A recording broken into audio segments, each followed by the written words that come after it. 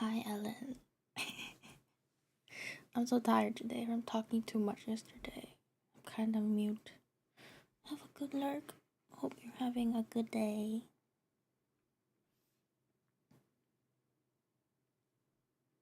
Oh, I checked out your. Are you gonna post it anywhere? Are you still here? Are you gonna post the rules anywhere? I went back to watch the VOD, but I didn't catch if you were gonna post it somewhere.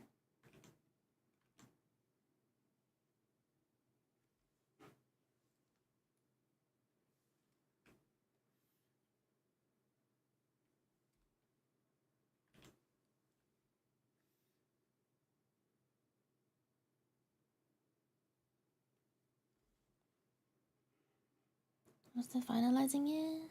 Probably sometime this week. Oh, okay. But where are you gonna post it? On Blue Sky or somewhere?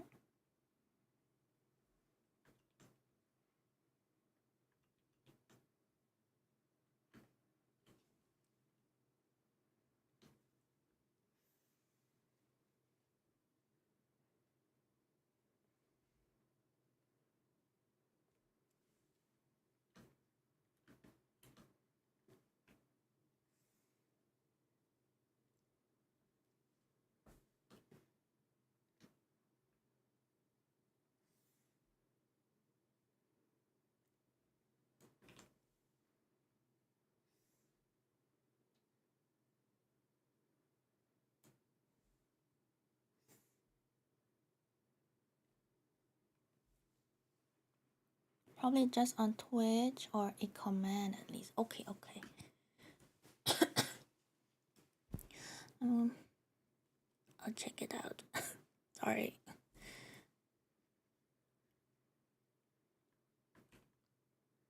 I'm not that good at pixel art though. So I'll probably just do it for fun. Mm-mm-mm.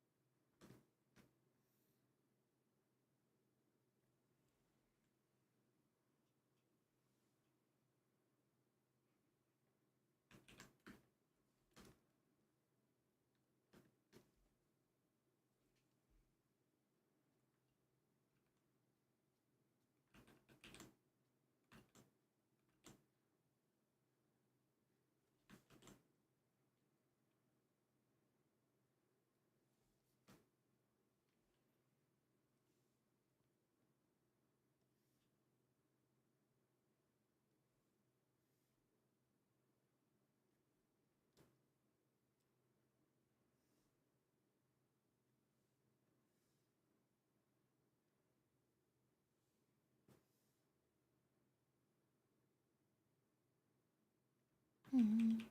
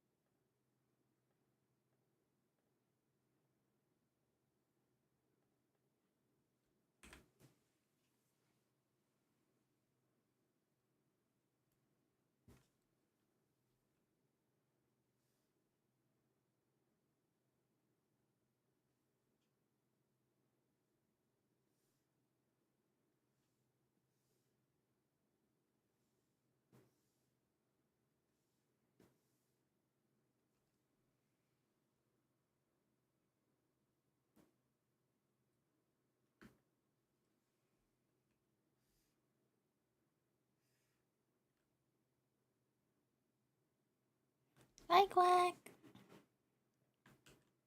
Hello, hello. Are you gonna join in on Alan's pixel art thingy?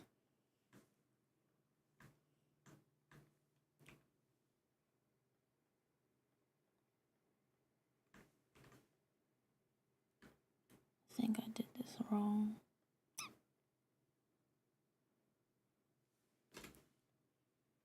I suck at pixel art. Me too. But I think I wanna try. Maybe get in Alan's game. Okay, okay. You can go lurk. Have a good lurk.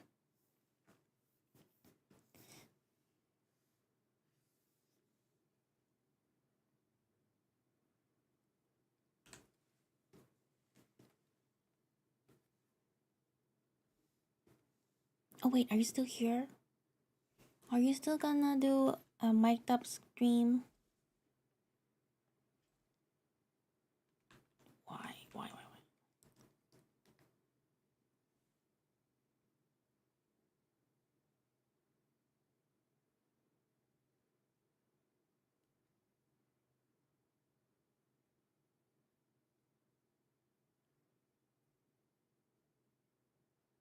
No, I missed it.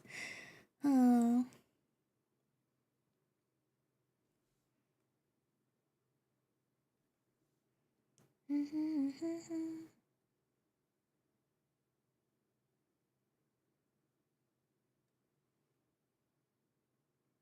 it's cancelled. Surely. He's kidding. I watched someone play. Do you know that game where they. What's the word? Deactivate a bomb? I kind of want to ask you to play. But you don't turn on your mic. If you're not gonna mic stream, maybe not. I really don't want to do this one again. Mm-hmm.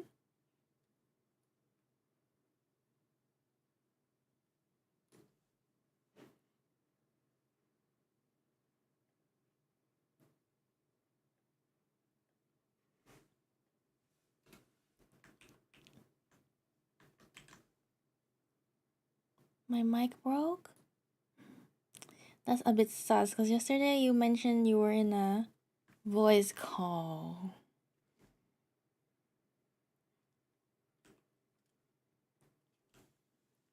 How could you be in a voice call with no mic?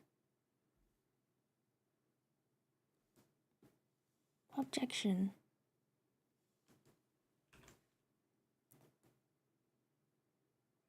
Man, I need to do this again. Popang sus. It was a study call? Okay. It's really cute how you have characters for all your friends.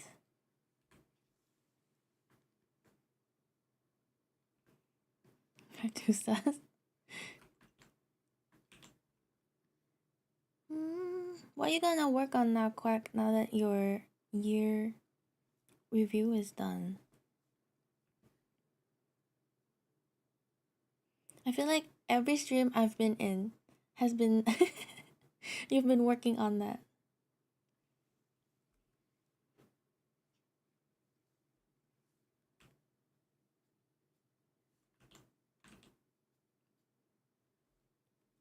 I'll think about programming or 3D. Exciting.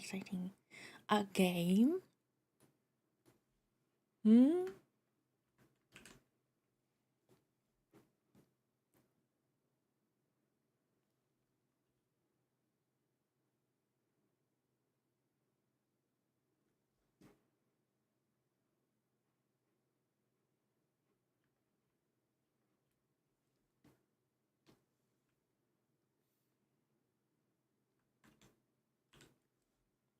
Little game for the overlay. Oh, fun.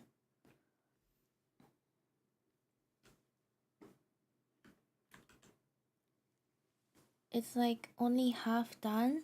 Oh, wait. Did you work on it last stream?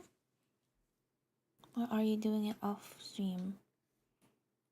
Because if you're doing it off stream, I wanna see.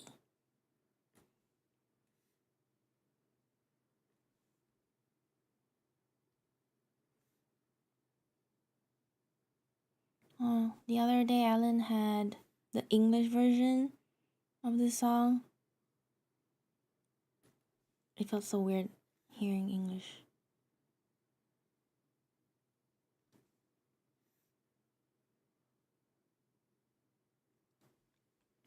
I worked on it about 2 months ago. Oh, I see.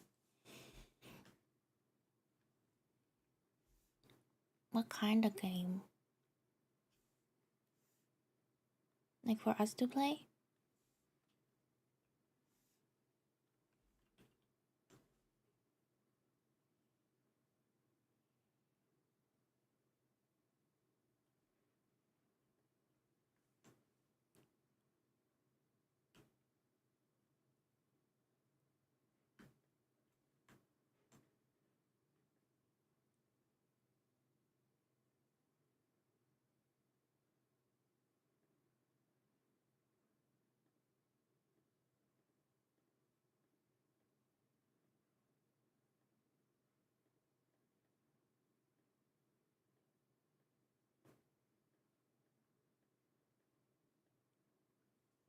I should have picked a better tutorial. I'm kind of lost. Chatters can join on expeditions and get stuff when the expedition ends. Oh, fun. Kinda like... I think Alan has something similar on his stream. We can get stuff for like our character on screen.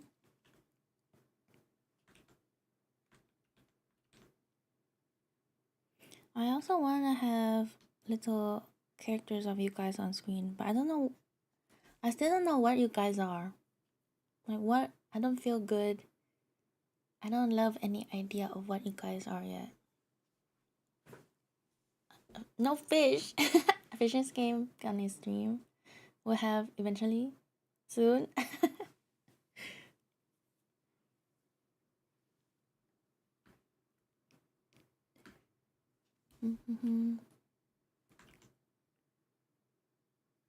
I need to add more emotes.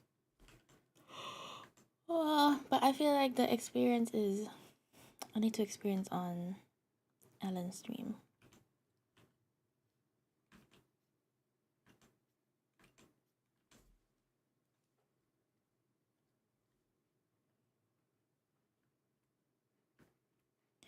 What is supposed to happen here? I don't know.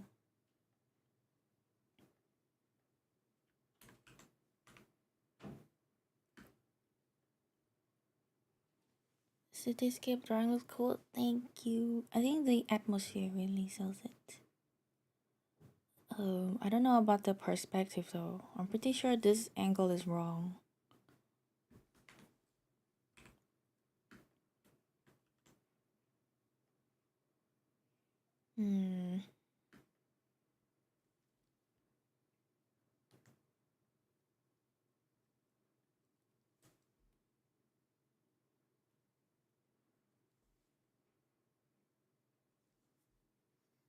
Nope.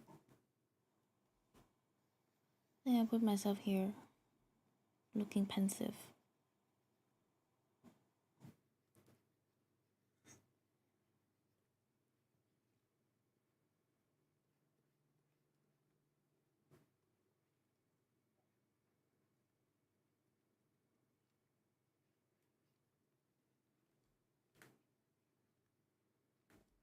So I cover up this.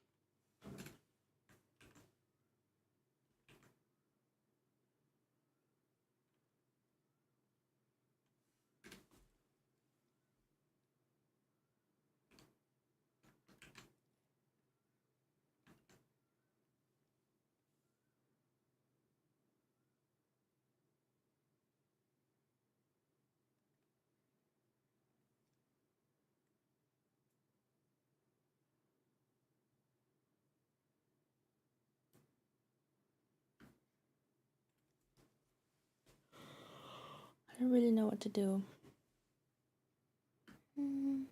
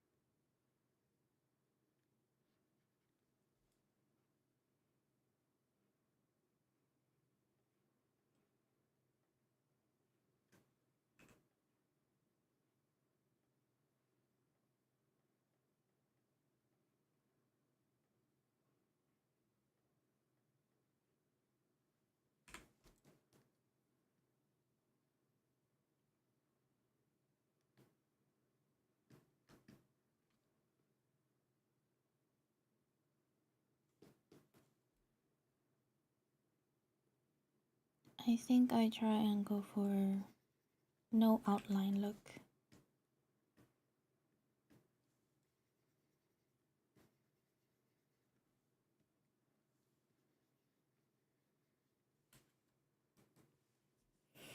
Maybe it was a mistake to say I'll stream every day until I finish the game. Because my throat really hurts at the moment.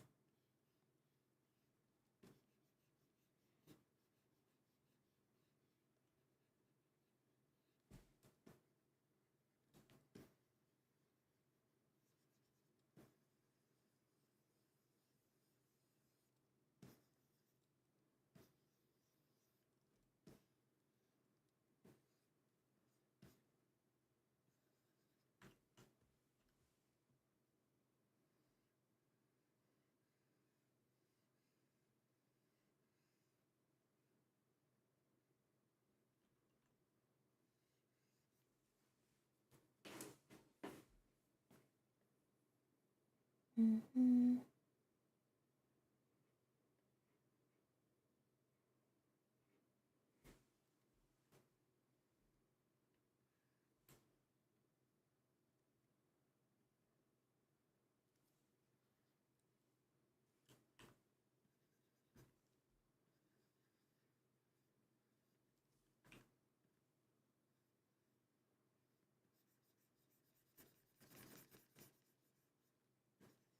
I don't know how people do. Oh, wait, I can hear myself. Why? Oh, I don't know how people do drawings with no outline.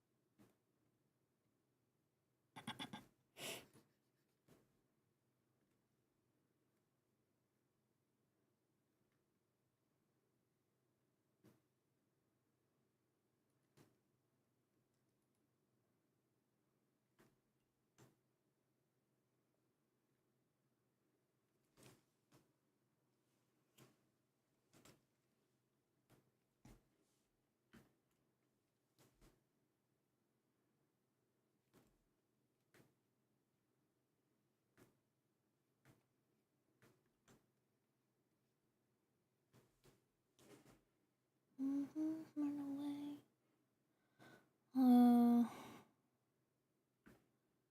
Whoops.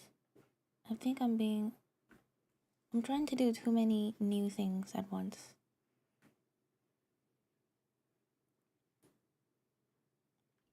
And I get a little discouraged.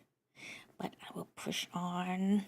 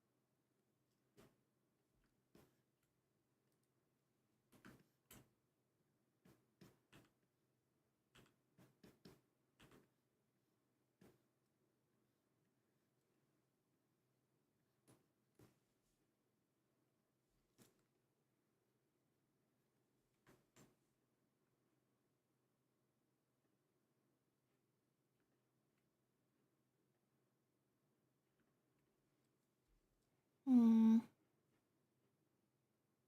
I think I need some references.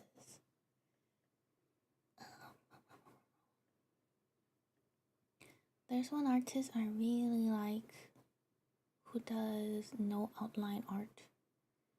Let's see. What was their name again?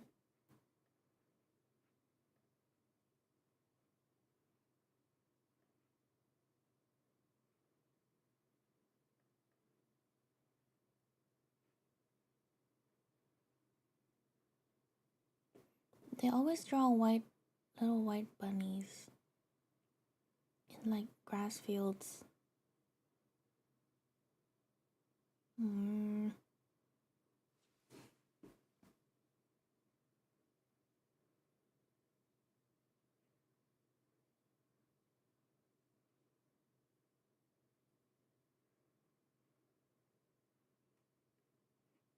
Gwen?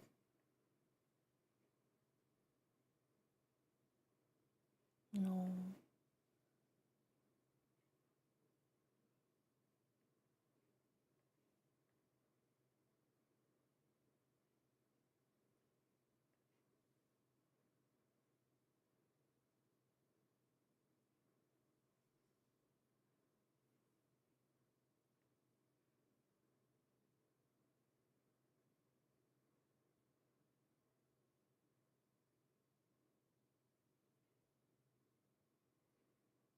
Unikoko? No.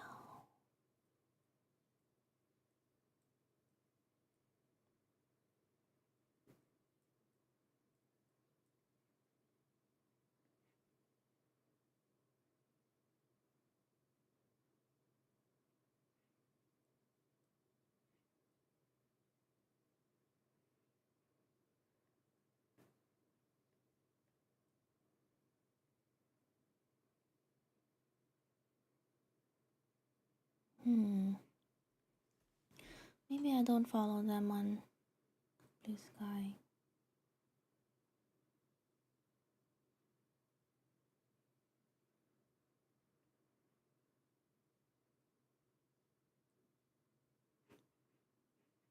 Oh well. I guess I'll do outline then, since I don't know what to do.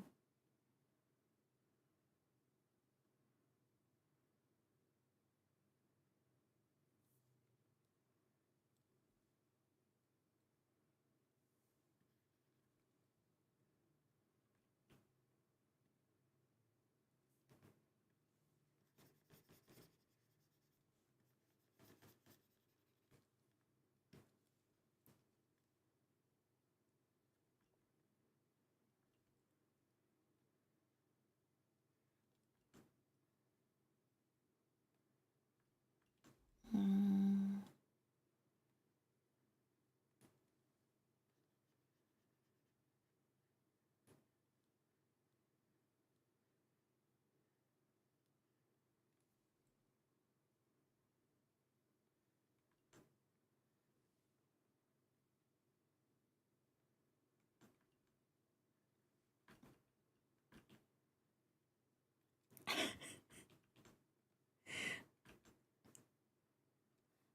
How do I turn to the left?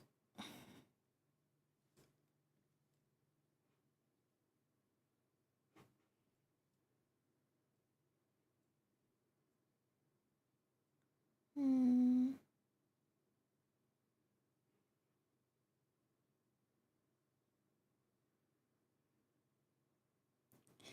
I'm gonna say it's an artistic choice.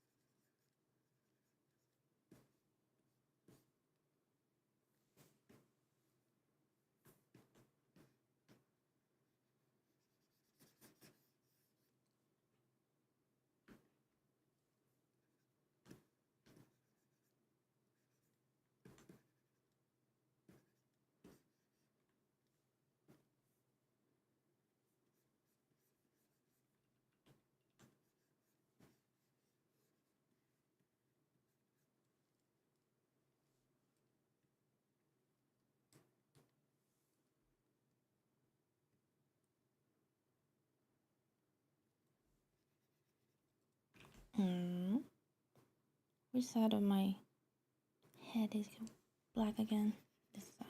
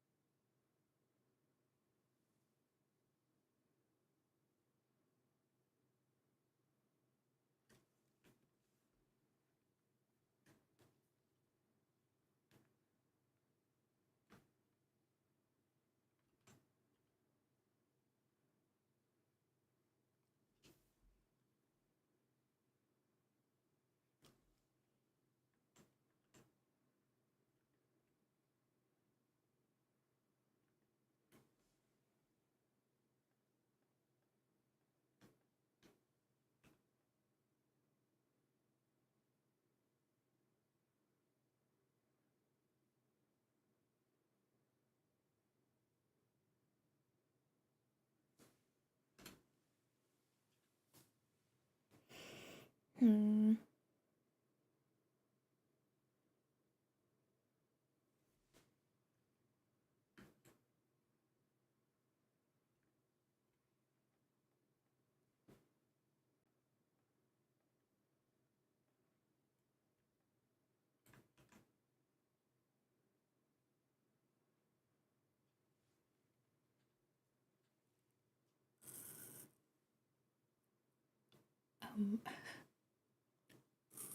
Oh damn. I have apples with me, and it seems like the crunch is really going into the mic.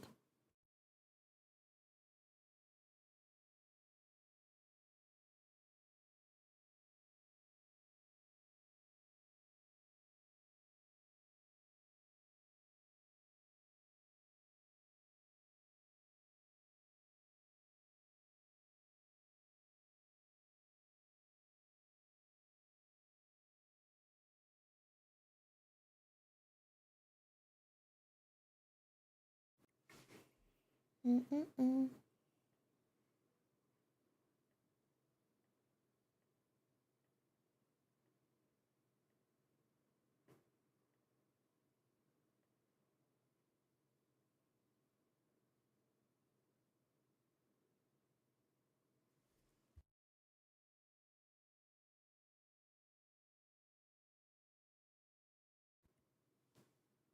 I know I'm not supposed to look this light, but I'm not too sure how to fix it.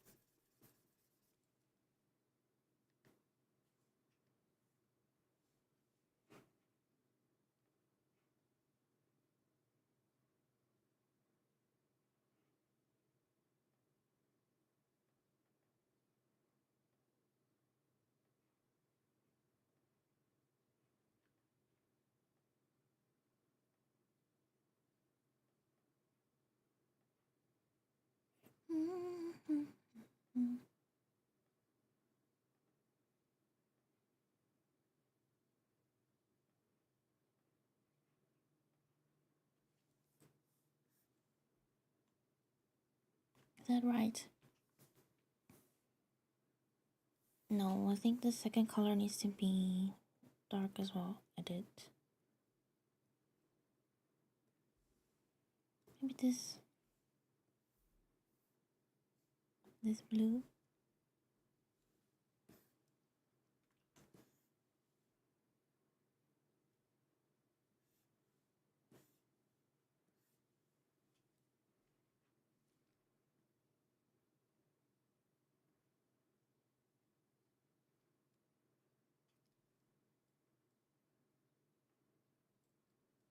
Hmm?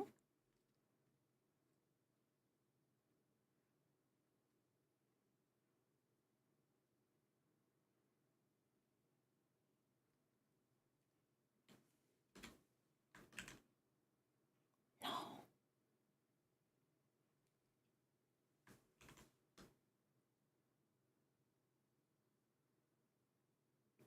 Oh, maybe it works.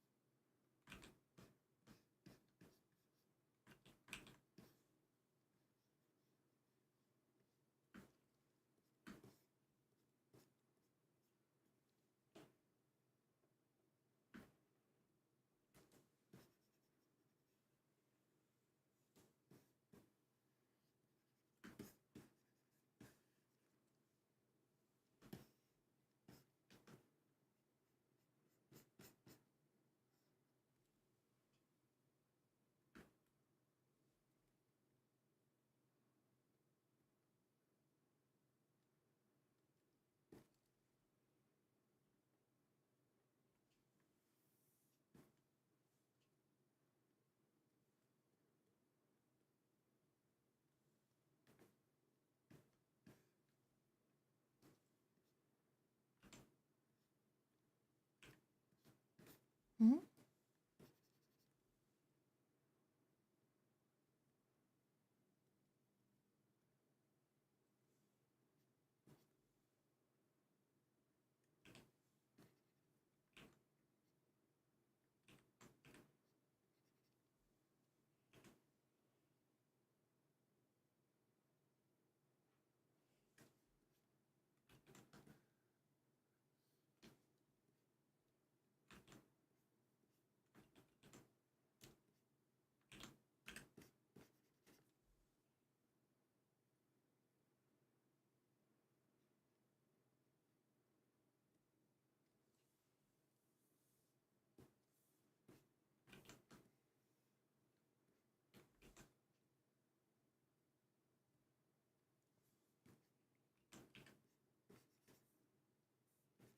Weird.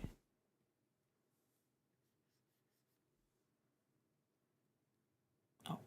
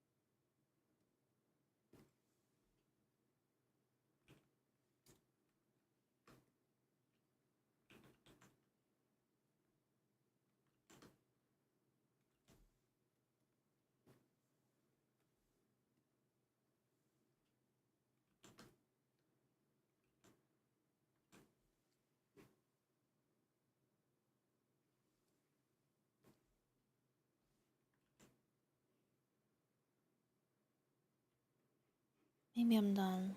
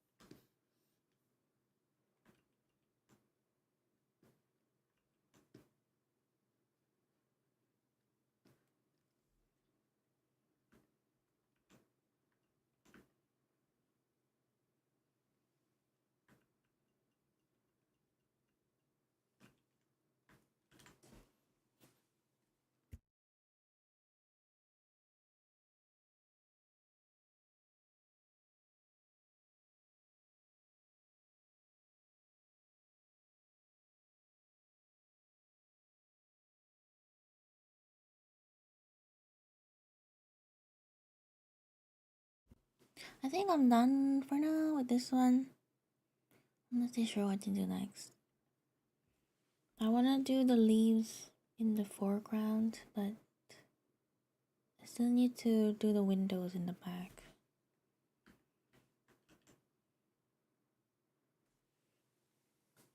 Okay, game time.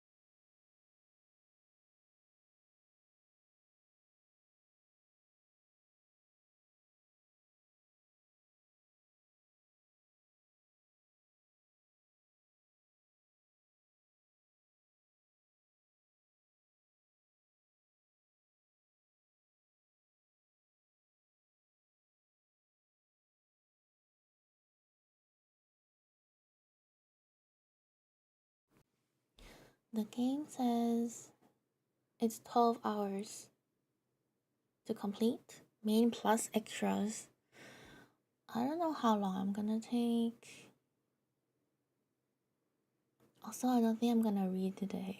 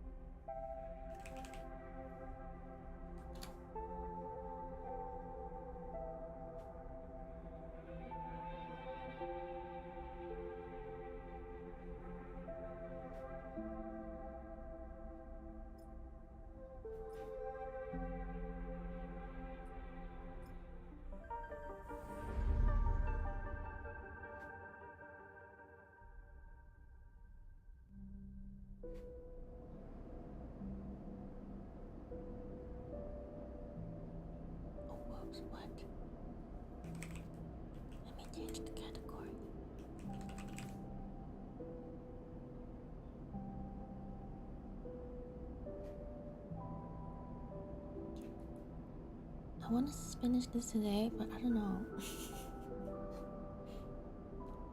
Go back here, Ivan. What are we up to? So I failed the mission and Hexport blew up. Okay, I just need to explore.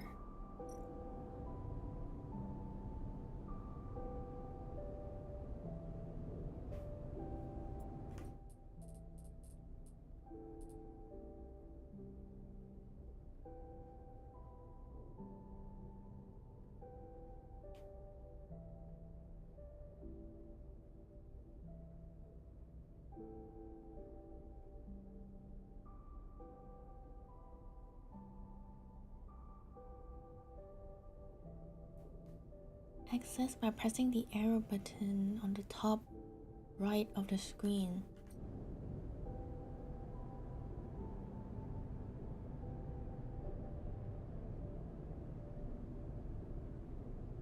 Where?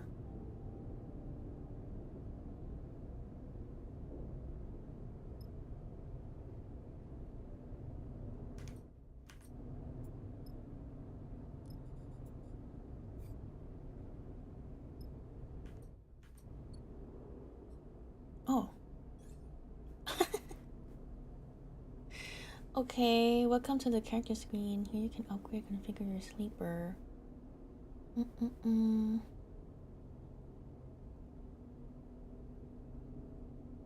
When upgrading your push, only one upgrade at each level can be active. Okay, I don't know how to endure.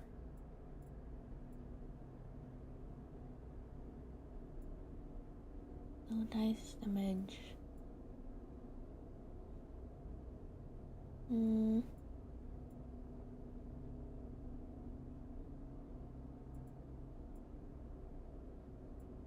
I think I get engage. Nope, I don't. I think I get this. No damage.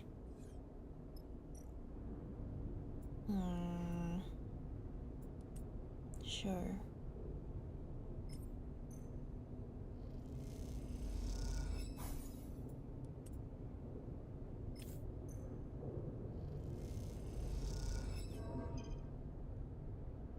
Okay, bedtime.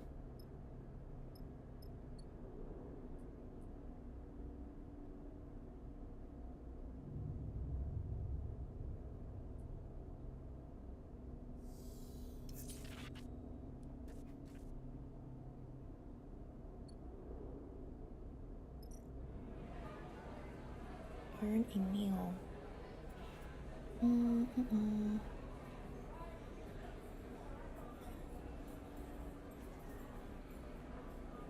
Nimba.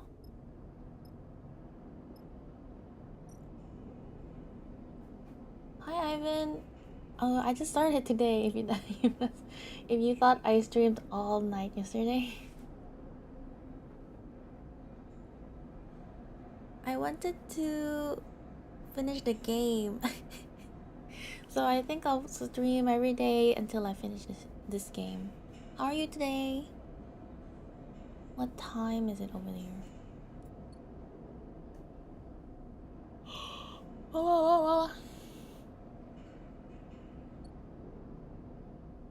I read. There was so much reading yesterday, my throat kind of hurts. So I'm not sure if I'll read all the dialogue. Wanna give me UI design tips? When I was a programmer, I was a web dev. And I had a very talented UX UI designer. I could give feedback, but I don't know if it'll be tips.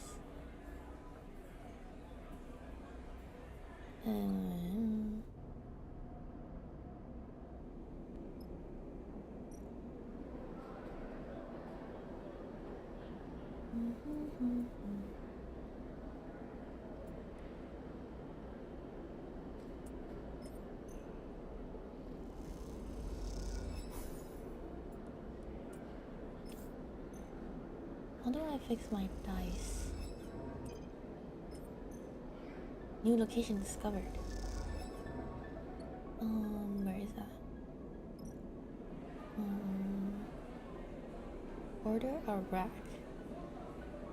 Blah blah blah. I can send video examples of my progress? Sure. I'll check it out. I need to change my main menu and HUD because it looks too much like League. Sure. I think it's fine if it looks like League for a while until you get all the mechanics done, maybe. Explore the what? Okay, I need to eat.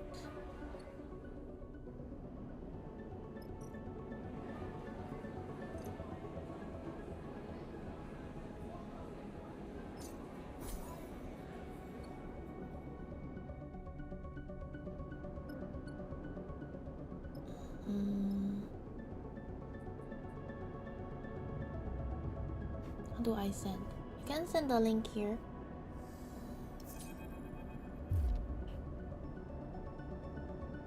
Do you have it uploaded somewhere? You wake the sound of blaring proximity.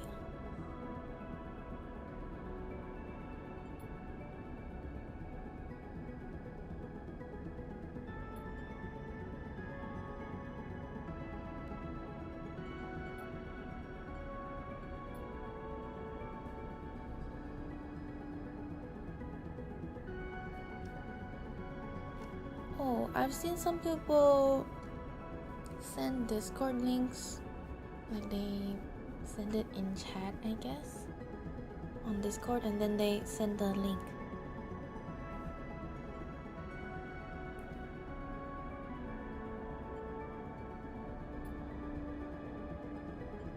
How are the repairs coming? How are you doing?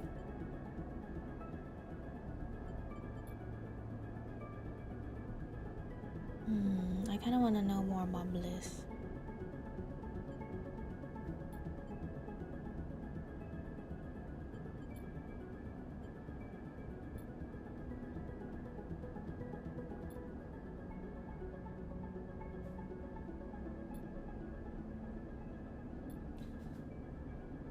Let me turn on the AC. It's so hot today.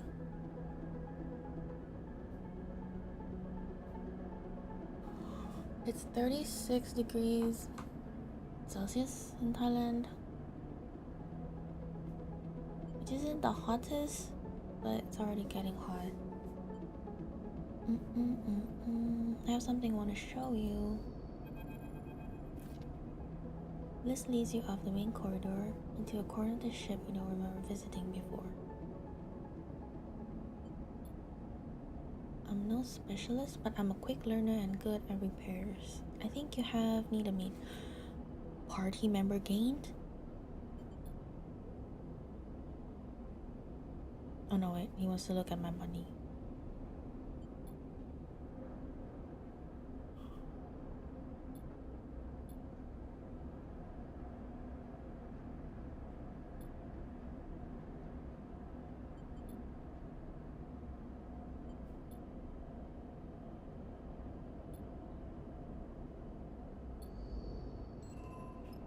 New friend, the dice repair. You can repair your dice at the rig workshop. You can only repair dice which are fully broken. Oh, scrap components or rare components.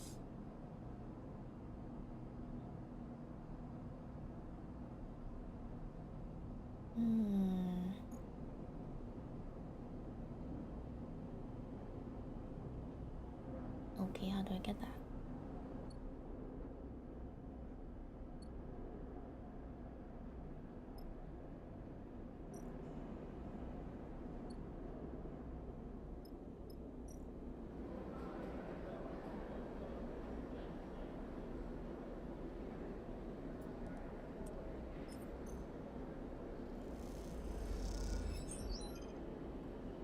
At time.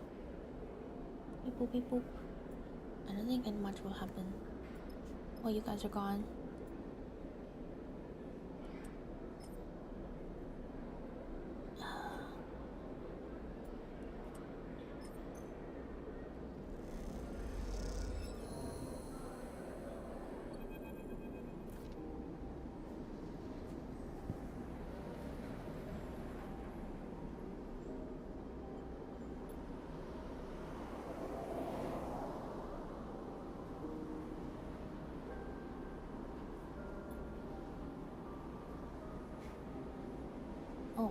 Let's see.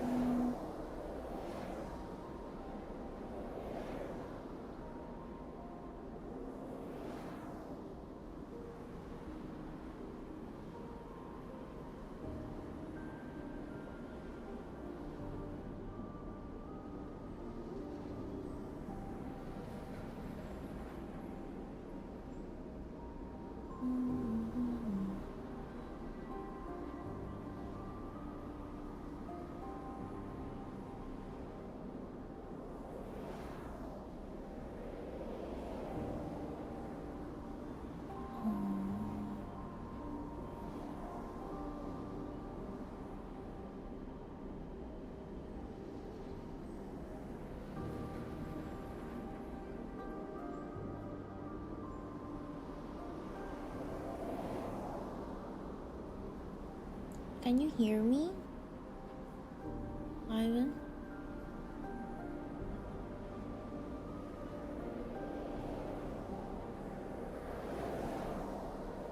Yes? Oh, okay. I understand that the bottom are the skills, kind of like League, like you said. But what are the 2 and the 0 that's like always on the screen? I'm guessing the number that goes up quickly are points from the kills.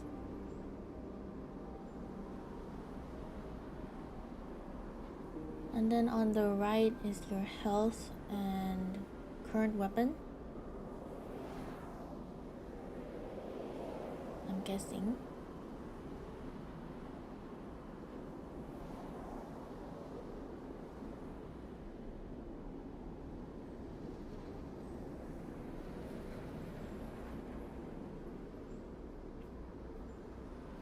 Oh, I see.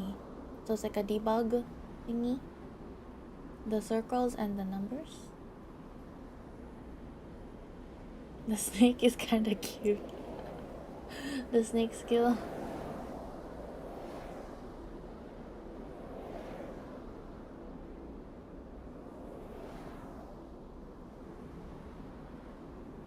Oh, I just noticed there's another person. Like a turret? I rely on counters for the mechanics to know what is going on. I see. For debugging.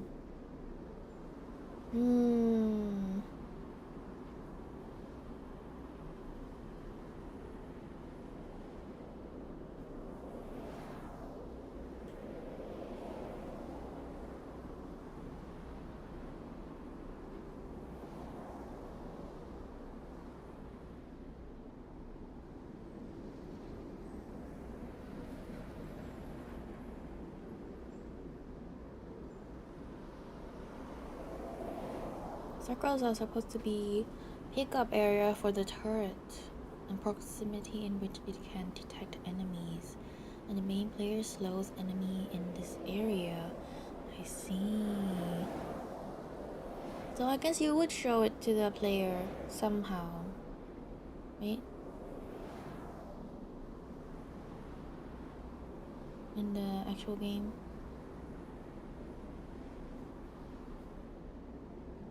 I think it works fine for what it needs to do. Everything makes sense. So UX, I'm okay with it. I like it.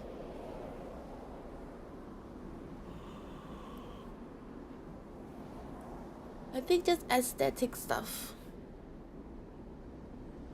It's supposed to be the feeling of the mechanic. Okay. What do you think about it?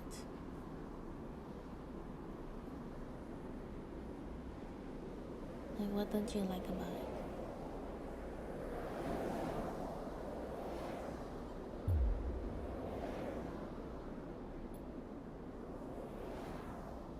Spiky looking figure. Cadet?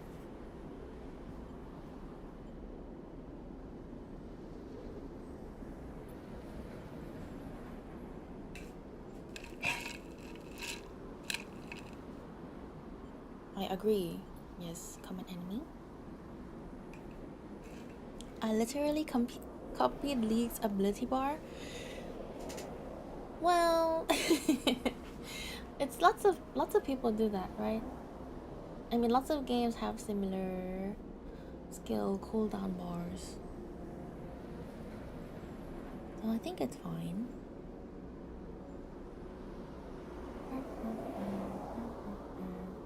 Do you like it, or do you feel like it needs to be different?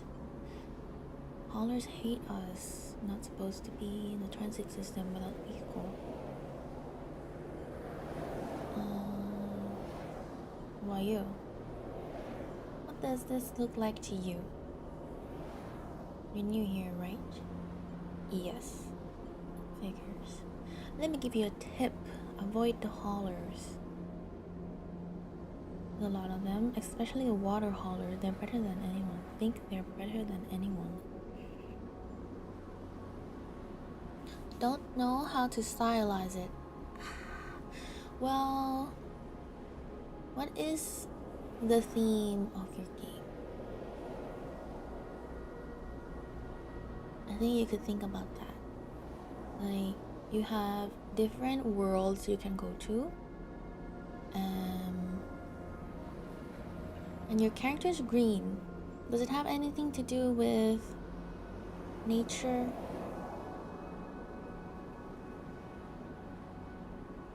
I think you could think about the theme of your game and then just add like different details. Not really. Yeah. Like, why is she green? I guess. One person here is studying animation and they like character design. Maybe you could talk to them. Vile Spec. Maybe she'll drop by. He'll drop by soon. We'll show the shortcuts.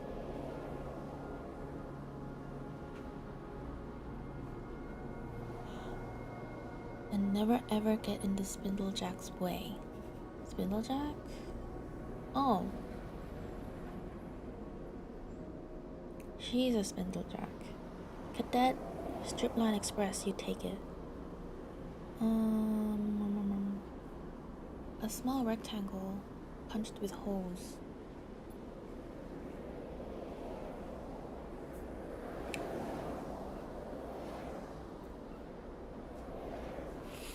Or you could also watch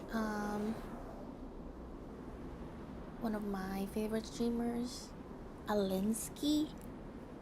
Let me do a shout out. He might be lurking here. Beep boop, beep boop, beep boop.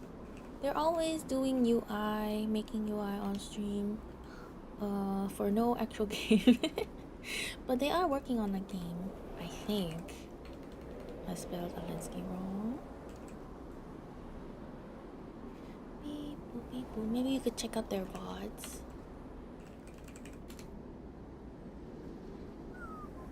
Oh my gosh, I searched Alinsky into Google and AI overview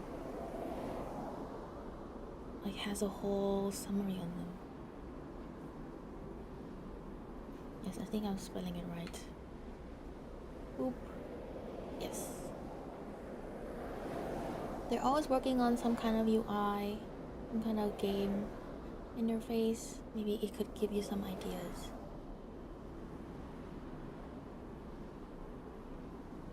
Kamal's the dispatcher. Small outfit, but we punch above our weight.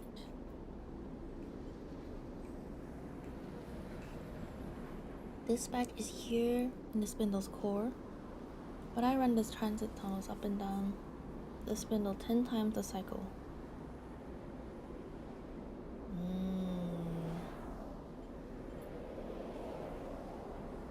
Got it in one. I don't know what that means. You hear a buzz of distorted speech from what you assume is her dispatcher. Cadet angles her head into her communicator and mutters back into it. Got a hop, sleeper?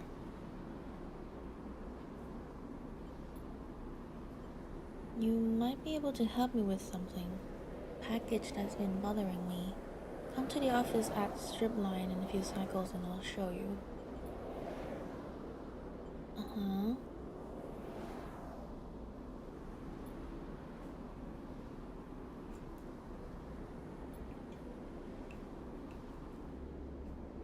She probably needs me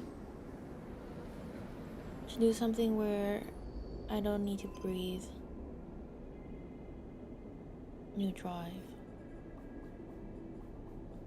Look at that. Make repairs.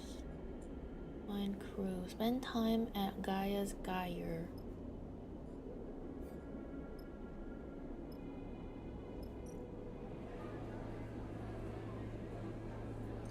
Get drunk at the bar.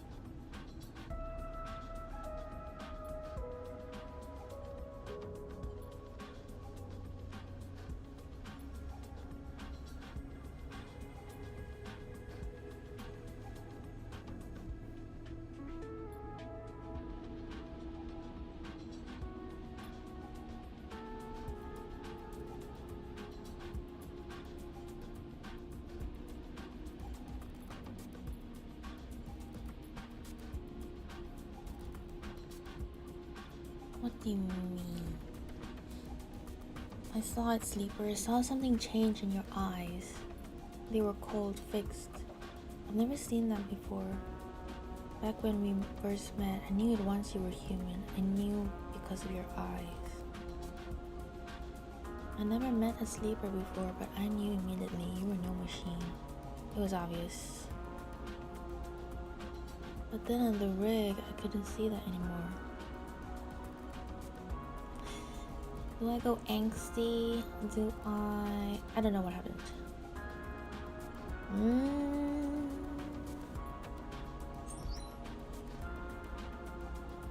You close your eyes and recall the moment. You remember Lane's voice, the rig hot and close, the numbness. And then you see it, glittering in the non-space of your mind, thin and bright like spider's silk. A thread, a connection between your mind and something else. You open your eyes to Seraphine's expectant face. You try to think how to describe what you just felt, but words fail you. Still, you know you felt it. The invisible hand of a signal linked to your mind, and the thought makes you shiver. We need to get you checked out. We need to know what's happening. Where?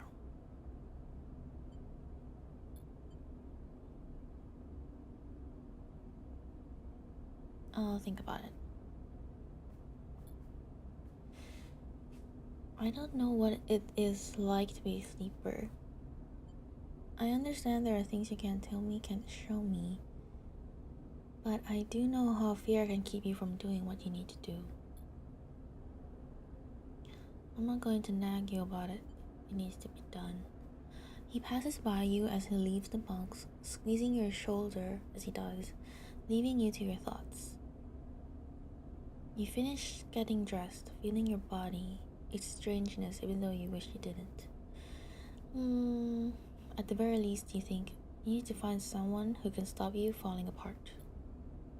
Maybe flotsam is not such a bad idea. You push the thought to the back of your mind. There's a cycle ahead, and the rig isn't ready. When it is, then you'll see. I wonder if my human body's dead. Get components. Cadet, are you ready? No. Fuel, supplies.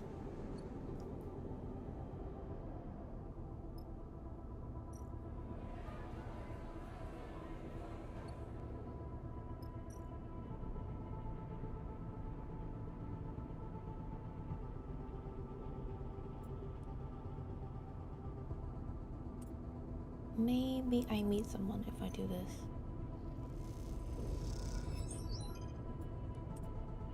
The location?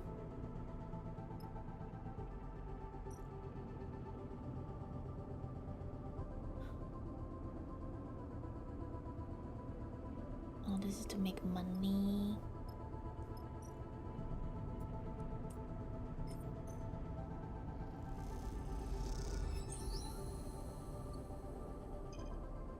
New location.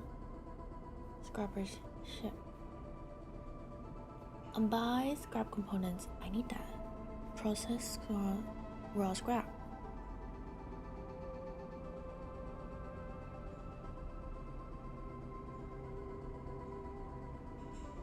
Scrap shift.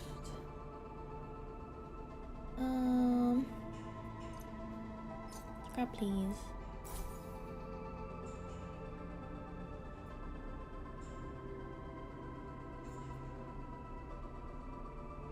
I needed one to fix my dice, I think.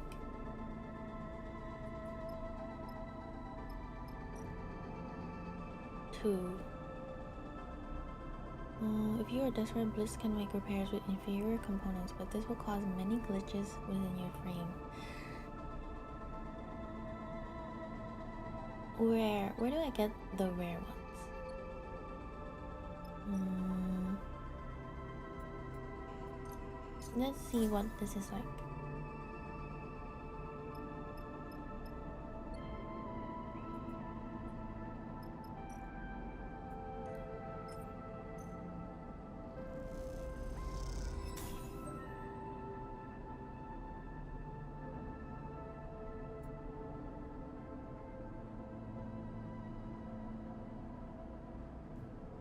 Oh, I got one dice back, okay.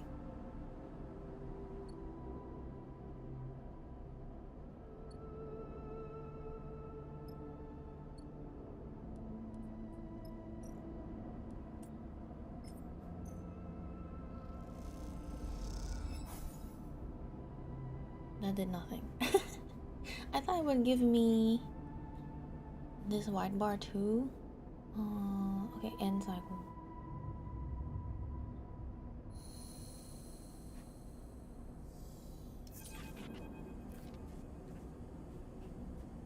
Cadet drifts from the shadows outside Bliss's Bay, looking around nervously as she approaches.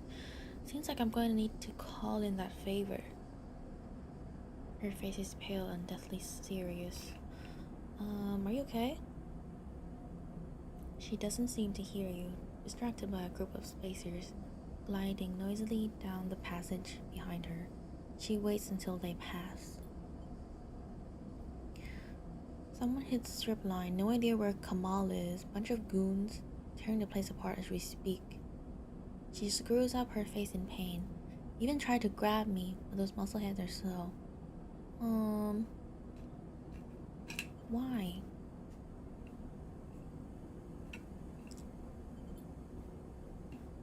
I reckon it's got something to do with it. The job was a bust, an express run all the way to the underhang, but when I got there, no one home. She's whispering now, leaning closer. The place was smashed up, like someone got there first. Should have dumped the package and run, but I brought it back like a good girl. Stashed it in a safe place at Stripline.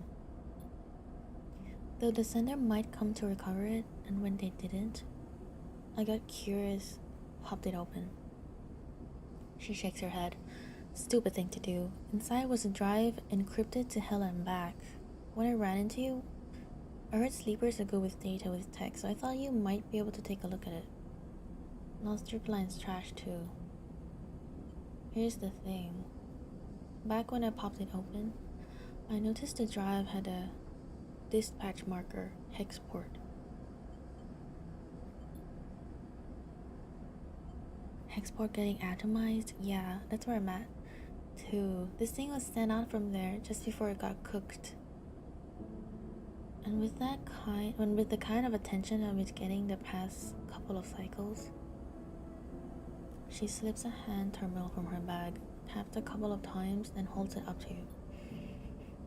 Cadet stares at you from the screen, straight-faced and pale.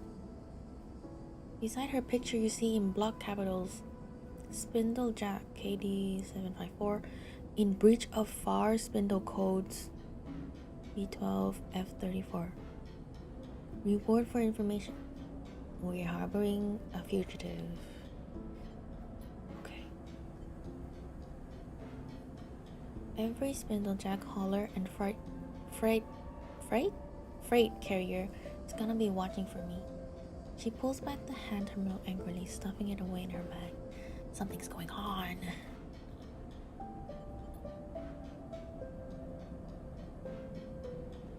Spindlejacks don't make friends easily, and all the couriers I do know are looking to turn me in for a payout. Why do you think I'm here? It's time for that favor, sleeper. My connections are burned. Hell, my whole career is gone. I need to fight back. If I walk away, there's nothing to walk away to. I need your help. What can I do? I need you to get the drive. If they want it that much, then I can use it to buy my way out of this shit show. I tucked it somewhere safe, so my guess is they haven't got it yet. You just slip in, I'll give you the location, and pull the thing out. She folds her arms. Should be simple.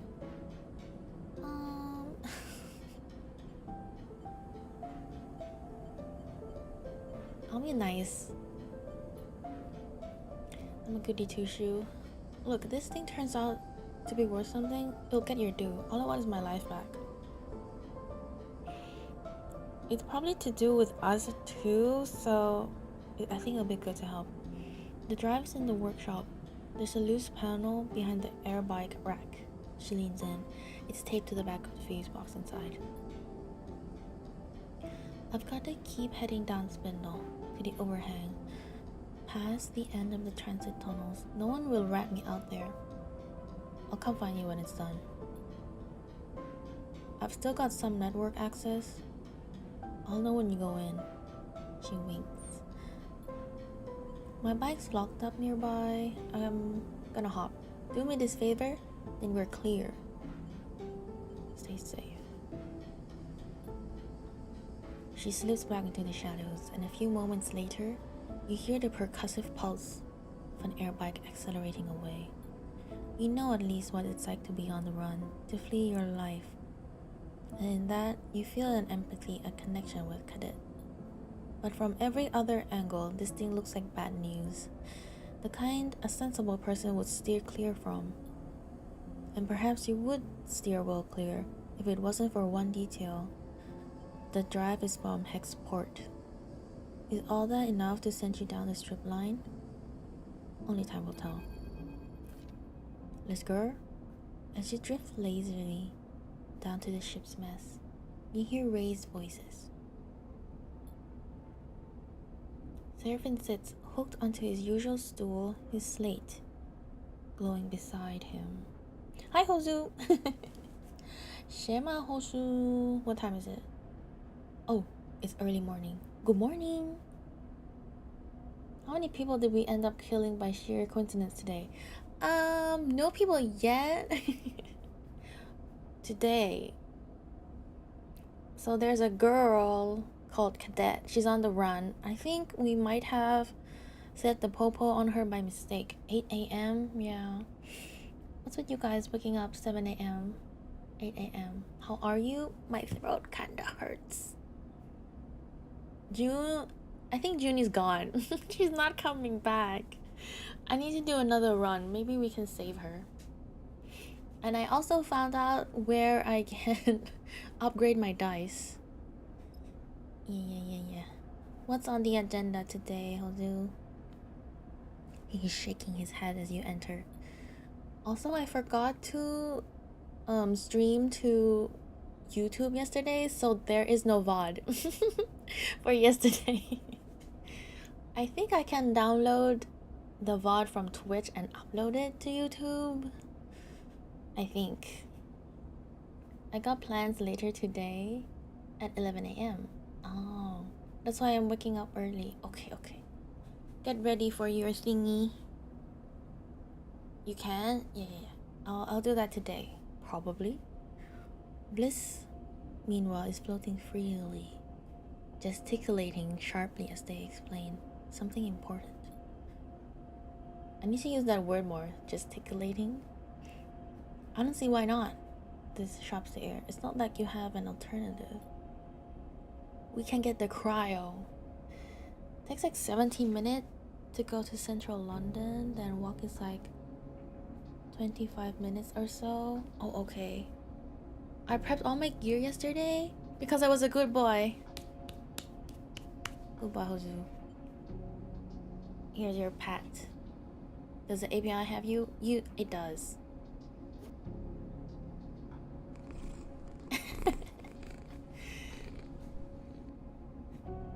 But have you started packing for Japan? I see. The gears for today. I have my answer. Well, get on it. Okay, what's going on with Seraphine and Bliss? We can get the cryo. It'll take time, but we can get it. That was the deal. Seraphine speaks calmly, trying to placate Bliss.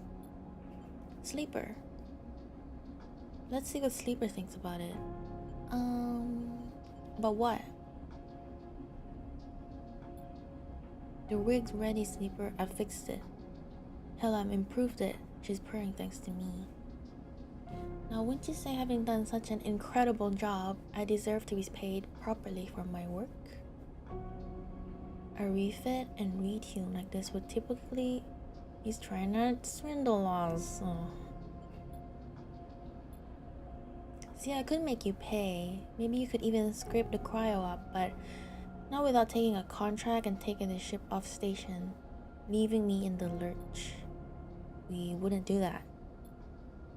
So I have a proposition, one that clears the debt completely. I will turn around the open sign on this little bay of mine and join up with you. You keep me in work, give me my split, and give me transit to wherever you're headed. I'll even keep this rig of yours working for free. New party alert. She purred the... I guess so, the engine. Did you really think I'm that good of a boy? Yeah, I didn't expect it. I knew you didn't. What could be better than that? Us paying and being on our way with no hanger-ons. Tell them, Sleeper. This sounds like a win-win. Free electrician, mechanical guy.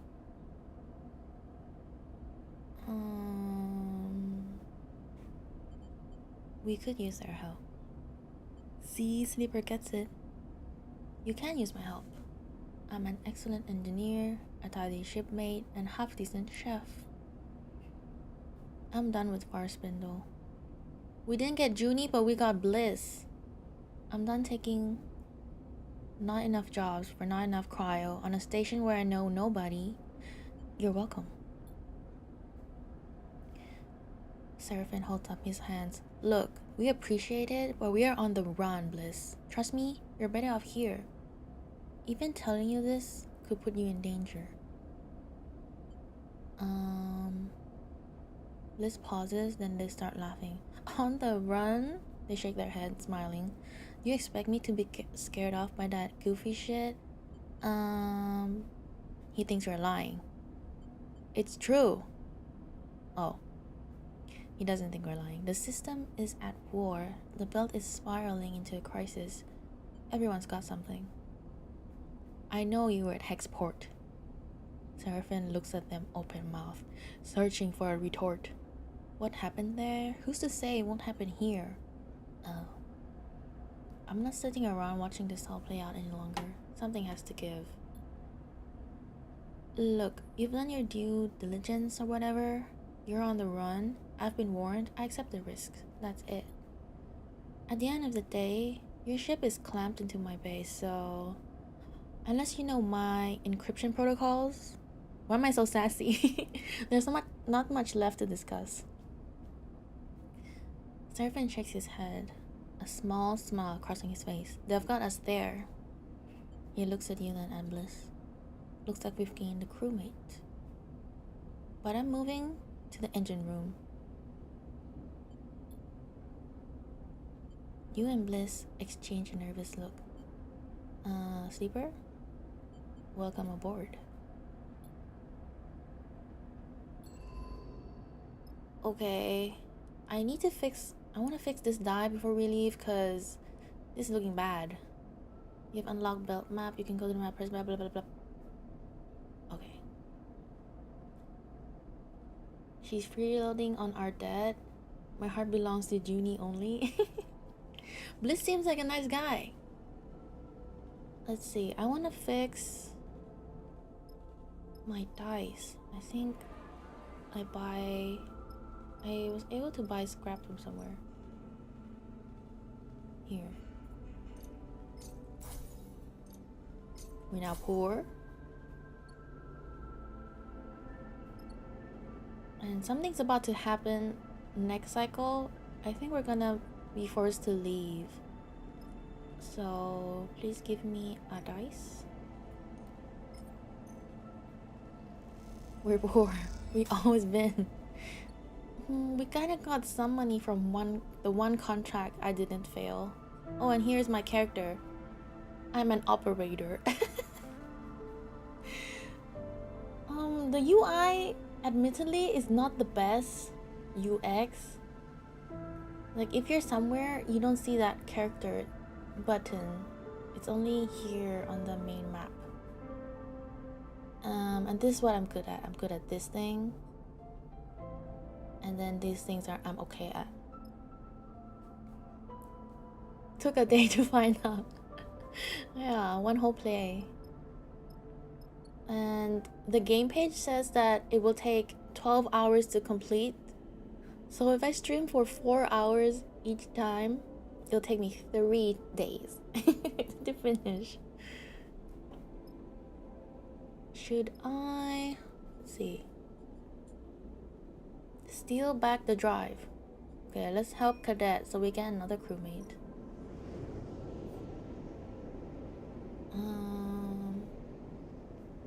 I don't have engineer, I have intuit. The rent-a-thugs Cadet mentioned are guarding strip line while they search for the drive. Better scope them out before heading in. Sure.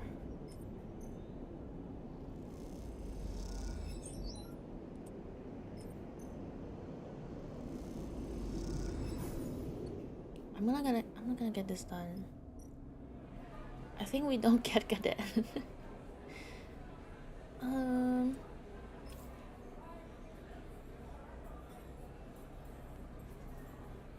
It's safe, so even if it's negative, I think all we get is stress, right?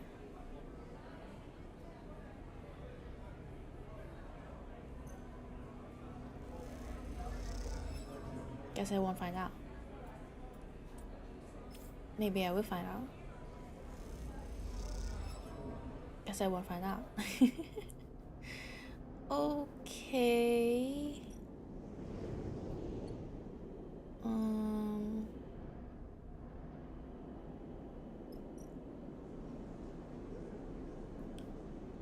to literal 3-day subathon. I think subathon is only if the stream doesn't end, right? I think we buy fuel. Boop. Boop. And that's all the money we have.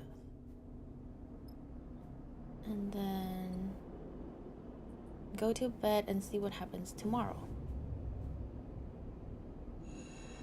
Don't test me on that one.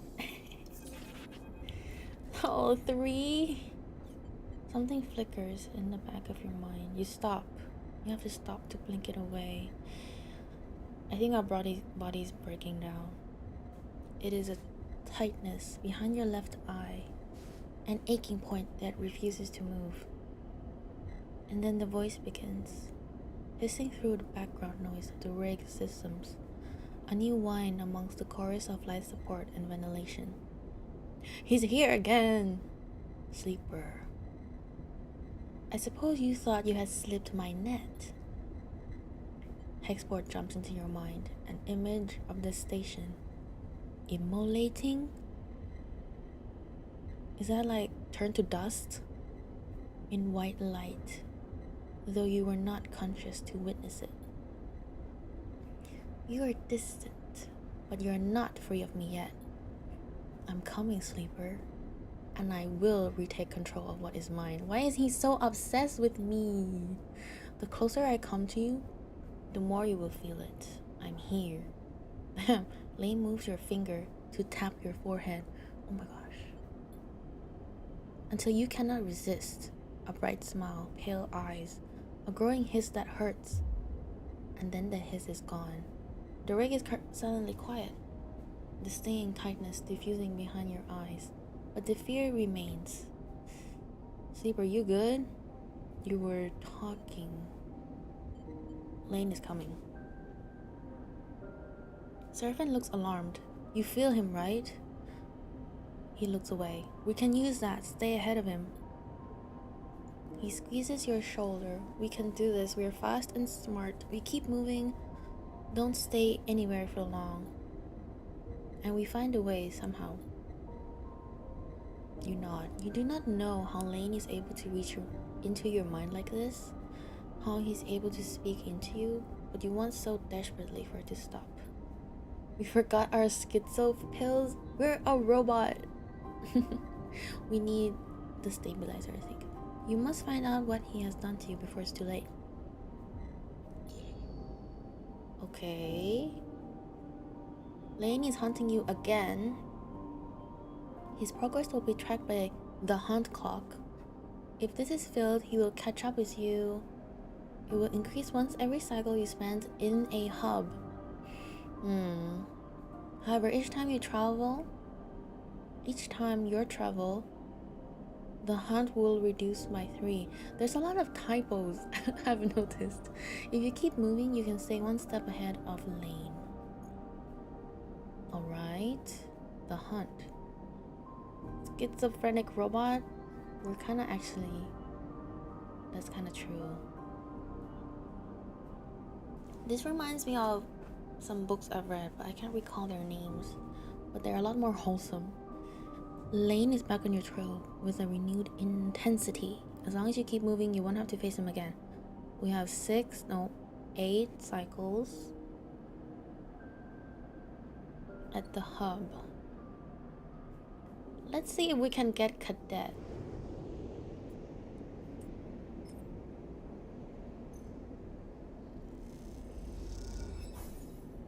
Okay.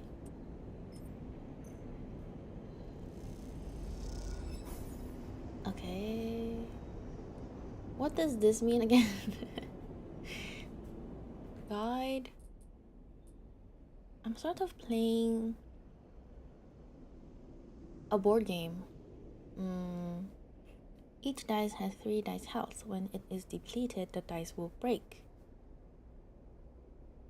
When your dice are rolled at the start of the cycle, your stress dictates if they will take damage or not. Okay. I don't have any stress right now. I think it's about time you bail the hell out. I have 8 more cycles before you erase another station for existence. You haven't met Cadet yet. I think you'll like her. She's cool and she's like a courier.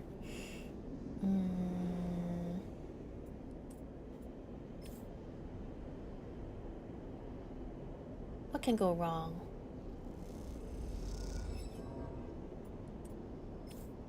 What can go wrong? I just need to go home and eat. What can go wrong? Damn, okay. Can I have something to eat, please? No. Oh, there's a canteen up here. Order a rack. Okay, if I drink here, I think somebody will get to meet someone new. Let's see. Yes. You're trying to make me forget about Junie. Forget about Junie. She's not coming back. We need to start a new run if we're gonna meet her again. The Far Spindle is an exhausting place to find freelancers.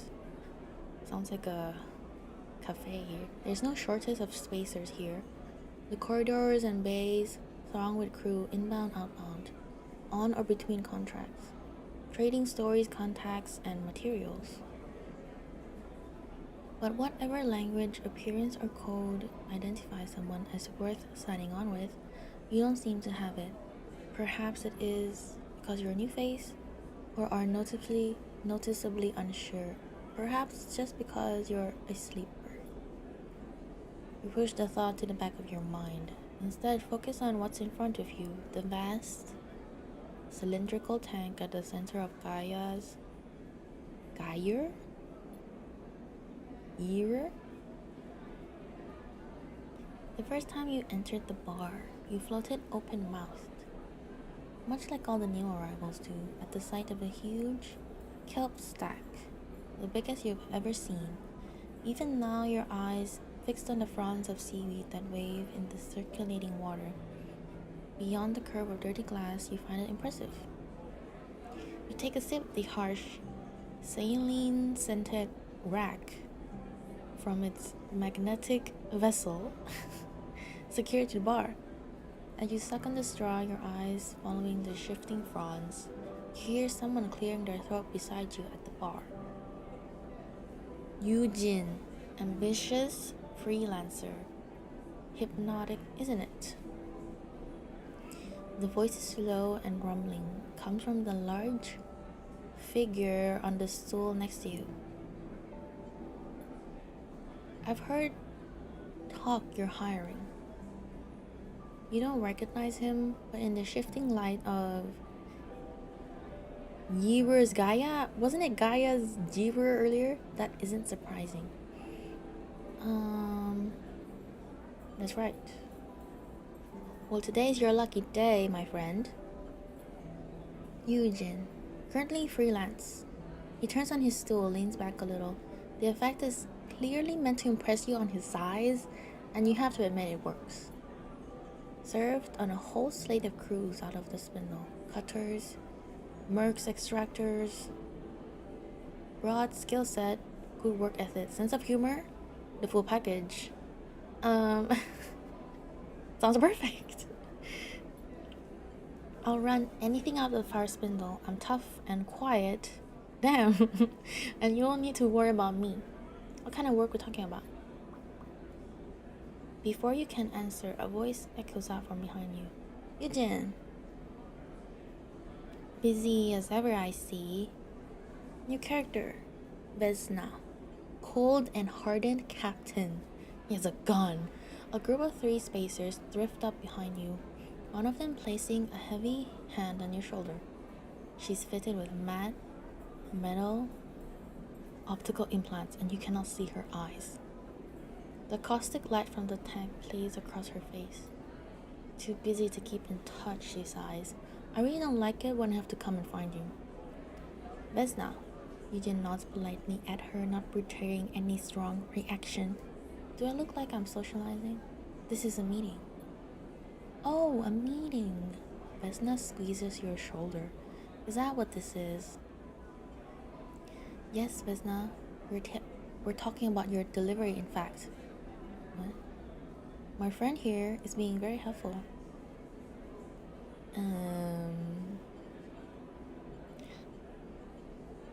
Oh, he's talking to some girl. Not acceptable. She's clearly jealous. I think she's his captain. Also, check out his drip. Look at that pattern on the inside of his jacket. Even text about drinking or whatever drink it was is a word to read. Is it? What should I say? I'll be nice. I'm always nice. Vesna turns to you with a raised eyebrow. Before she can speak, Eugene cuts in. This sleeper has a unique ability to extract data. We haven't even talked about that. Exactly the kind of data you've been asking for. I wonder if this is because we're an operator?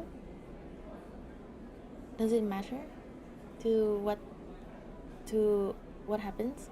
So if we can just get back to it, then I can deliver what you need. You know, Eugene, I'm pretty tired of this whole act. She gestures dismissively at him. But in the end, it doesn't even matter. She drops her hand from your shoulder to her belt. Your eyes follow it down, and you see a dark, boxy shape there. A weapon? You either deliver by the deadline or you don't. And when you don't, she smiles tightly, I'll be happy to take you through the consequences. Okay? Until then, she shoots you a final glance. Chat to whoever the hell you want. Vesna and the two spacers flanking her glide out the bar, and Eugene watches them go with little emotion. I guess he needs our help. So, you're about to hire me?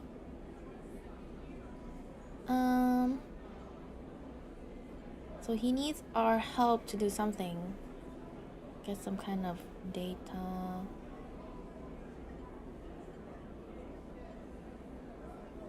Yeah, why not? The more the merrier. Put that little interruption out of your mind. Vesna just wants to scare you off. She likes to cause me trouble.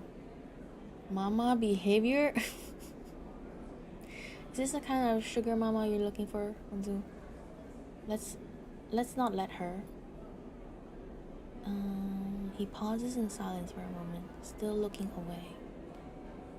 You try to get a read on him, but his face is blank. Only his glittering eyes hint at some rapid internal activity. I think he's desperate. He turns back to you and meets your eye.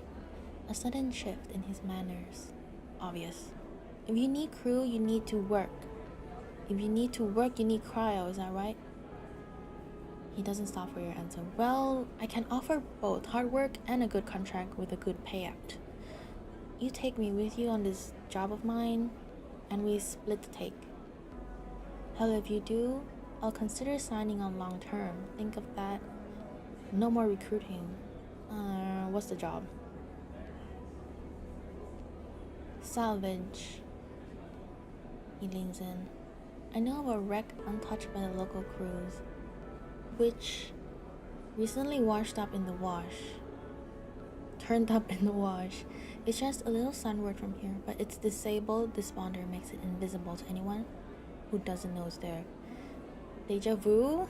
Had to squeeze the location out of a contact, but I'll share it with you for a straight split. Take me and your crew and we'll claim it all. It's going to be a good payout, he winks. A really good one. What's the catch? Eugene frowns. No catch. Happy to take the offer elsewhere. I just felt like you were the right captain for this one. He called me captain. I'm in. I'll be ready to go wherever you like.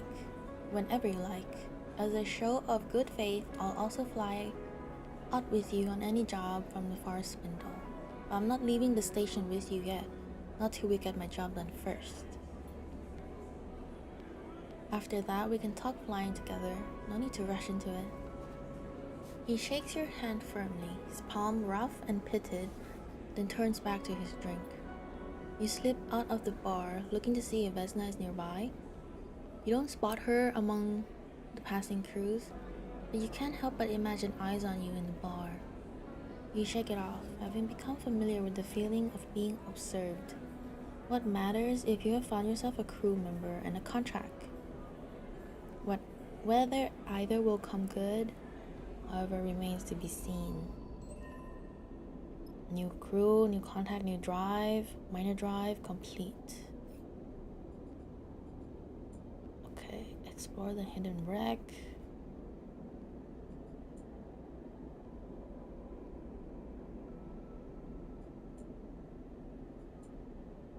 Something is wrong with your buddy. You need to find... Oh, we need to go to Flotsam for that one. I still think I want to help Cadet, but that's it for me today. Bedtime. Nope. Anything that will pay for my hobby. Isn't that what we all want?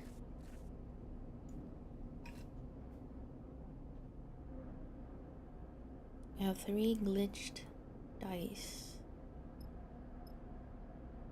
And we're hungry.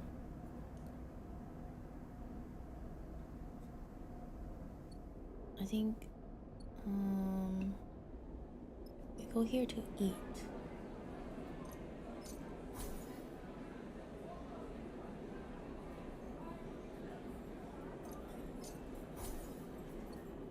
And see if we succeed on this.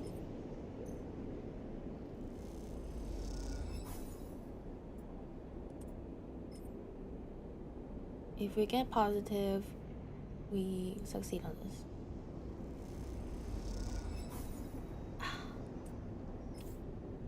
Surely. No, come on.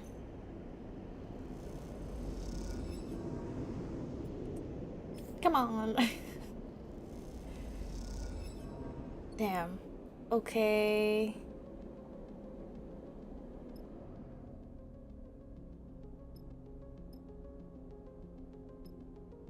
Next cycle it is then.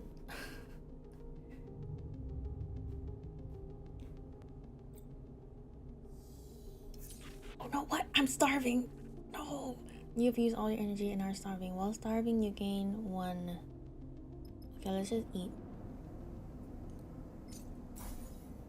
So you have to have 2 at least, I guess. And eating 1 gives 4.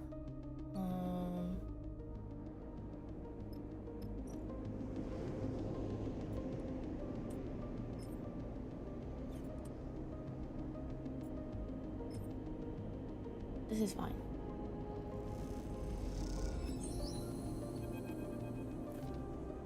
You slide the loose panel away from the wall, letting it float there. We're gonna steal some kind of drive for Cadet, who's wanted. Behind it, in the dark, you see the blinking lights of the fuse box. A noise nearby draws your attention for a moment. The scrape of a sliding door, maybe? Or just some old system cycling in the walls. It took long enough to gain access to the Stripline Express bike garage, and longer still to find a safe route to the air bike racks. But you're almost there. You have seen and heard the hard muscle searching and guarding this place, but have been lucky enough not to come face to face with them yet. You turn back to the darkness behind the panel. If what Cadet said is right, the drive is taped to the back of the fuse box in front of you.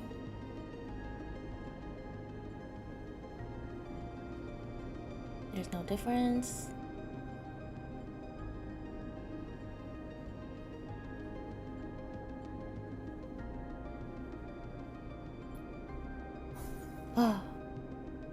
In one quick movement, you rip the drive away from the fuse box.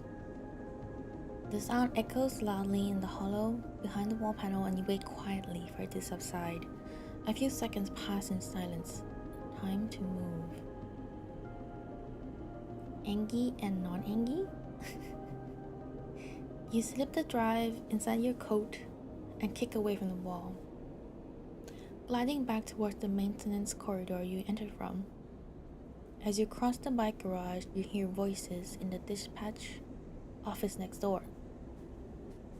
As you tuck yourself into the cool darkness of the maintenance corridor, a screech indicates the opening of a door from the office next door. Voices rumble through the room, and you quickly and quietly push yourself deeper into the guts of the building. Too close. Barely daring to breathe, you carefully make your way through the maze of passages that brought you here. Their dog legs and dead ends now familiar. Eventually, you spot a thin slit of light ahead, marking the loose panel you levered open to gain entrance. You take a deep breath, almost there. Oh no, another check! And it's the same! As you reach the gap, you freeze. Voices rumble from beyond. Peering through, you see two figures in dark clothes, searching the chaotic bay behind the strip line. Your eyes drawn to the dark, boxy weapon one holds at their side. Shit, you hiss silently to yourself, your eyes searching for a path through. I wait. Okay. You wait, silent as still. As the figures search, they split and drift across the bay. You take the chance, sliding open the panel and slipping behind the scrap and boxes at the edge of the room. You work your way around until you can't get any further. You kick off hard, making a dash for the far side of the bay and the public passage beyond. We did it. Here's Cadet. There's a hiss and the guttural chatter of a pressure valve as an air bike pulls up beside you in the passage. Hop on. In a moment, you're on the back of the air bike, clutching the strap of Cadet's bag as she guns it down the passage, the air resistance almost ripping you from the thin seat. You lean against her back and let out a sigh, the drive pressing into your ribs beneath your jacket. You did it. Still alive back there? Cadet's voice brings you back from the hypnotic rhythm of the tunnel lights, rushing past the air bike. She slows the bike with a rapid series of hisses, and you realize she has brought you back to the passage outside Bliss's Bay. You try to understand the route she took, a long loop through the branching transit tunnels of the station, but give up. You can let go now. She straightens up and you unhook your fingers from her bag strap, separating yourself from her back. You push off the bike gently and float in the passage behind her. You okay? It looks pretty rough back there, she smiles. Appreciate you putting it all on the line for me. I don't really care about export. It's all good. You got the drive then? That's the one. Should have chucked it when I had the chance. A door from the office next door? Yeah. You get your first look at it. There's not much to see. A small lump of solid state memory with a few markers on the case. You spot a yellow hex among them. Export. I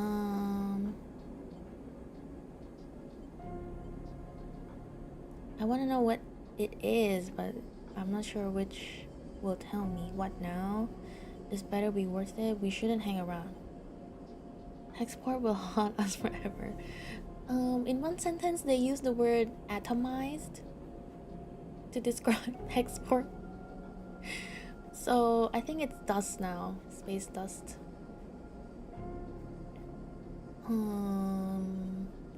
What now? She winks, slides her bag across her shoulder to the front, and slots the drive neatly into a pocket. I know someone in the scatter yards who can crack anything. She'd be my first port of call to crack this thing open. And I should make myself scars from the spindle anyway, before those dickheads catch up with me.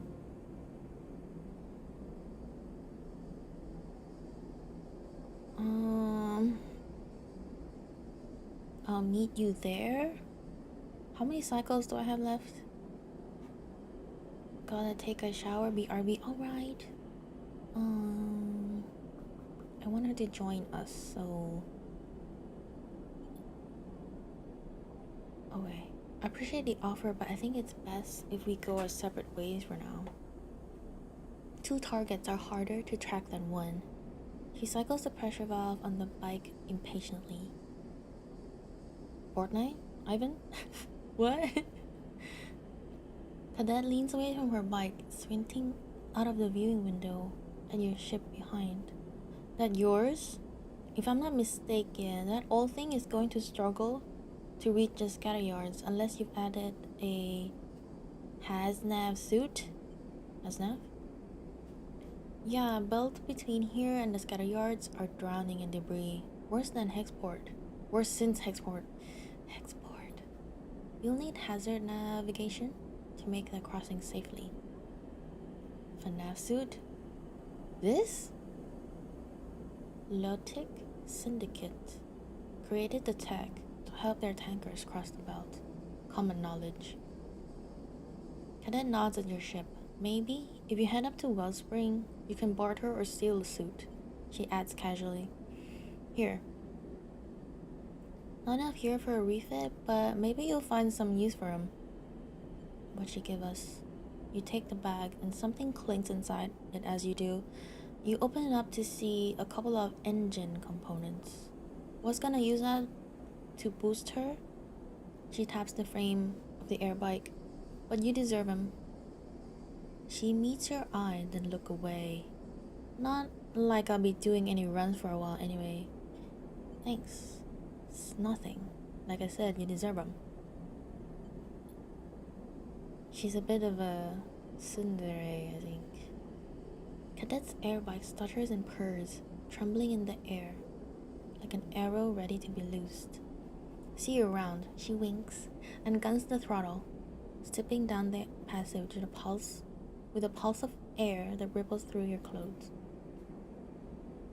You stare after her as she goes, the bag of components still hanging from your hand.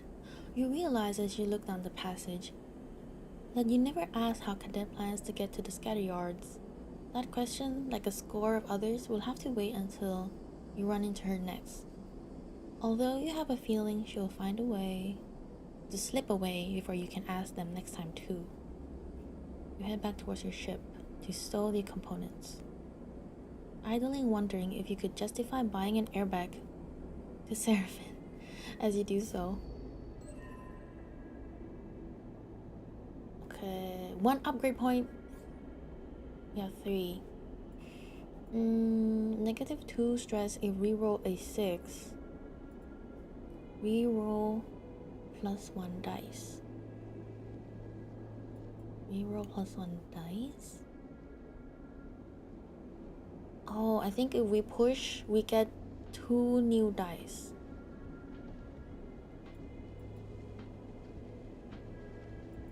I think that's worth it. Reroll mention? Did I?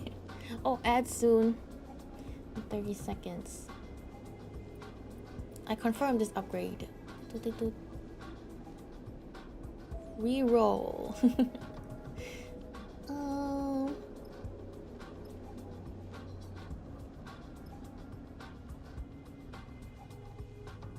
Okay, what's the next plan? I need to go to Flotsam. That's for later. This is old. This should be completed since like nothing, you can't do anything with that. Explore. Meet Cadet, that's for later. Recruit Eugen. Explore the hidden wreck. Let's see. What do I need to do for this? I think we need to leave. We need 2 fuel.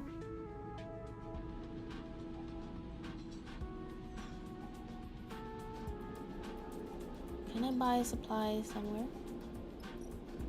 We have 4. We have no money.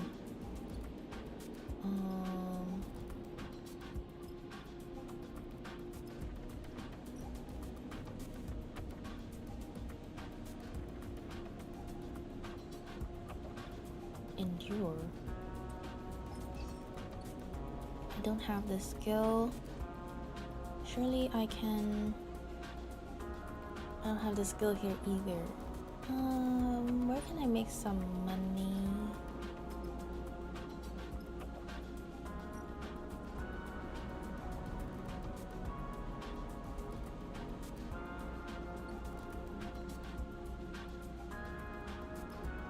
What is this one?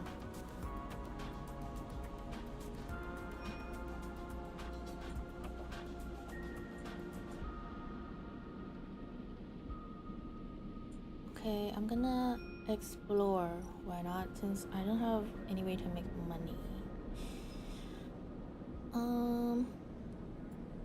Yeah, I'm great at this.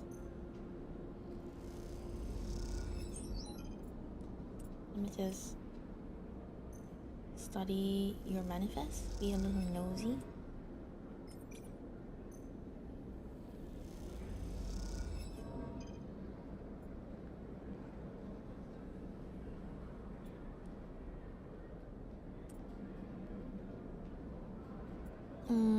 I don't have money to eat, I think.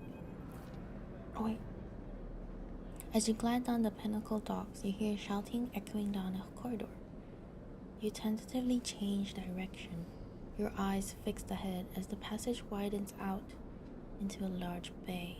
Others rush past you, heading towards the commotion.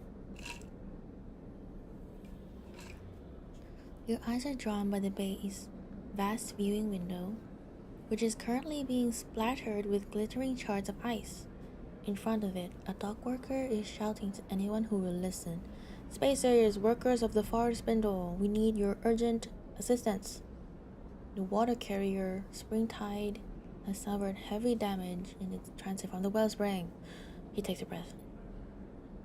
All able hands, we need you to help secure the cargo. Without this water, the far spindle will struggle to support you. He looks desperately at the crowd. Please, anyone who's able to help, please make yourself known. Behind him, a corona of ice ejects from one of the tanks, drawing a pale halo around the ship. A handful of experienced-looking spacers push through the crowd towards the front, and dock workers start to direct them to nearby bridges. You watch the scene unfold, hesitant in the face of making someone else's problem your own.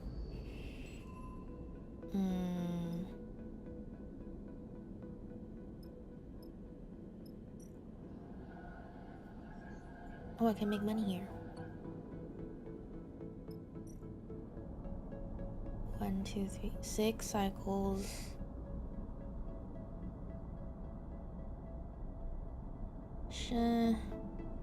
Side quest. This is my forte, so I should be good at this. But all I have is this glitched dice,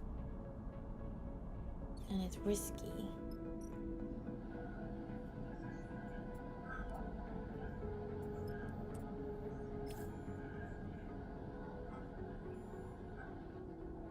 Let's see if we make some money. Yay! Okay, we can eat. Oh! I got... What is that? An achievement. Okay, bedtime.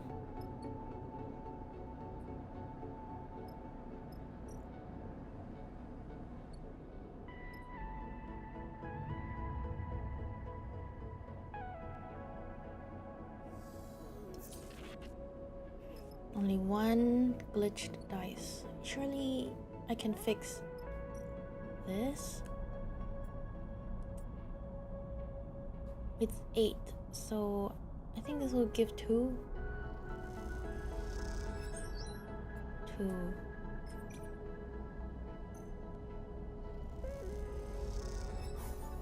1.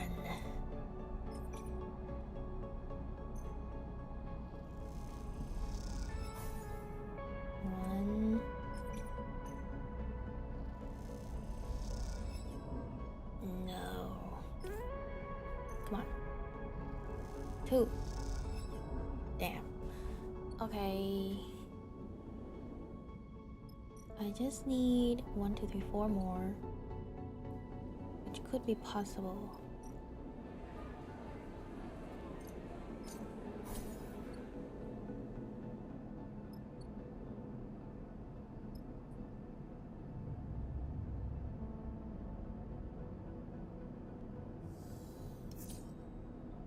Okay.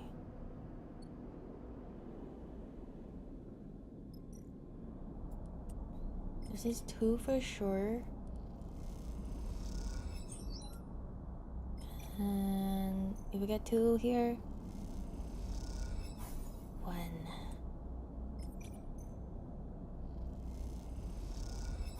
Oh wait. Oh, got an upgrade point. You watch from the docking bay's viewing window as the crumpled vast hull of the spring tide is finally welded shut by a score of bright torches.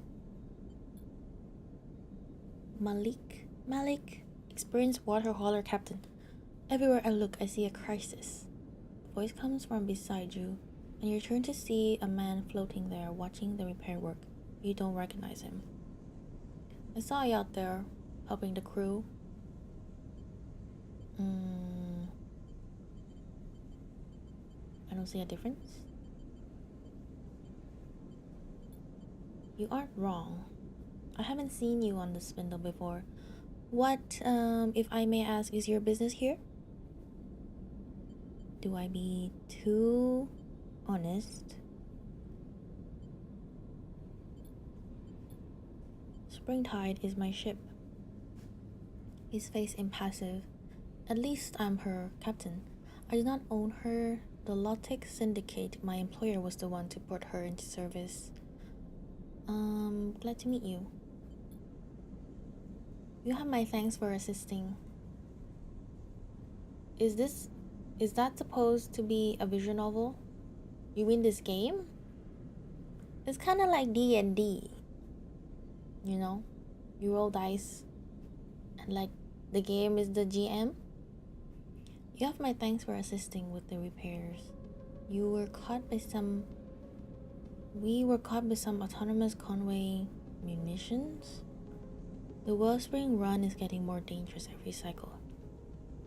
And after Hexport, I do not expect things to improve. You both quiet for a moment. The loss of the station still inspiring silence in anyone who mentions it. Tell me, as a sleeper, do you feel you have advantages over others? Or does your particular condition provide only weakness? Am I glass half full or half empty? Or am I closed off? Certainly you showed this with your work on the Springtide. Your work on my ship only evidences your abilities. You far outperformed even my own crew, in conditions that are usually deadly. Sadly, despite even your good work, our losses have been great, and the administration at the Far Spindle are not happy. We are to be impounded here until the Lotic Syndicate fulfills the agreed water freight. He frowns at the crumpled-looking ship. This war continues to pressure the belt. What will you do? This is where you are needed, Sleeper. Mercury tells me you have a ship, you have workers. That is what I need. As we fled from the convoy attack, our navigator registered something of great interest. A water-rich asteroid, one I believe is previously unknown to the syndicates. For now, I have sworn him to secrecy, as I must you. But if this asteroid could be surveyed, its value confirmed, it would more than make up for the shortfall of the Springtide. Let him continue. I want you to survey the asteroid for me. It's a simple enough job, but its location, so close to the edge of the wash, is problematic. However, you have shown yourself to be very competent. If If you are careful, there's no reason you should have problems with Conway, or any other hostile party for that matter. Hostile party? Malik shrugs.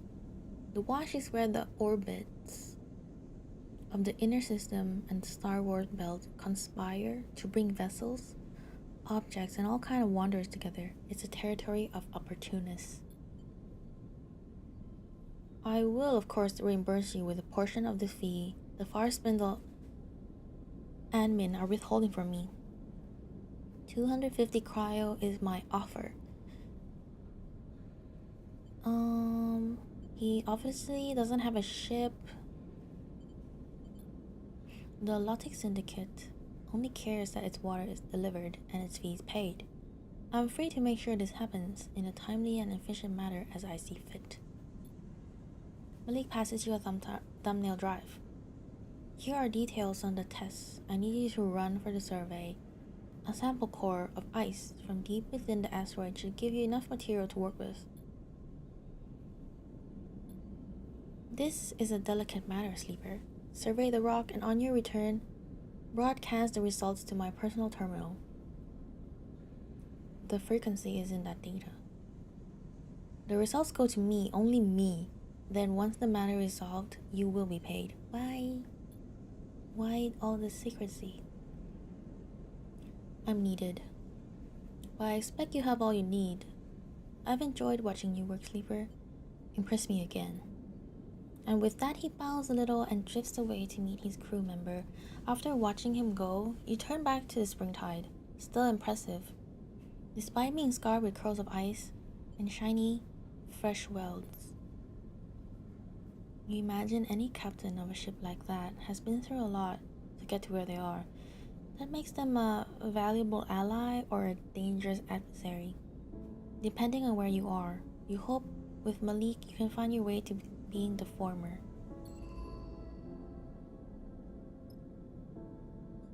New side quest.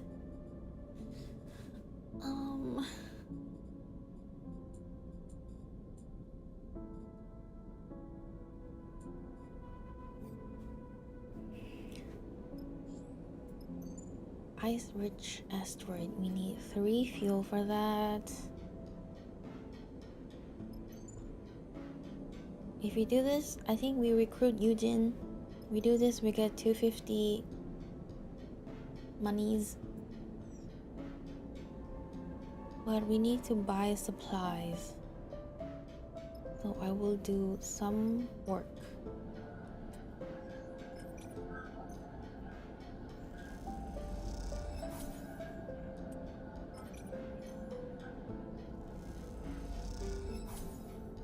Yay.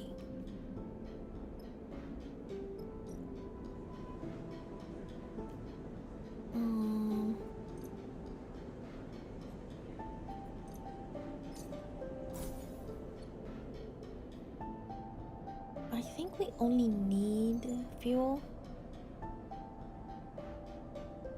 But I think if we have some supplies, we can eat it to regain energy. So I want to prepare some supplies. Did we blow something up? No, we didn't. I actually fixed this water ship and got a new quest from a mysterious captain.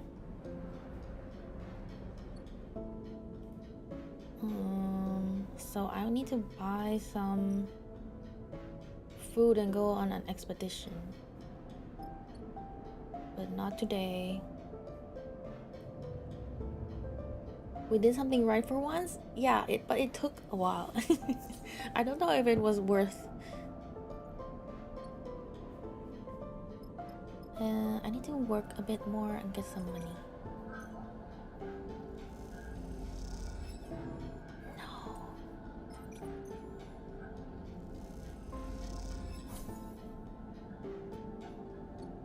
15 is for 1 supply, I think. Yeah.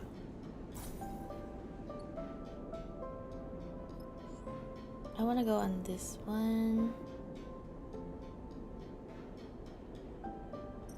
Surely -3, the hunt during travel.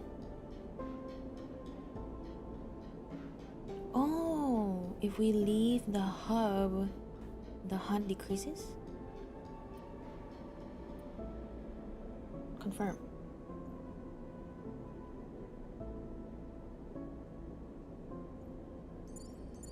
Oh, I can bring both. Are you winning, cutie? Hi, Corbu! I think so. It's kind of like, even though stuff is going wrong,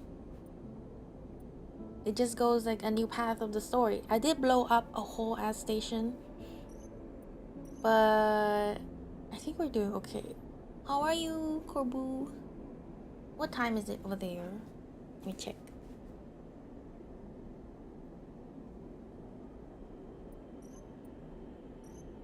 Why? I can only bring one person?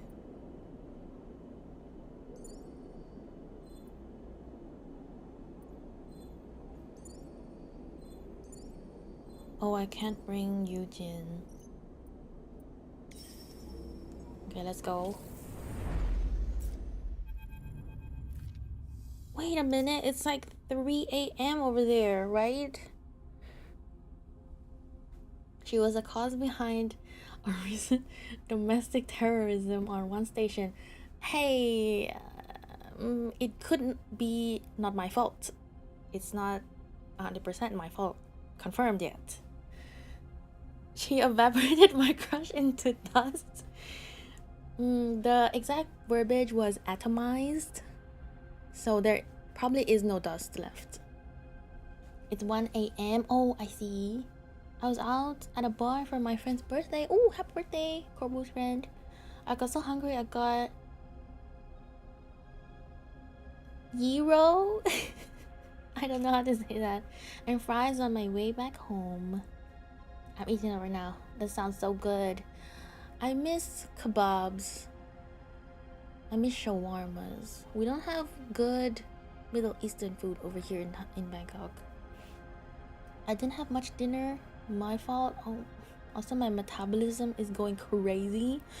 You're so lucky. It's probably all that muscle you have, Corbu. Why you gotta keep rubbing salt on my wound? I want a kebab now. I think you have better options over there in London, right, Hozu? I need to work out more. Maybe I'll start lifting weights. The asteroid looms. Okay, we're here on a mission to gather some ice samples for a captain. He's kind of strict looking. He reminds me of your dad. The asteroid looms large in the cockpit's glass. Light glints off the sheets of surface ice, the same glint that must have caught Malik's attention when he was fleeing the convoy. Countermeasures that damaged the spring tide. There's been no sign of convoy drones or mines, but that hasn't stopped Seraphin being cautious in his approach. You have to admit, you found yourself searching the black void of space for a telltale blinking red beacon too. We're close enough to jump down to the surface. Seraphin locks down the engines. I don't see anything on the scope. Well, I'll keep her warm just in case. Thanks. You unclip from your seat and kick off towards the airlock. The scale of the asteroid is troubling you, but Seraphin assured you on the journey here that surveying it would be easy enough. Just take a sample from the deep ice for testing. The problem, he said, is getting down that deep. You'll have to cut away at the ice, dig yourself a hole, and doing so will create fractures on the shelf. The asteroid may be big, but it's held together with only a weak gravitational force. The more the ice is cracked away, the less there is for the far spindle to harvest, something you thought Malik would be happy about. You push the war to the back of your mind and get suited up. Something on your mind? I think he's my favorite so far. Bliss drifts up beside you and pulls a suit from the rack. Yeah. Me too. They shrug. I don't want to jinx it, but it seems simple enough. Can't say rock, or in this case, ice cutting is my usual strength. But it's gonna be simpler than slicing a hull without touching any of the internals. We'll be fine. Bliss's reassurance that they don't have any experience with the job you're about to do doesn't exactly calm your worries, but their nonchalant attitude helps, especially when you consider the volume of mice you're about to start cutting into. Cheer up! Bliss punches you on the arm as you get into the airlock. Might never happen. The log cycles and you find yourself staring out at the glinting surface of the asteroid. You and Waits? Me? I'm lucky we got really good Mediterranean Middle Eastern spots. You are so lucky. I miss it so much. There are some places, but I have to go like into the city to find them. And they're also kind of expensive. Hope I'm gonna become so buff, should be more buff than me. I think I'll be hard. You look pretty buff, Corbu. It'll be hard to beat ya. 1 second, sleeper. I'm seeing something here. Some kind of man-made shaft on the far side of the asteroid.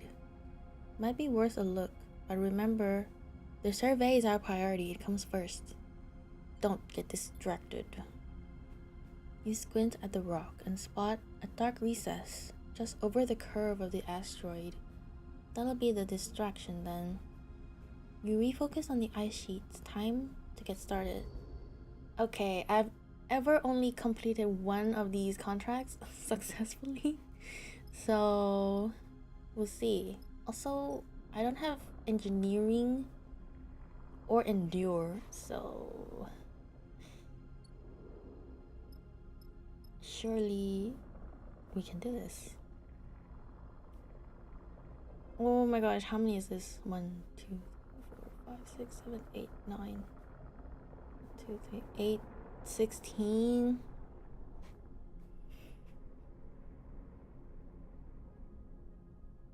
What does this mean?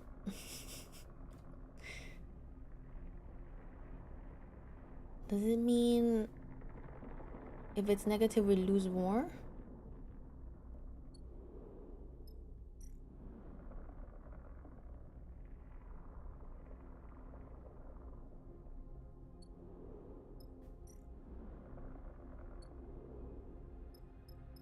I'm better at this, so I'm gonna try this. This is 2 for sure. Maybe 2 or 1. Oh, 2. Maybe 1 or stress. 1. Maybe 1 or stress. 1. Same. Damn. Okay, 1 stress. The art in this game looks really cool. Yeah. Here, look at this is me. Look at my robot intestines.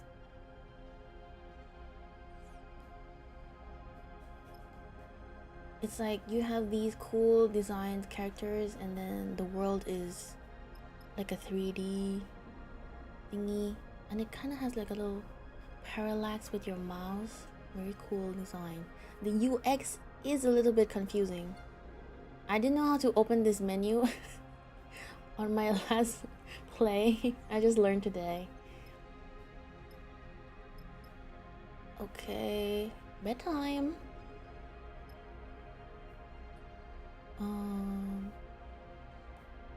Oh, I don't have health here.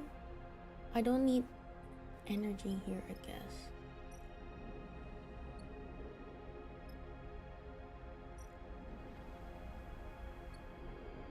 Okay, end cycle.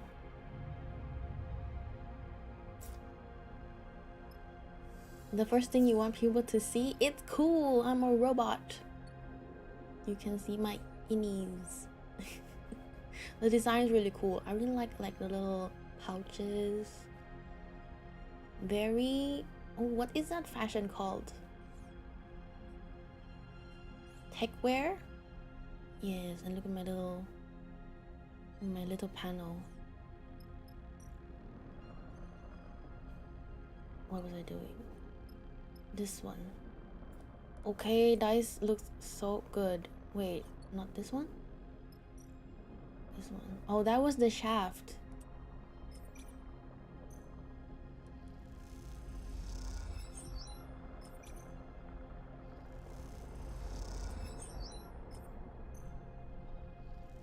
One, two, three, four. So even with best outcome, we're not gonna finish today.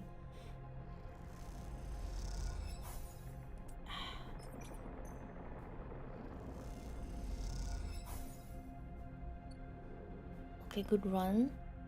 Frozen shaft.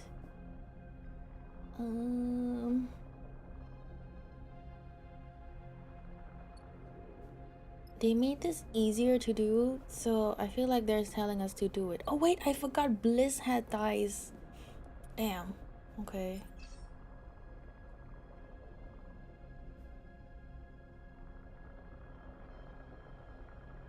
He's an engineer. Will this be easier?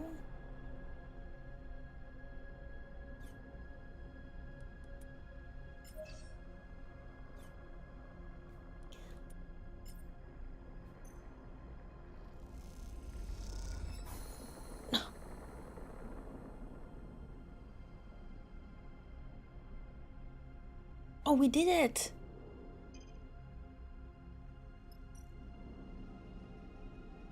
Extract core sample? We don't have this skill. Neither does Bliss. Damn. Have you played the first one? I think I saw gameplay like 2023. Yeah, I have played the first one. I feel like it's pretty much the same with the addition of you can have crew members and you can use their dice. 2. Maybe we go for this.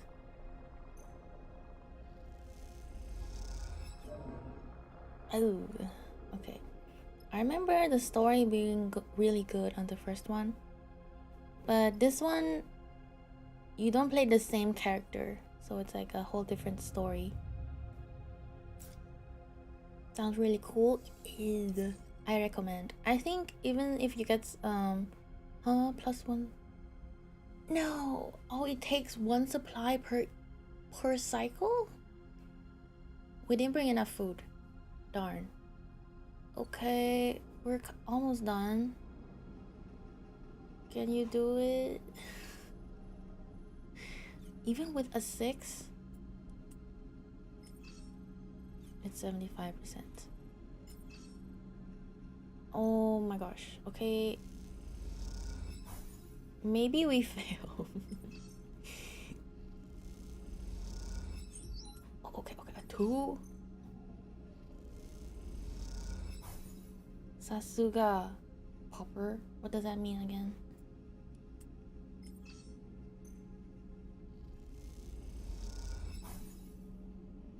Okay.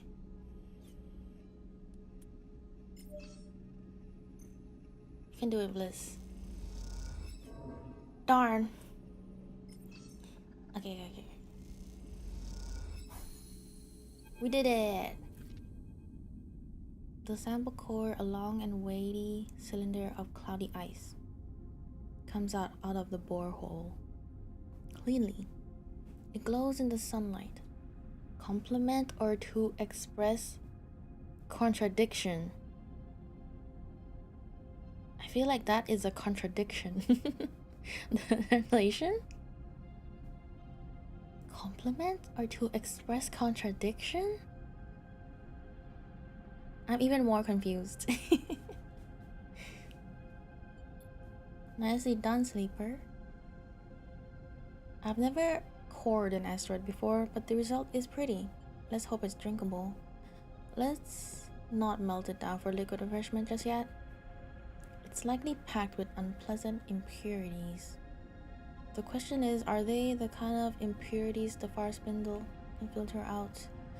Let's get it up to the ship. And before you get any ideas about digging around on that asteroid some more, remember that if you break away any of the ice Malik will likely dock our pay.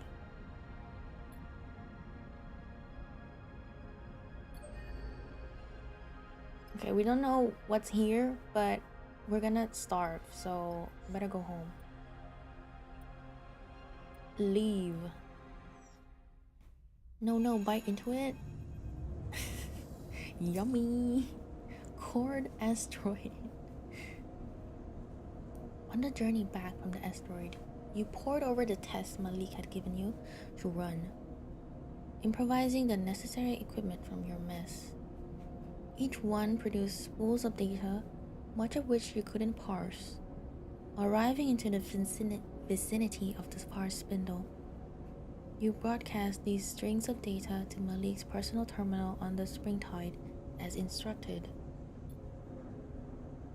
Despite all this preparation, you're still surprised when you find Malik standing at the far side of the docking tunnel as you leave the rig. Sleeper, I thought it was better I come down here, away from my crew, to discuss your findings. And the findings were good. As suspected, the asteroid was indeed rich with water ice. Thankfully, the contaminants can be dealt with. With the data you provided, I should be able to convince the Far Spindle admin of its worth. Then we're good? That remains to be seen? What? Before I make payment, I would like to ask in person if you saw anything else of consequence. Damn, we should have gone down the shaft. Anything you share with me that might affect my dealings with the Far Spindle. I would prefer not to have any surprises when they go to receive the water.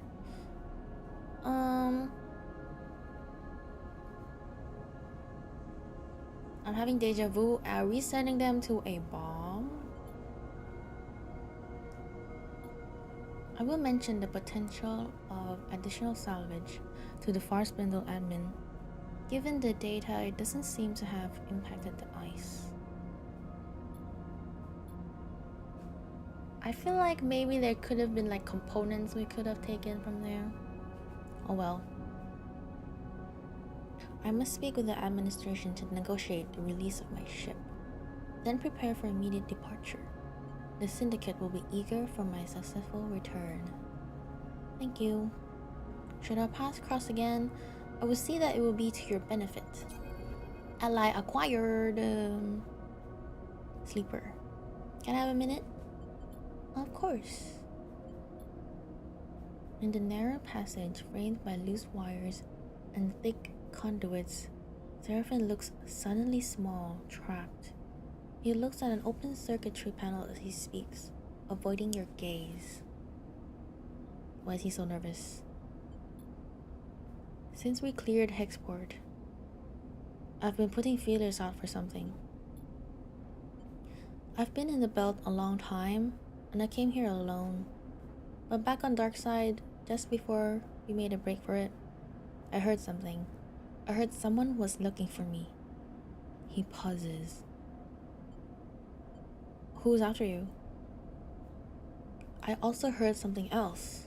They said the person looking for me claimed to be my sister. He waits for a reaction. You have a sister? I didn't yell it, I do. But I don't even know if it's really her. Just because someone says they're my sister, well, I can't be sure. The thing is, I haven't seen my sister in a long time. I was still a kid when I left. So was she. Though I don't think she would have liked to admit it at the time.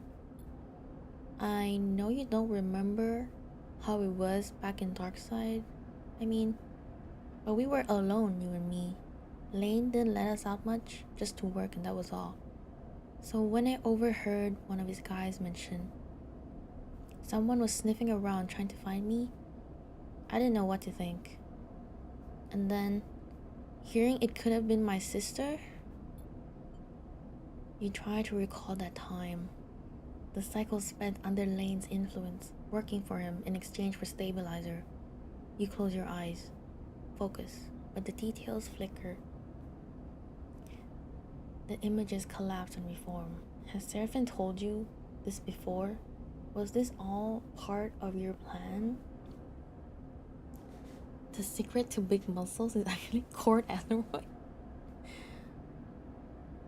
Time for me to bail out, get ready. Alright, Hozu. Have fun doing your business stuff. See ya, Papa. Is this why you helped me escape? Don't get me wrong, I wanted to get you out of there too. I know it doesn't matter now, but I told you about her back then. Since we got away, since Hexport, I've been asking around, speaking to spacers, traders, and like I said, something's finally come up. It seems whoever was trailing me left Darkside pretty soon after Utsubo caught wind of her sniffing around. I doubt they made her feel very welcome, but I managed to get a name.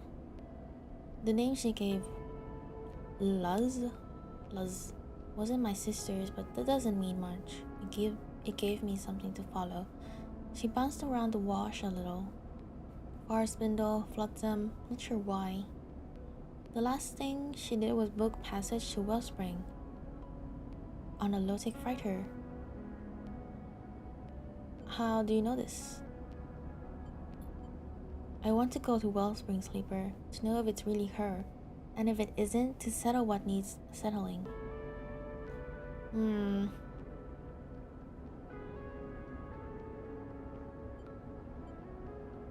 Let's do it. Thank you, Sleeper. I will admit it has been strange, reminding myself that everything we talked about back on Darkside, everything we did, it's lost now. But I'm glad to see you're still you, whatever that means. Me too. Better get back in. You watch him go, wondering if your past together can ever be reclaimed. Your mind wanders to the thoughts of Seraphim's sister. For a moment you wonder what it is like to have a family, and if you will ever know. We're starving.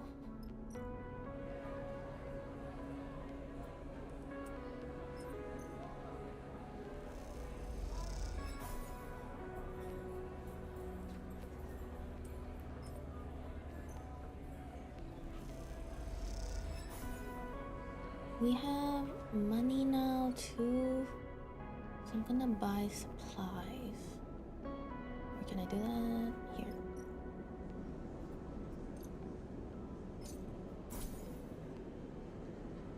We're rich. And fill up on fuel. And then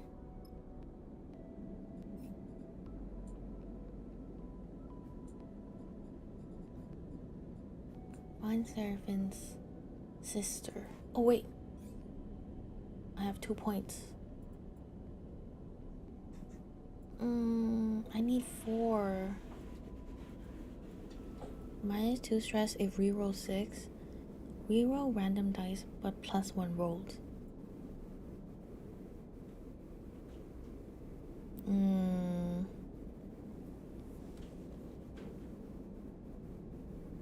So I reroll 3, I think. I reroll 3 dice, but it might reroll a good dice, not the worst one. I think I wait for this to improve my skills. And find his sister or recruit Eugene. Whoop. Can I look at the crew? What is Eugene again? Was he a mechanic?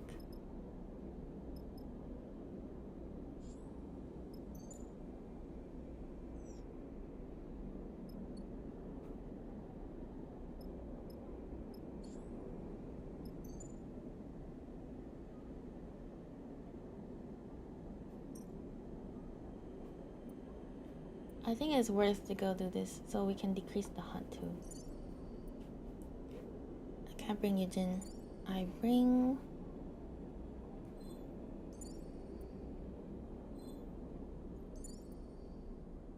Bliss.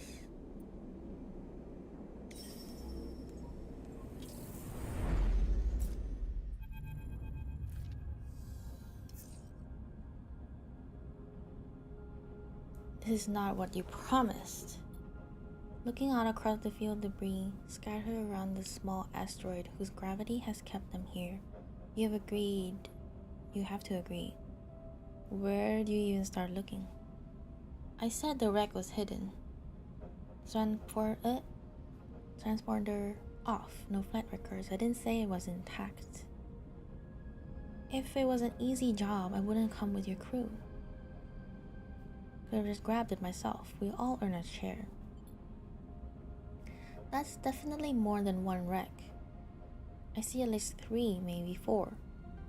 Different engines out there. You really think there's something of value to be pulled from all that?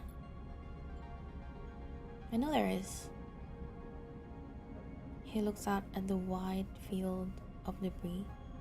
We just need to find the right part of the ship. Any clues? What I know is that a wreck with an item of great value is out here, that's it. Are you all afraid of some hard work, is that it? Seraphine starts laughing. So you're telling me we don't know what we're looking for, where it is, or what it's worth? Trust me or don't. This will be worth your while. This is a hot tip. Suddenly, a percussive beat interrupts the conversation. All of you turn your attention to Seraphine's terminal. What the... He taps a few keys. We've got an incoming ship. The transponder just popped up. See what I say, a hot tip. We better claim it before they do.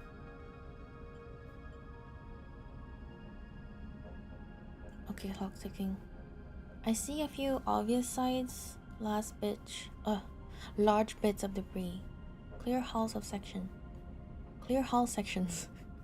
We should focus on those.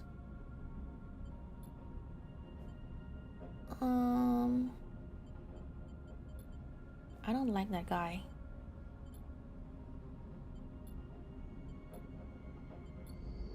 Okay, we got 2 guys. The rig.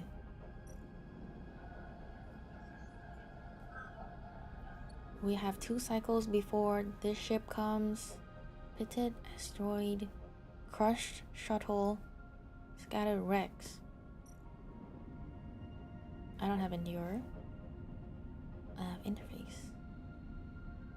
2, 3, 4, 5, 6, 12. 8.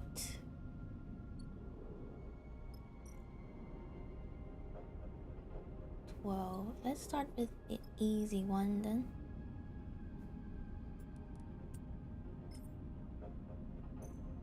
For sure 2.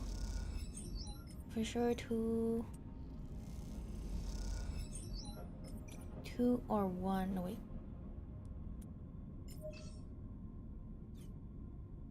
Oh, here.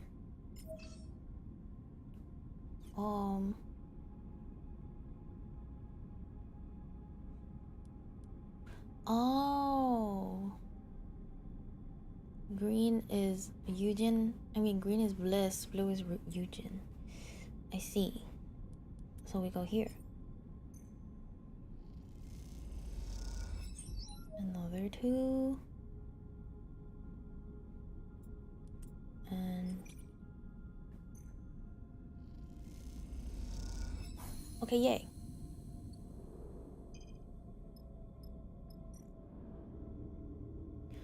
Scrap the terminals.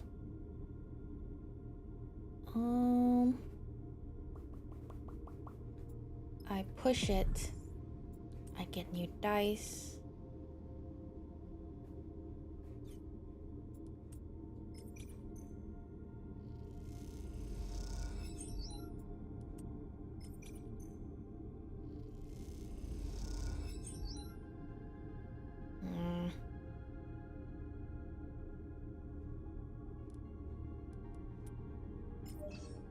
This is pretty good. 75%. Surely. 1.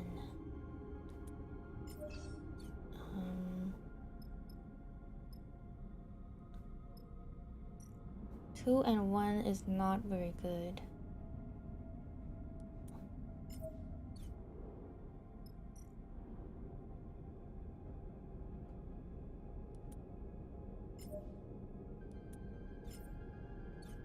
Okay, bedtime.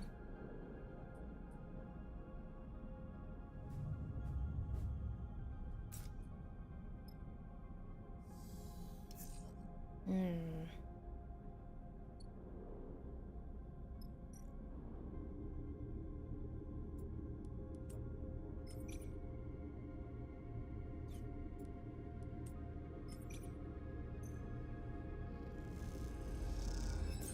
Oh. Okay, we got 1.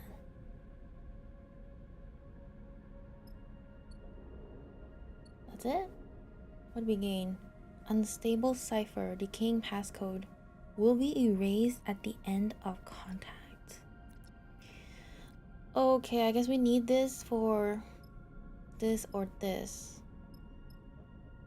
Definitely this, I think.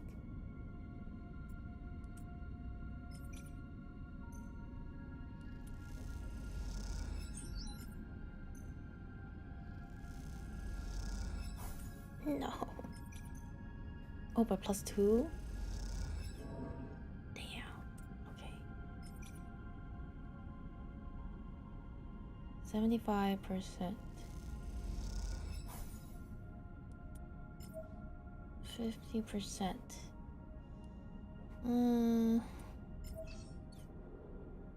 How about this one?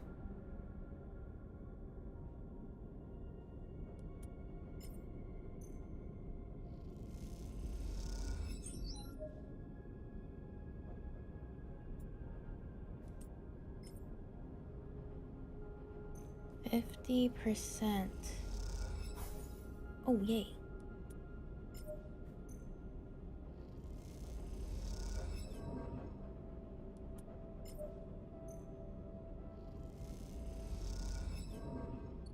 Okay. Bedtime. Let's see what happens with that when that ship comes up.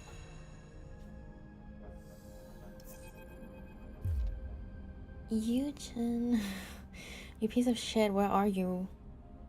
The distorted voice rattles through the ship as you are all finishing your breakfast in the mess. Everyone turns to look at Eugen, Seraphim already shaking his head. Vesna. Open this airlock before I do something I'll regret. She has a gun. We should let her in. You kick off towards the door. I'ma lurk while I get ready for bed. If I fall asleep, I love you so much. You're my fave cozy bunny. Yay! Okay, have a good lurk, Corbu. I don't have a lurk command. I should make one. Oh, sorry about my creaky chair. You can listen to my ASMR storytelling. Okay, have a good eep. Corbu, thank you for hanging out with me. Thank you. Hope you have sweet dreams. You kick off towards the door. The servant drifts between you and the exit. Sleep, are you sure about this? I mean, what could go wrong? She shoots us and steals everything? I got this. I like your confidence, Sleeper, but the moment this starts to go south, we're booting them both out. Eugen follows as you glide down to the airlock and hit the control for the exterior door. Let me handle her.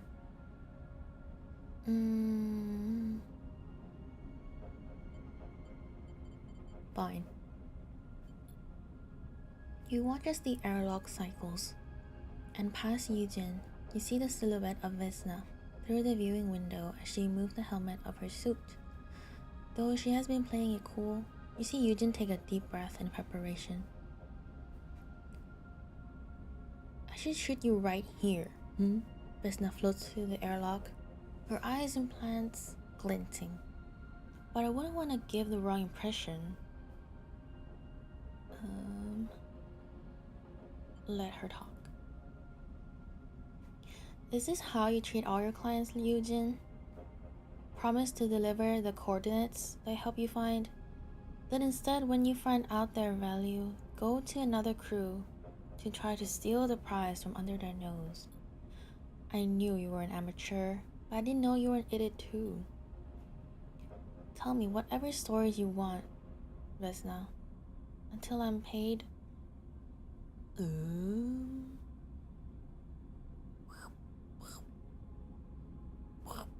How do I mod this? Boop, beep. I haven't had bots in quite a while. Boop. Tell me whatever stories you want, Vesna. Until I'm paid, there is no deal. Did you pay me, Vesna? Vesna looks frustrated. You know as well as I do that payment was on receipt. Payment was on receipt of the coordinates. Was sorry to say I won't be able to deliver. Deal's off.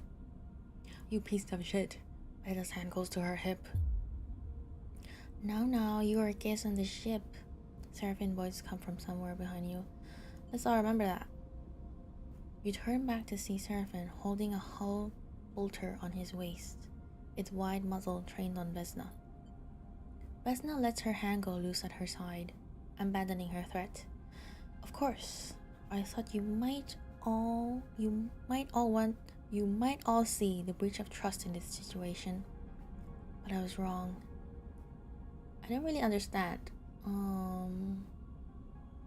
Eugene got coordinates from Vesna. Vesna thought Eugene was gonna get the stuff with her, for her?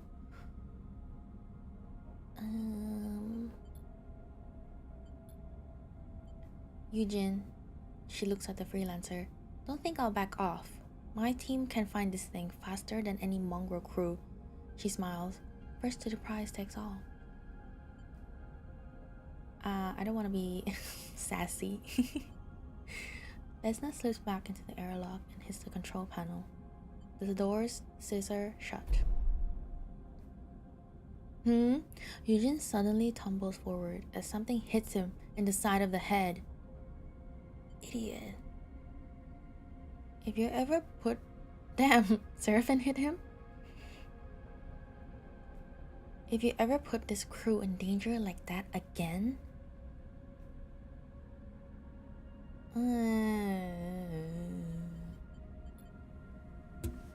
It's okay. I'll get it. That was sloppy. Your whole thing is sloppy. This is how you get yourself killed. As much as I am enjoying the display of aggression and idiocy, we still have a contract to complete, and now we have competition. We should leave, cut our losses. Now wait, all this and you're gonna give up and turn tail? What? Oh. I want it. Time for you to prove your worth. I'll be watching. We can do it. I got really good dice.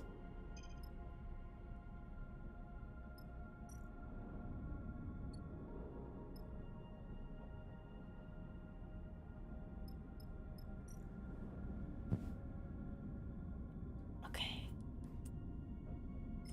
This is 2. This is 2. This might be 2 or 1.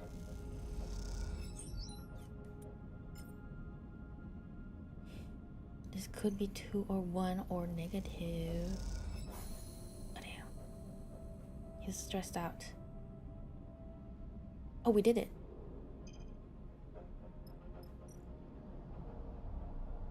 Oh, let's go.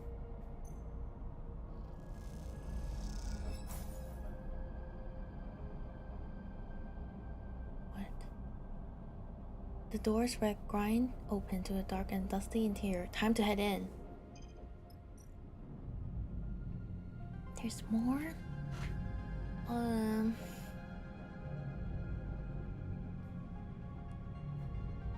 We can slice.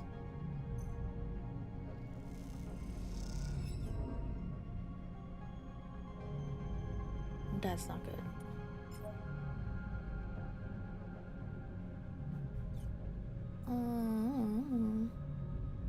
Enemy pathfinding is draining me. It looked pretty good to me. What algorithm are you using? I've only ever done that twice, but I was never good at pathfinding either.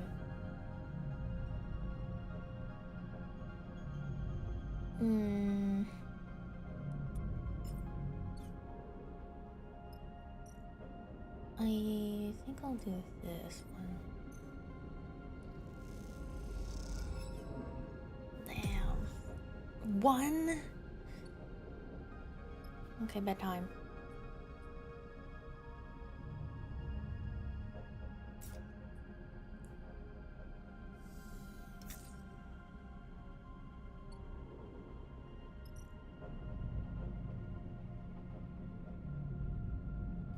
Eight.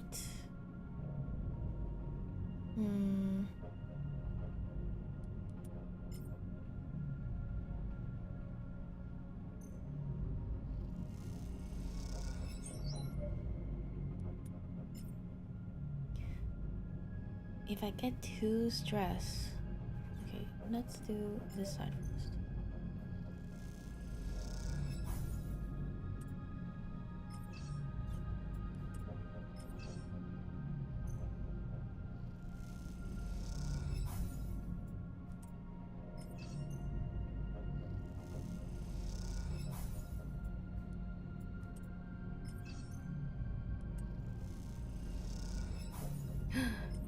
Okay. Damn, 50-50. I think I can take one more stress. Why not? No. 50-50. Come on, Bliss. Okay.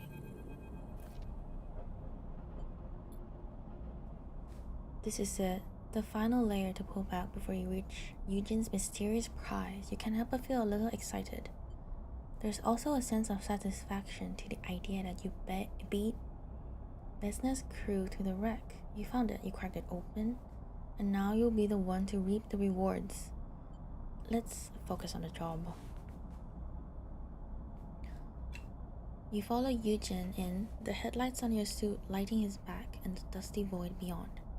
You see the boxes appear as if by magic out the dark. Eugene glides past them. Does he not see them? You stop and take a look at the loot. You wipe away and squint at the aging label. They look like industrial ship components, still sealed, totally untouched, in the belt where most tech has been through hundreds of hands, patched up and reconfigured. This is a solid haul, but not the kind of haul that gets crews fighting over it. Something doesn't add up. They aren't here. What? You kick out from the crates and glide through the dark until you see Eugene, the back wall of the cargo bay, and something that confuses you for a second. A black shape, a ragged circle around Eugene. You squint. Inside it, tiny lights twinkle. It takes you a moment, but you slowly realize that you're looking through a hole in the wall to the stars beyond. Someone beat us to it. They are long gone. Are you serious? Look for yourself. This happened a while ago. They punched in and took it. What was it?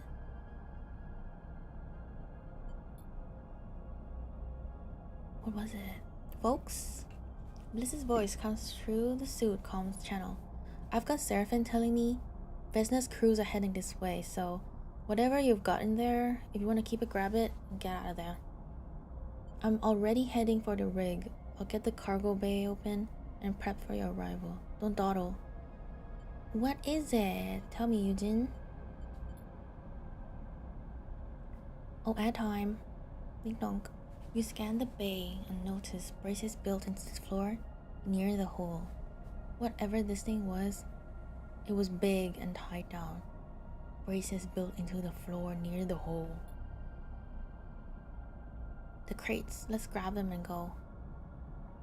You glide back across the bay, your mind still racing with questions. Something about Eugen's reaction tells you he knew what he was expecting to find here. If that is the case, you think it's yet another lie he's told you. This guy, I don't like him. You will create the crates and quickly lash them together, guiding them weightlessly out of the room between you. As you do, you meet eyes with Eugen and he looks away. This little squirrel. I really hope you two idiots are on your way back, because Vesna's boys are just about to reach the wreck you're on. We're inbound. Tell me, what ancient and powerful treasure did you find in that thing? Gold? Conway warhead? 3 crates of components.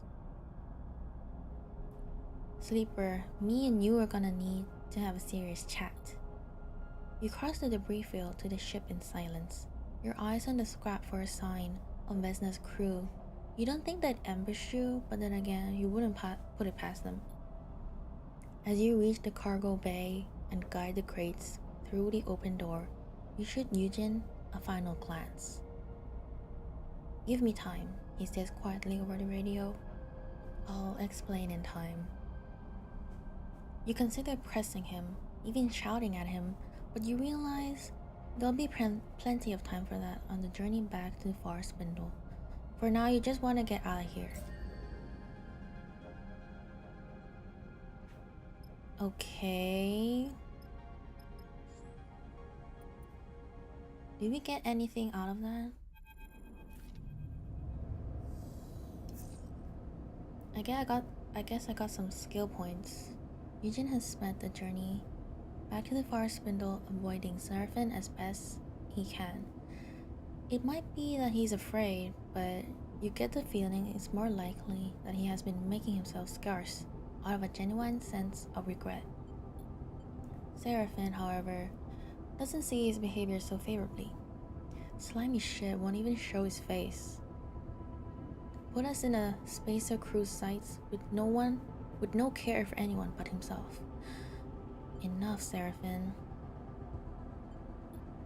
You hear the rustle of movement behind your head and turn to see Eugen in the cockpit's doorway, a rare, serious expression on his face.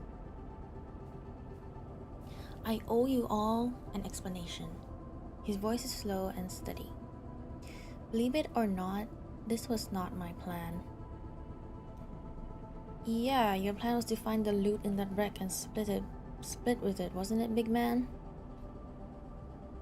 Seraphim glares at Eugen. No, it wasn't. Hear him out, Seraphim. Vesna has been searching for a ship. An infamous ship. Seemed like she already had a ship that was part of the problem. Not a rig. A fraction drive ship, an interstellar ship. That seemed to shut Seraphim up. And you don't blame him. An interstellar ship here in the belt? That's tech from the core systems. Why didn't you say? I shouldn't even be telling you now. Word gets out that there's a fraction ship somewhere in the belt. People kill for less. Gangs kill for much less. You're telling me there's a fraction ship that no one has ever found that's been sitting here. Since when? Since the collapse? Believe it or not, that's exactly it. Vesna put me on the trail. She wanted me to find its location for an old debt. But the moment I found the data that verified its existence, that confirmed the ship was out there, I couldn't give it to her. That's when you found me. Why keep it from her? You may have met Vesna, but you don't know her. She's one of the last people in the belt who should have a ship like that. My algorithm is detecting my player at all time and going in a straight line towards it with no actual pathfinding. So it gets stuck on objects. I feel like I've seen a video of your exact situation. I think they found a way to include the objects in the pathfinding somehow. You've got it, Ivan. I believe in you. Well, no one has the ship now, even if it exists. Your data was a bust.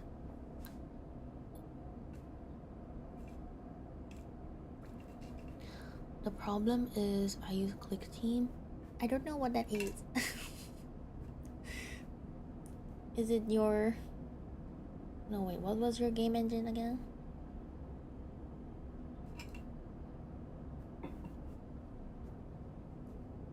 Those wrecks? Those were the ships that fought over the faction ship. A bunch of Solheim corporates who wanted to get out of the system where it all came down, and that ship was their ticket. The Aphelion Path. Eugen looks out at the forest window. It was there, but someone moved it, hid it long before we got there.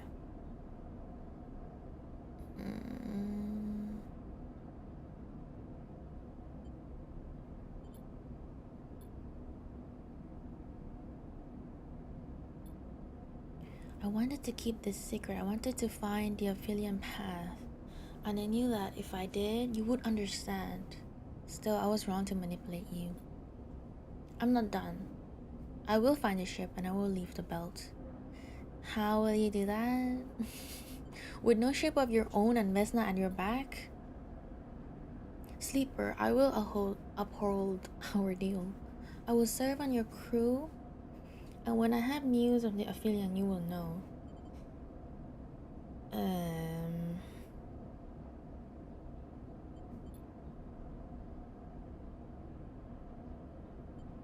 Seraphin turns to you. I know. I always say it, but this time you have to listen, Sleeper. This guy is no good. I've known his type. Don't bring him. Do we trust Eugen to get a cool ship that gets us out of here? Out of the belt. Which one used by Julius Caesar? Old and limited. Click Team is the engine. Oh, I see. Why did you choose Click Team, Ivan? Do people use it still? Is there like a community you can go talk to?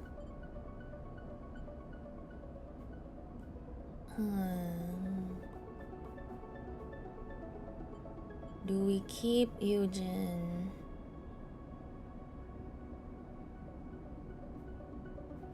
I don't like him all that much. And we can't just keep everybody.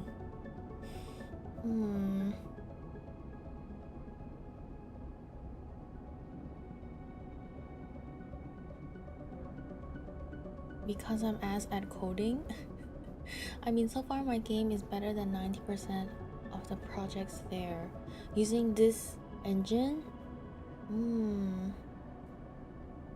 How does it work then? Is it like nodes? It's used for small game jam projects. I see. I don't know. I don't think I can help you.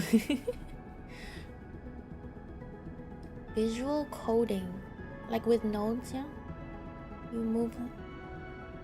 I don't know. I know Unity also has nodes. What do I do with Eugen?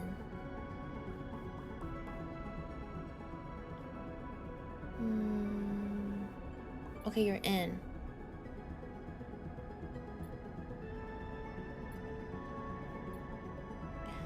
Quite the ragtag group we have here.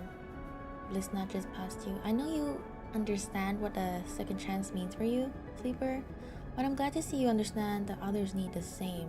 Ooh. Bliss approves? You stare out of the cockpit at the lights of the forest window.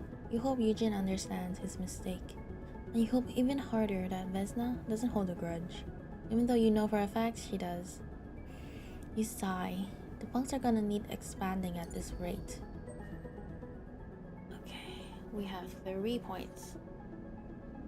Everything is seen in 2D, you're not rendering anything? I might need to check it out. Sounds interesting. How long have you been working on Vivrol? Is there time to switch engine? But I guess if it works for you, it works for you. So we have 2 supplies. Oh, we have rare components. Fix my dice, please. I can't. Workshop is empty and dark. Bliss can only repair fully broken parts. I need to fully break them to fix them? No.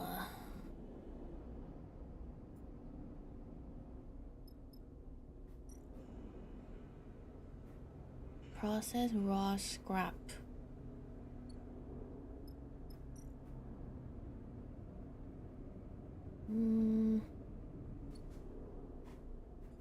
Okay, what are we doing next? We can go travel to Wellspring.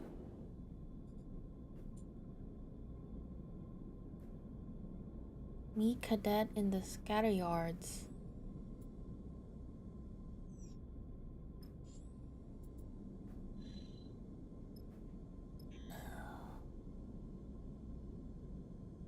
We can't go there. We can go to the scatter yards, or we can't go there. We need Hasnav.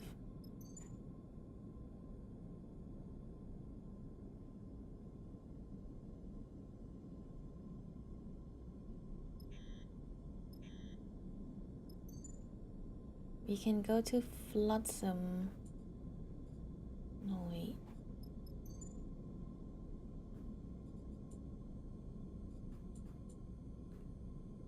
We can go to Flotsam to fix my body. Or Hillian Gate and learn something new. Ababa? 164 hours. Around 150 for Vivrol. I have no... Let's see, if you work 8 hours a day, that doesn't seem right. 5 hours a day, that's 30 days of work?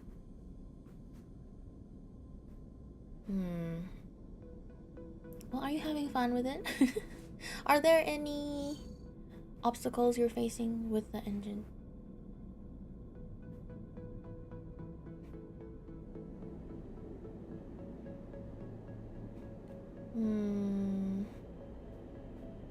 A lot?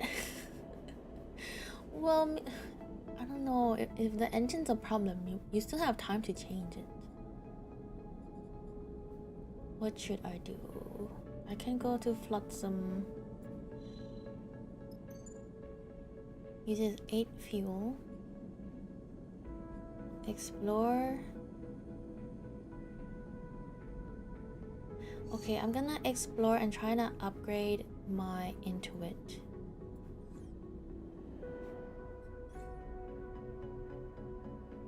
No. My Intuit. Actually, my Engage.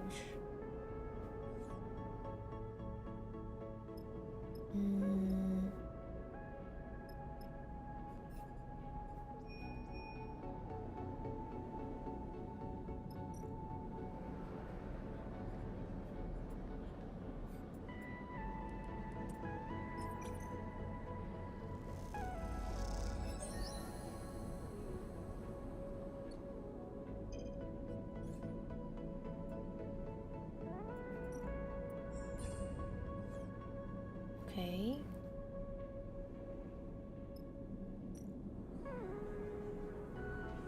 Gambler's friend. If you want to gamble, you need members backing. Perhaps after enough shifts you'll find a sponsor. I don't want to gamble. I'm just good at logic instead of coding. I can't code my logic. I think it'll be worth it to learn to code, Ivan. If you want to make games,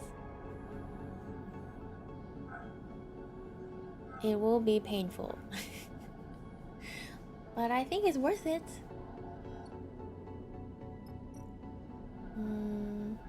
If I didn't have a job, you're right, full time. I think you could do it. People have done it even with a job. Or maybe after you finish Vivro.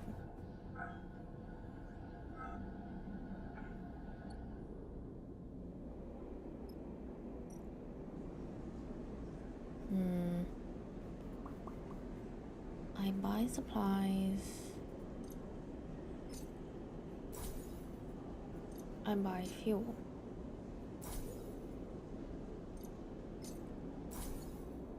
And then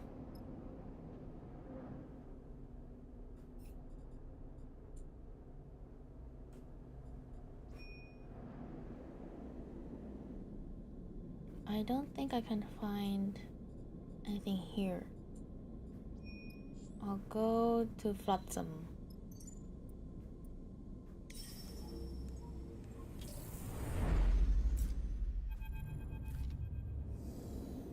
I just pumped 100 AI loot games, get enough money to retire, make good games. Do they sell well?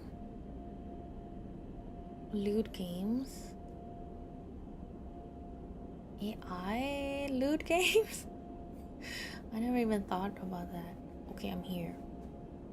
It's hard to tell where Flotsam ends and the ships parked at its many docking bridges begin. They do? Are you one of their consumers? Ivan. As Seraphim docks with the station, you realize that the rig now looks like just another piece of accumulated technology. One more bit of driftwood added to the raft. I love this place. You never know what you'll find. You've been here before? Yeah, back when I first came to the belt. The crew I signed on with used to run salvage jobs out of here. Fun place to spend your wages. You see Bliss eyeing the station with what looks like both horror and fascination. You see the seals? They pulled out to some twisted assemblage of ship parts. Total cowboy welds. They could pop any moment. Which is crazy. No, they just pop up on my Steam because I remove filters. I see. And have reviews. Some are $5 to $20. I guess. I think you can check how many sales they've made, right? But no, Ivan, it's not worth it to think about get rich quick schemes. Surely hard work will work out. Oh, that's just the outer layer. I heard there are 6 or 7 in all. So if one fails, that's no problem. You gotta taste some of the stuff they grow in all Takahi. He kisses his fingers. That's the good shit. Oh, great. So many layers of redundancy and fallbacks that you have no hope of isolating a leak and fixing it. Sounds like a ship I know. Defend the rig. Agree with Bliss. She got you out here, didn't she? No sense of gratitude. I was joking. Okay. Sleeper. Remember what I said about getting checked out? There are artificers all over the place. It'll take a bit of searching, but we need to know what's going on with you. He meets your eye. That's why we're here. I'm gonna go see if any of my old haunts are still open. Catch you later. You're left alone in the cockpit with a view of the Flotsam chaotic structure. You look over the multicolor plating. It does, you admit, have a certain charm. Okay. What are we doing?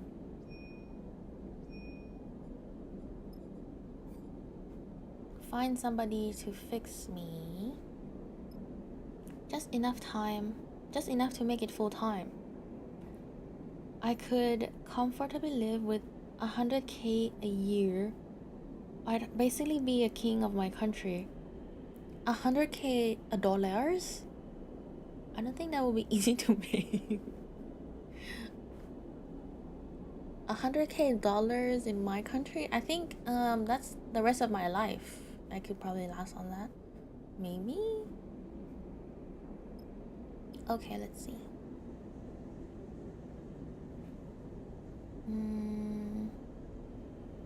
Explore or analyze? Explore.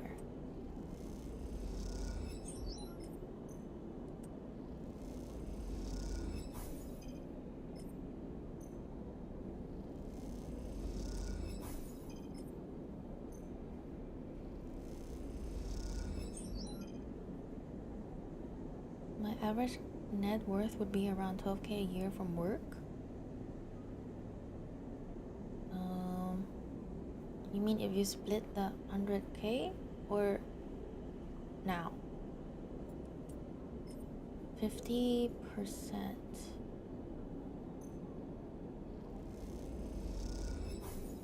Oh yay.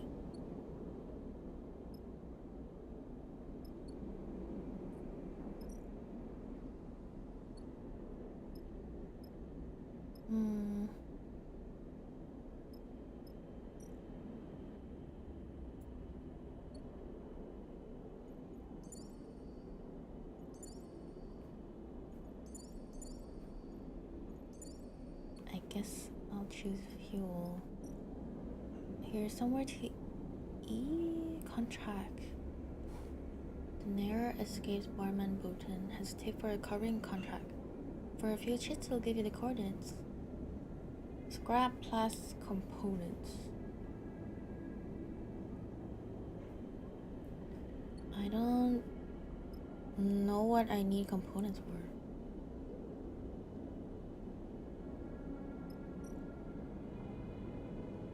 Right now for my job. Oh, I see. Well, of course, I think 100k would be huge for anyone.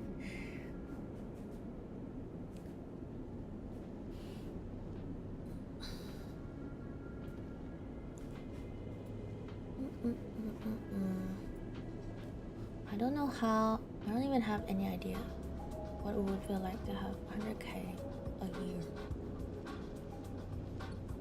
Buy scrap component. The scrap components are bundled up in nets.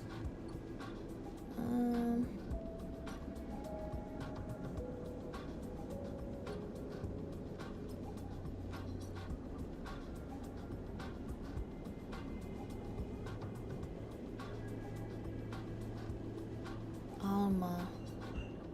Okay, I'll buy the contract.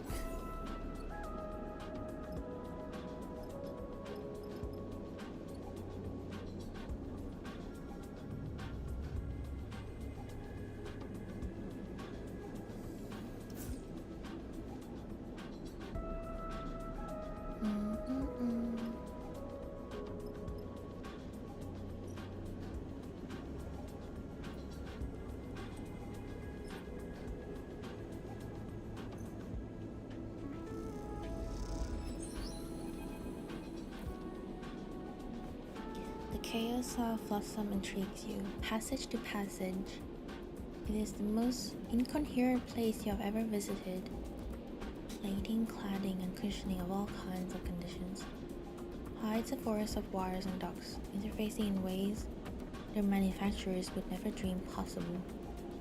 Ruins of crushed cargo bays, flipped bridges, and eviscerated engine rooms. Patchwork corridors are lumpen with messy wells bending worryingly along their length. It is, to put nicely, a total mess. It's not that you don't like it, but finding an artificer among this chaos has been more than a little challenging.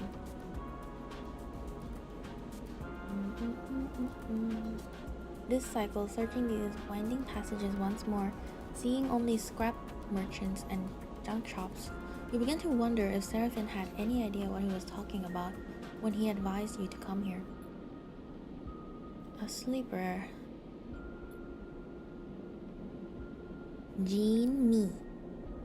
You glance at the voice's direction and find yourself looking at a small booth piled with tech.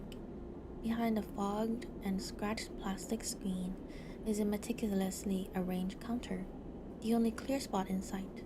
At it, an older man with wet, wandering eyes sit neatly. Approach the booth. I didn't mean to be rude. Please, that's okay? He smiles warmly, almost bowing again, his hunched shoulders accentuating the movement. How are you feeling, sleeper? I'm Jean Mitchell? Though pleased to meet you, Jean Me. I work with machines. He sweeps a hand above his counter, where you see configurations of tiny parts. Mostly small ones, he smiles. I'm not great. Of course. He chops with his hand to indicate a stool with a leg bar, meant for perching beside his counter, and such is the clarity and persuasiveness of his movement that you obligingly sit. Your presence is a rare honor here, he smiles, looks down into his lap. I'm sorry if I make you uncomfortable, I'm just very pleased to see you. Can I help you with something? I was more imagining I could help you. I can see your journey to me has not been easy. Noticing the scuff marks on your thick vinyl-like skin, the replaced and broken parts of your body, the marks of violence, you pull your jacket a little tighter. Jean Me folds his hands, one over the other, and places them on the counter. I don't know what your experiences have been, but I want to assure you that I see you as a person, a being, a soul, shall we say, as valid as any other. You look at Jean Me, his own age and wear also evident. A life of precise and careful work, shaping his body into a reflection of his process. You note his unconfident way of speaking, which betrays a certain loneliness, a lack of practice. It is his turn to be observed. I understand. You are kind. He looks down at his counter and begins to take apart a tiny piece of machinery that sits there. Many years ago, when I began my apprenticeship, I would find that whenever I saw something that, how to say, was not working well, I was fixated on it and its repair. Of course, the belt is filled with this kind of dysfunctional detail. And so I was busy for many years with these small fixings. He smiles in reminiscence. But now I find that when I'm interested in a thing that is not working as it should, it is because it might have some quality not yet foreseen or discovered. He released the altered object into the air, where it balletically twists in a hypnotic display, like a spinning top whose movements are totally unpredictable. I can see that you're in a process of becoming sleeper. Let me aid you in this. What do you mean? Jean Me's precise hands drop to a device around his neck. He deftly pulls a pair of goggles up to his face, masking his wet eyes. Hold still, sleeper. Something flickers inside the goggles, their face blank. Jean Me's hands play across buttons and switches on the exterior, tuning and focusing. Let him work. When the goggles are finally lowered, they reveal a look of concern on Jean Me's face. I think you better come inside. He kicks off from his desk and disappears. A moment later, you hear a rattle and a small bulkhead door, besides the booth that you had assumed was rusted, shut, creaks open. Jimmy beckons you inside. Jimmy's workshop is even more cramped than you expected. As you enter, you're surrounded on all sides with netting holding bundles and bundles of terminals, servers, drives, and cables. At its center, a padded seat and a set of articulated arms mounted with sensors and tools fill the space. The seat, please. Sit.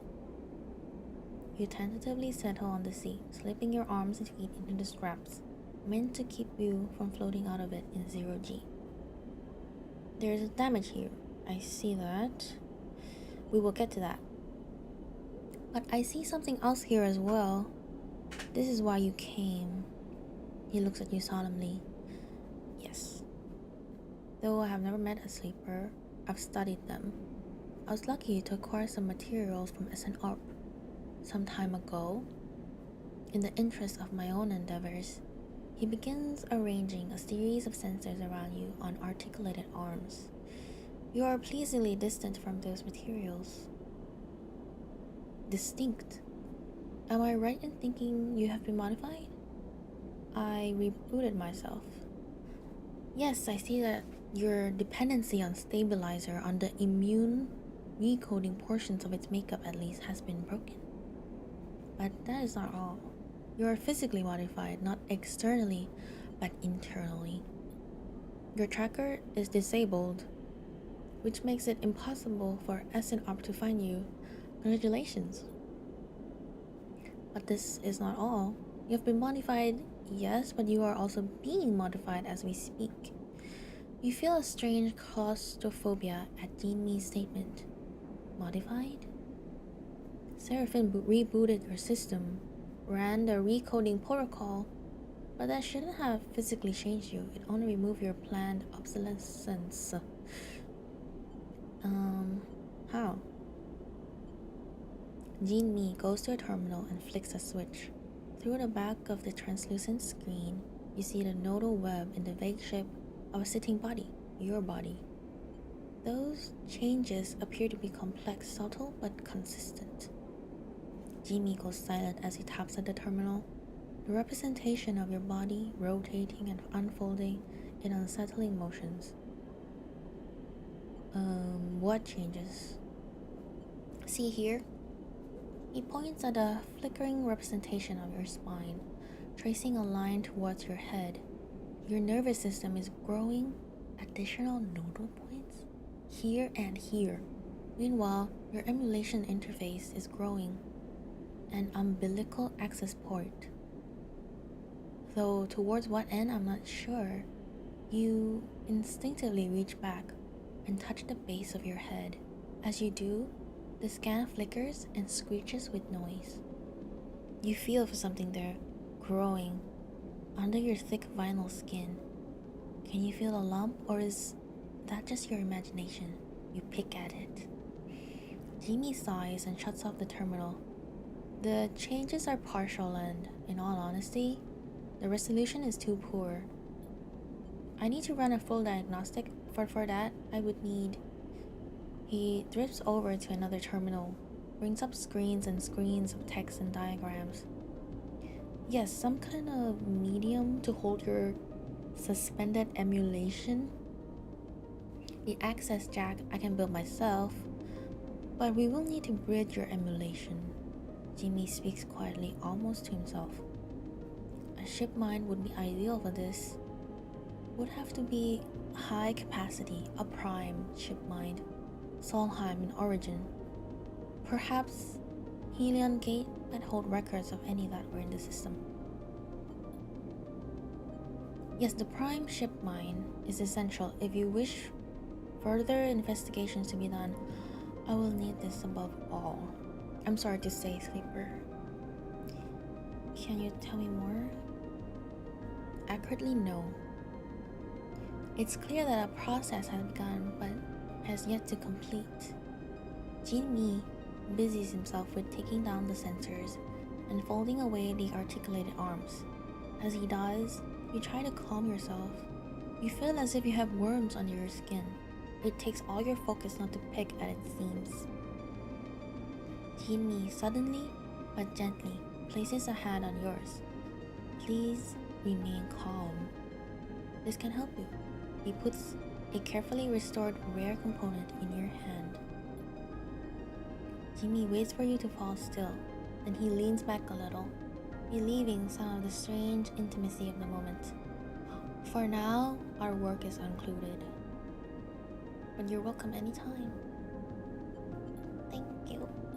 Of course, his manner seems to have returned to something more businesslike, a humble man who knows his customers' needs. You get up from the seat, a little dazed, and push away into the passage. Safe travels, sleeper, Jimmy says quietly, placing the promised list in your hand as he lets you back into the station. You leave dazed, unsure of how you feel about the insistence of this man's particular kindness, but most of all, haunted by the idea of the unseen processes that are running within you. I'm somehow growing, adapting my body.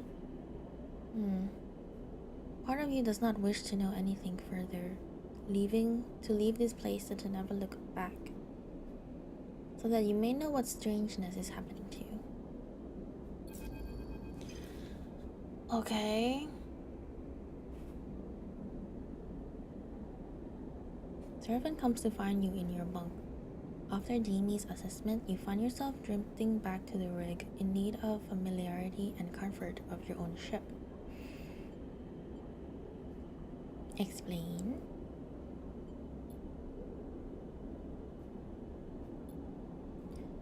He shakes his head when you stop talking.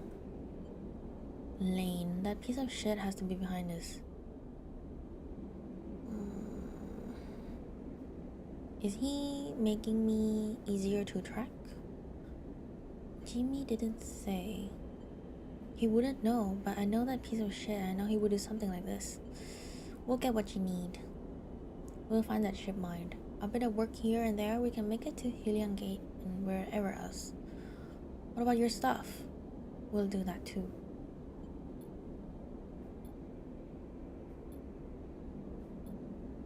You wait a little while, staring at the stained ceiling of your bunks, letting the thoughts settle into your mind.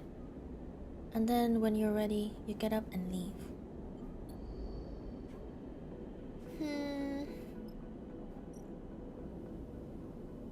I need a ship mine to fix my body. He gave me a rare component, but I already fixed all my dice.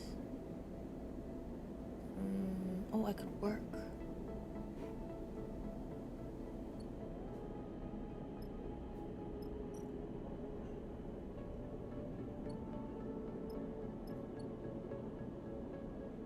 Locate a ship at Helion Gate.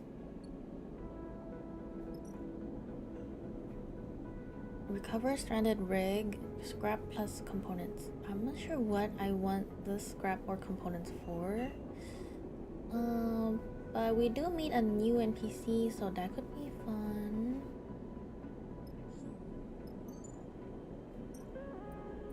Let's go.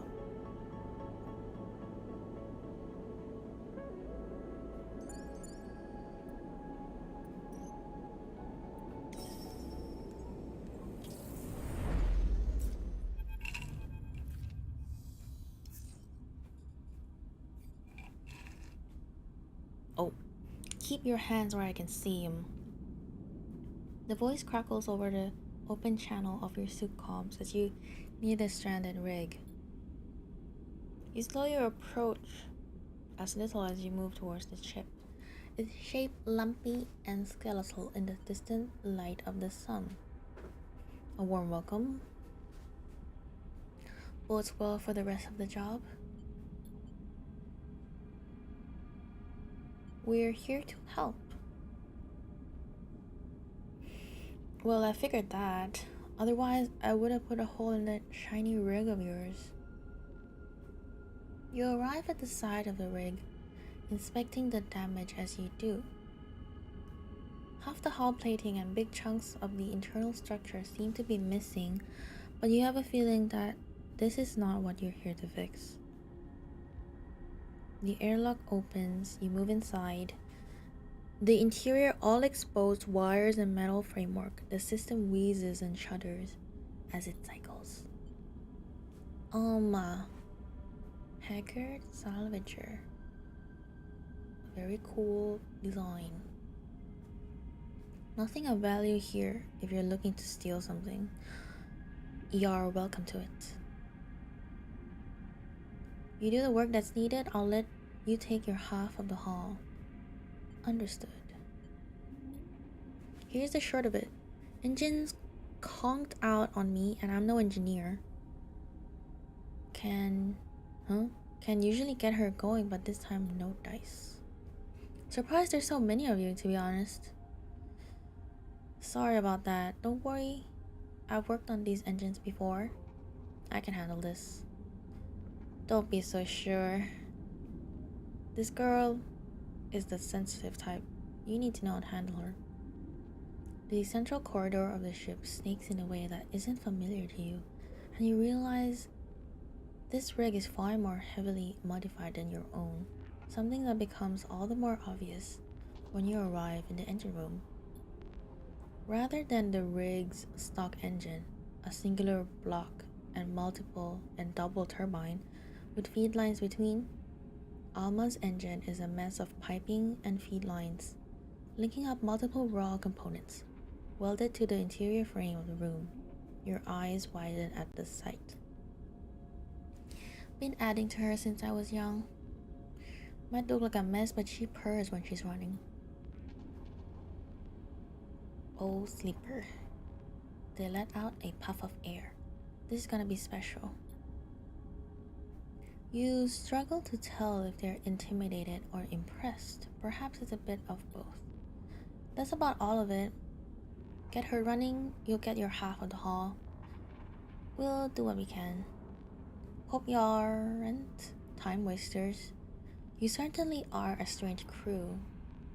Alma glides over to a window set in the side of the engine room and points to the corroded remains of a facility deep in the asteroid's loose, dusty surface.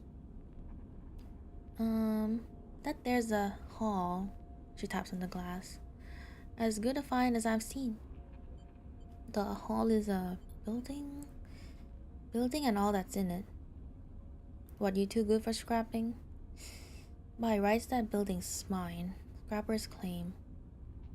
But you help me get her running, you're welcome to take what you want from it. Up to a maximum of 50% raw mass, that is. And we have to extract it ourselves? I doubt it'll trouble one of you. Anyway, you're leaving with nothing unless my girl here is back in shape by the time you're done. So get to it. You turn back to the engine, your eyes tracing the madness of interlocking systems. You're starting to have the horrible feeling that this contract is some kind of elaborate joke. Surely I don't fail this? Alma's rig. Engine labor. Engine study. Ruin facility. Gather scrap. Hidden treasures. Let's try and get the scrap first. I mean the stuff.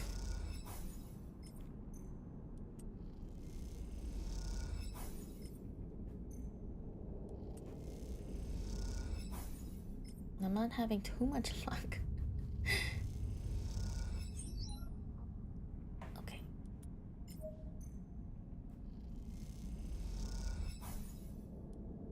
50%.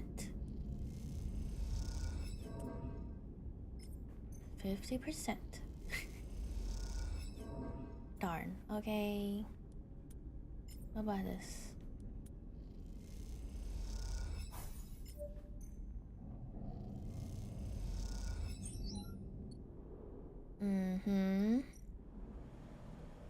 And to fix, I need endure and engine. Can do that.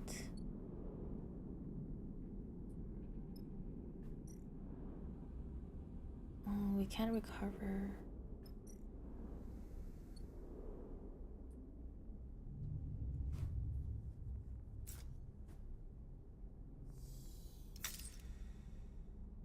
I broke a dice?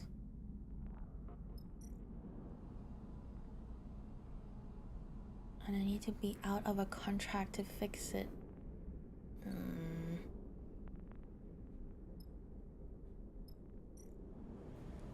Okay.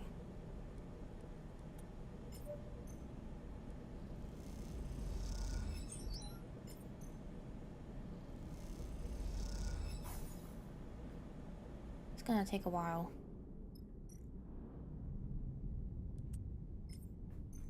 Okay, we got the hidden treasures. There's a hiss and a rush of stale air as the sealed bay deep in the facility's tunnels open for the first time in years. The beams of your suit lamps reach into the dark, picking out waves of dust and debris. They reveal a small bay, big enough for a shuttle, but not a rig like yours.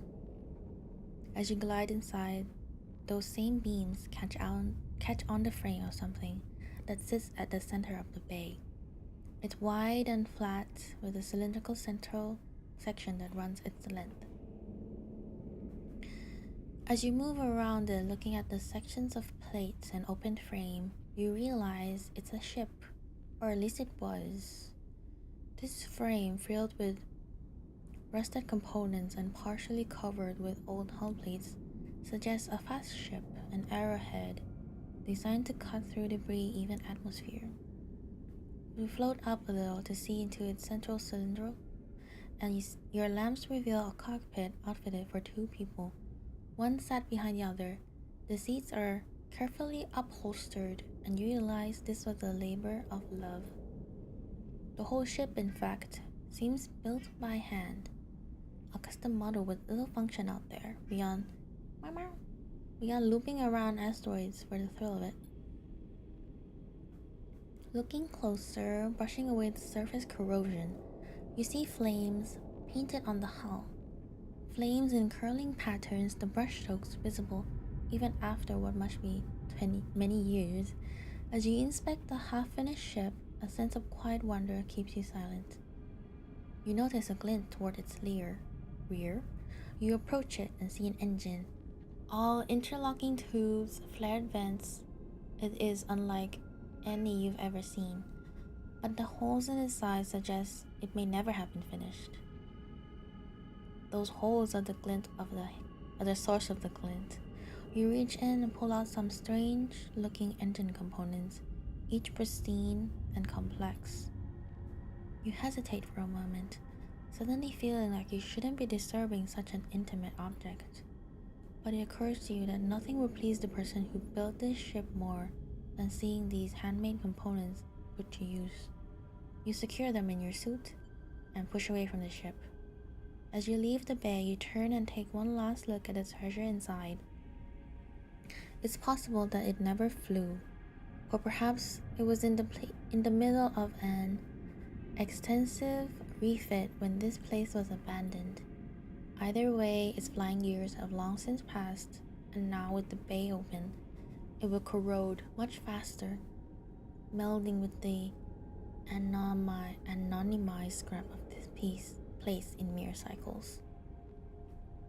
You suppress a shiver and then start the journey back up to the surface, aware of the components dangling at your side. We got engine components.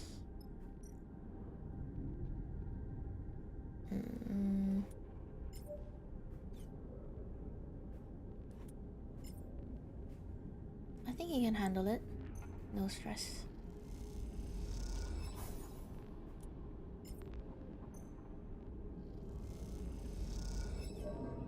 Okay.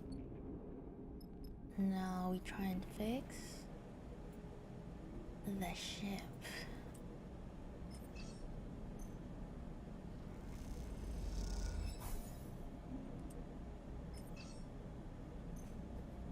Does this mean these 2 dice are gonna break?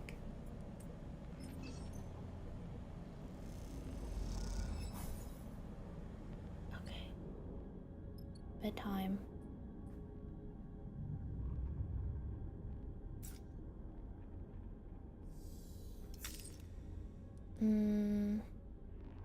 Oh, I guess it's random.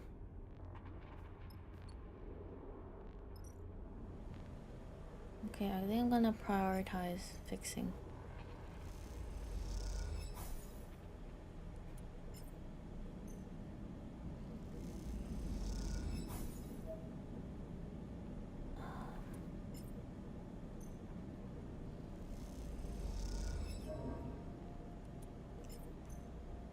One more. Okay, just two more. Maybe I can do it. Maybe I can't. Let's see. Scrap. I can't either. Okay, bedtime. I'm gonna take a break and go feed my kitty who is meow meowing. BRB, BRB. Oh, I don't have a BRB screen.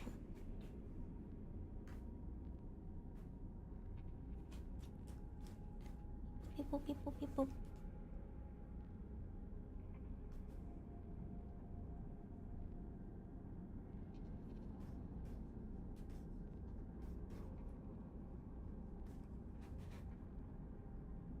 I'll be right back, everybody.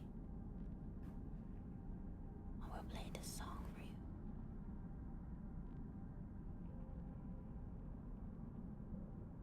Whoops.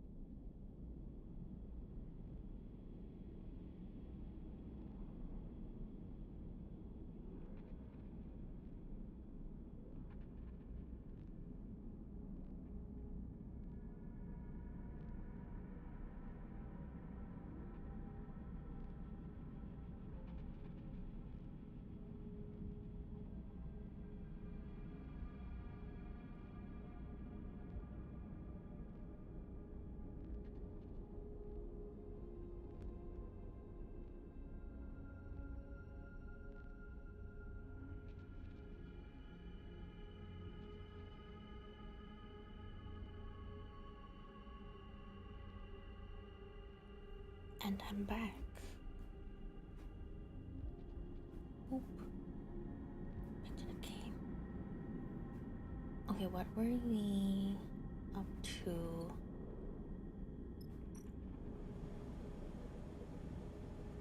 Can I try and... Which is worse?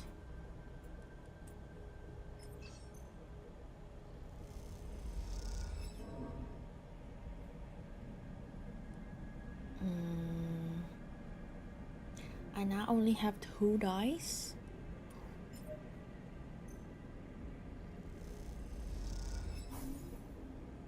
One more. Oh wait, I didn't see. Eugene, come on.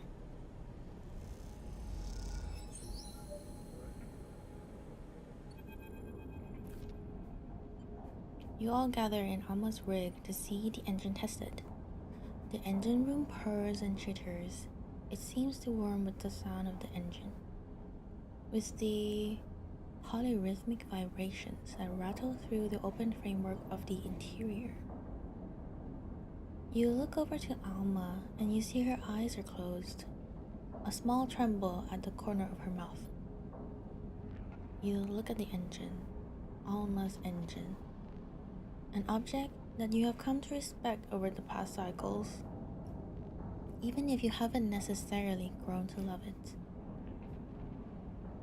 It is, as you see it now, a difficult thing to love. Whole parts of it make little sense, and its oldest systems those now bypassed and made obsolete by newer additions, still somehow play an integral role you don't understand. It is unwieldy and unnecessarily so. People more about the engine. Meanwhile, other sections have been rewelded so many times. They are impregnable and will never be able to replace. And yet, despite all this, is an object you feel close to, that you feel a kinship with, because in the end, you two are an accumulation of broken parts. You two are a machine that has become a story that has grown beyond the ability of others to understand it. You look over to Alma again, and Bliss is there beside her. You can see they're talking, but with the engine running, you cannot hear them. You watch for a moment, Bliss now patiently listening as, in faltering words, Alma explains something to them. Bliss nods, and then suddenly they embrace, gently and with care. Bliss pushes back, and as soon as the moment has passed, it seems like it might not have happened at all. Nothing in the two figures' attitudes betrayed this act, and the room seems unchanged. You try to remember if you have seen them speaking before now, but you recall there are many moments when you were not with Bliss. As you watch Alma approach, you realize the engine is not just special to you, and that between her and Bliss, it might have been the bridge to a unique kind of respect. That's the job, Sleeper, and you know where the payment's to be found. I believe that brings our business to an end. Unless you have something to add? What will you do now? I believe that's my business. I'll need to find somewhere quiet to resupply and so on, but I don't think you'd like my usual haunts. I appreciate the assistance. You're welcome to take whatever you want from the hangar, if you haven't already. I must kindly ask you to leave my ship. As the airlock cycles, you look across at Bliss and swear you see a tear in their eye. Are you okay? I'm good, Sleeper. Really good. This place reminded me of why I do what I do, why I fix things. There's beauty in it. You find yourself drifting away from Alma's rig in a haze of thoughts. It's clear to you, at this point, that Alma's history is written all over this place. But more than that, you can't be sure this story, it seems, isn't for you. You realize as you gaze at the broken remains of the facility that Alma never took any of her half of the haul. You turn back and squint at the cockpit of her rig. You see her there, looking out across this wasteland still as a statue. It's an image that, as you load into the rig and begin the preparations to depart, will stick with you. One that, every time you enter the engine room of your ship, a room almost identical to the engine room of Alma's rig, will leap in your mind.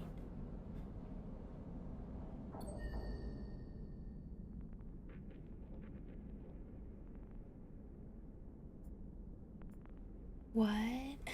I didn't get to get the other one? Okay.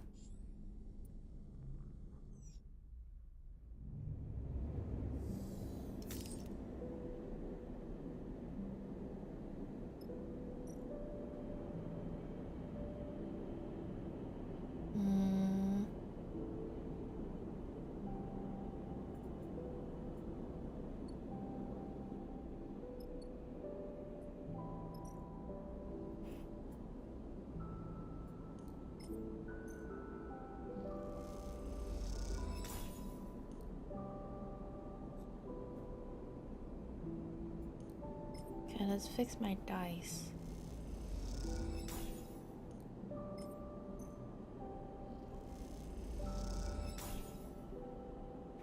A glitch.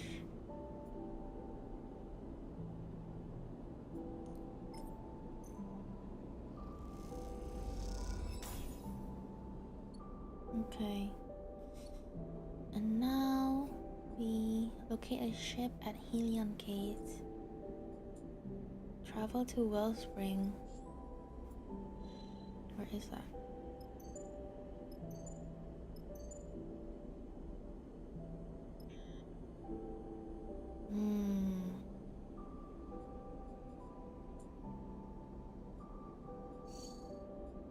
How do I get this HasNav thing again?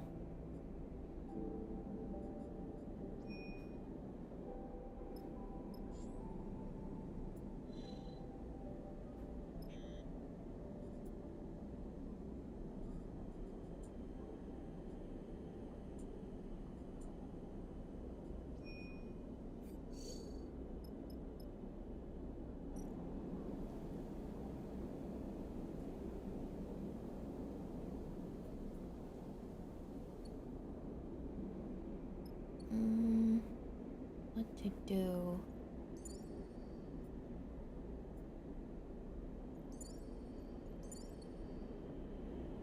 I guess I work one day, maybe?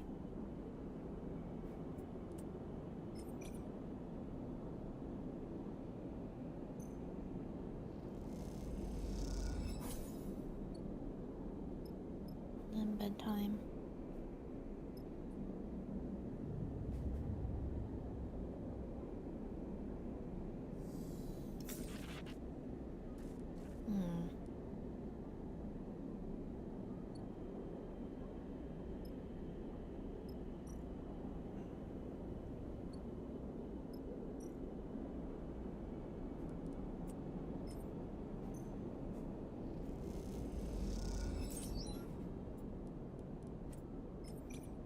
Oh, got raw scrap. I think when I use one of these, this goes down. No, it doesn't.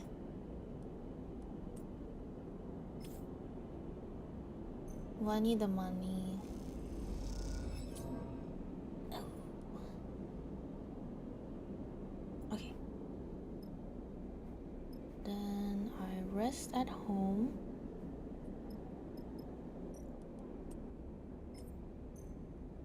Get rid of stress. And then bedtime.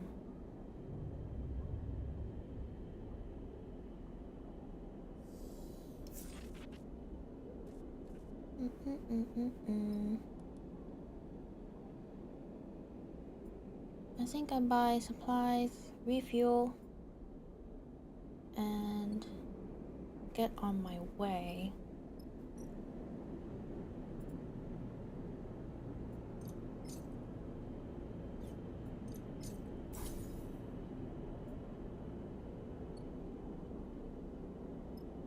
Is there nowhere Where to buy supplies? Oh, here.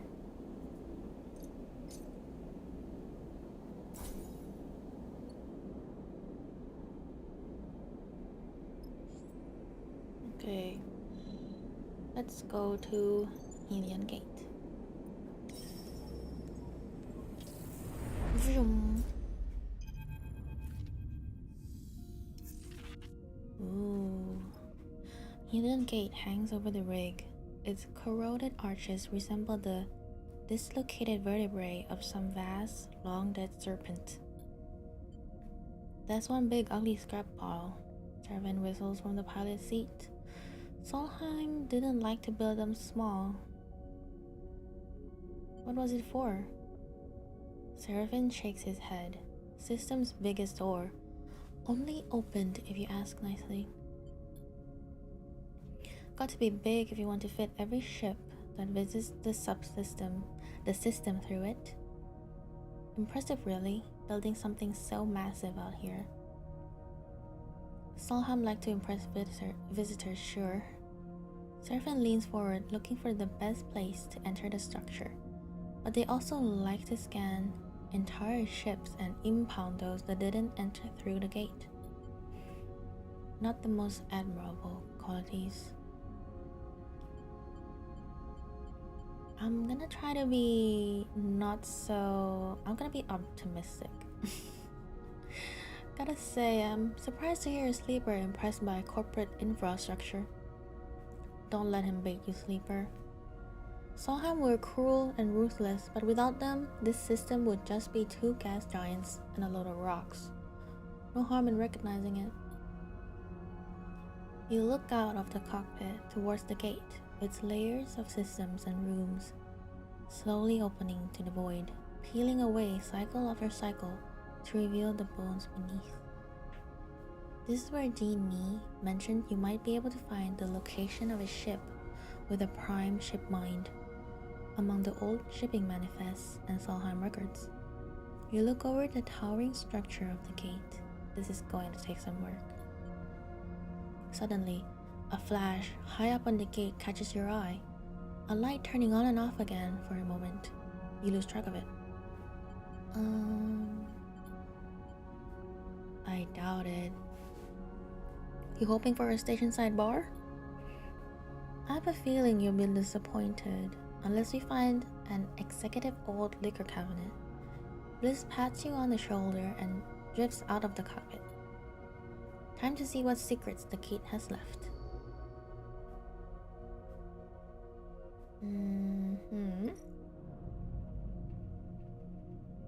Power up the archive or extract the records.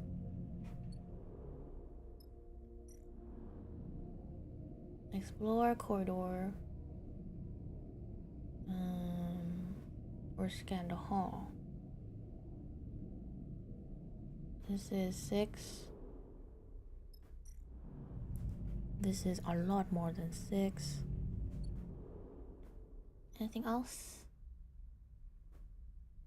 No.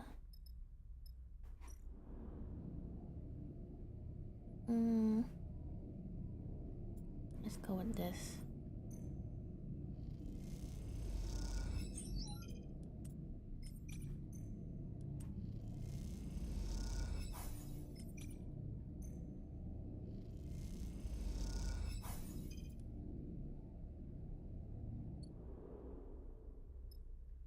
Seize cargo. Search for supplies.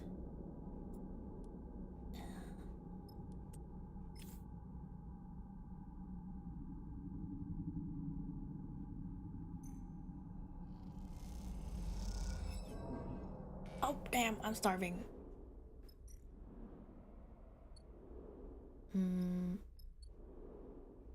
Let me eat, please.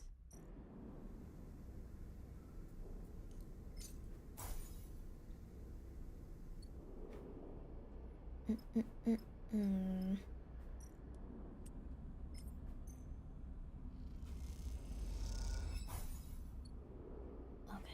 and cycle.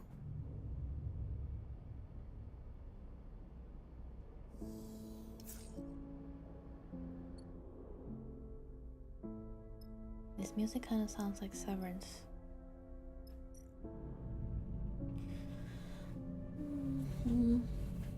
Season 2 is out, but I kind of want to wait for more episodes.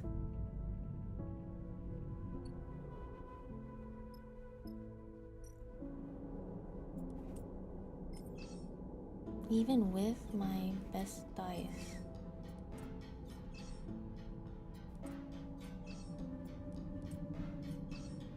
Okay.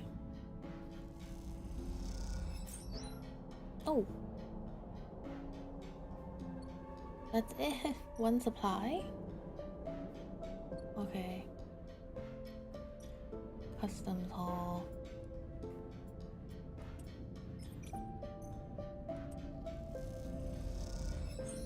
Oh. New location.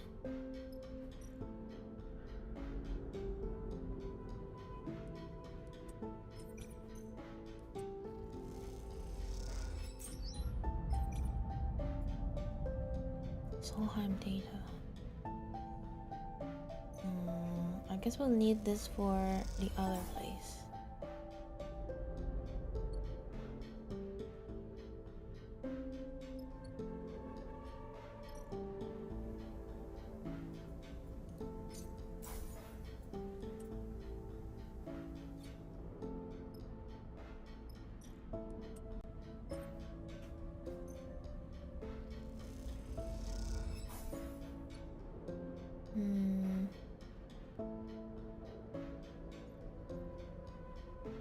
We definitely need fuel.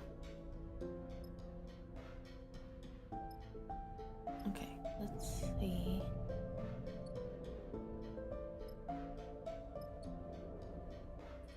End the cycle.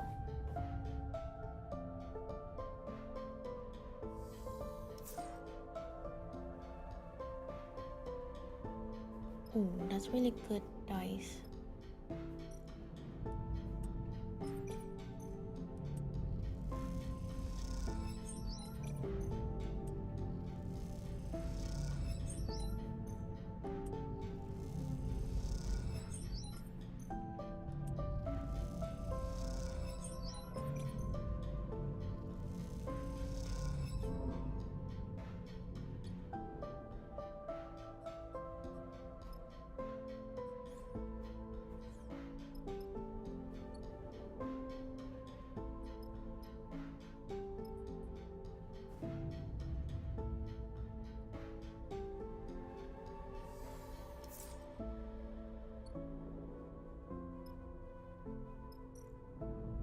I think we finished this today.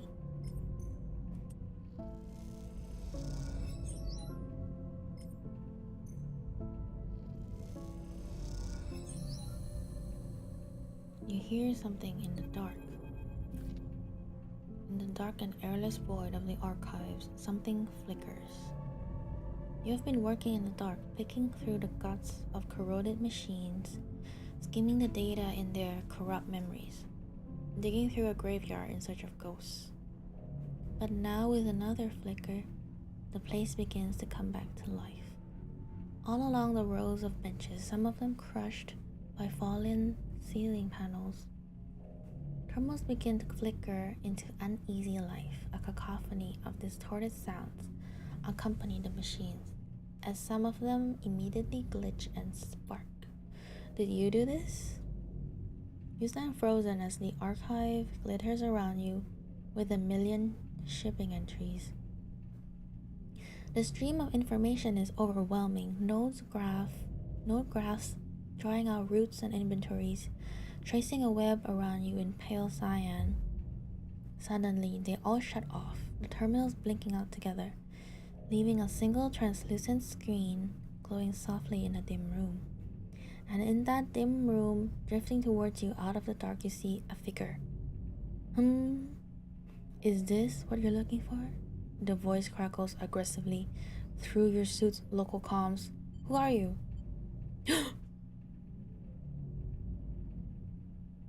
Junie! I really wish Hozu was here. Junie's alive! Sleeper, you recognize Junie's voice now. I should have expected you, gutting a Solheim archive. She stops beside the single online terminal, her suited form silhouetted in pale light. What are you doing here?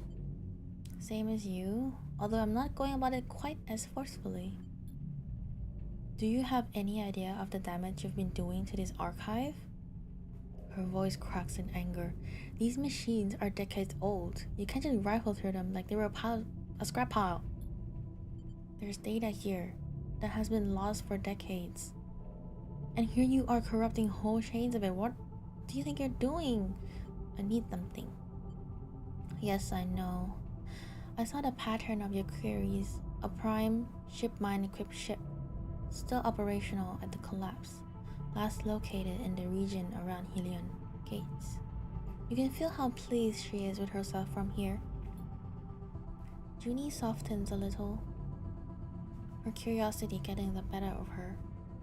What are you looking for? A prime shiphead? Explain. You tell her what Jimmy told you about your shifting body, transformed by some unknown influence, about the need for a prime chip mine to house your emulated mind, while he runs a diagnostic process.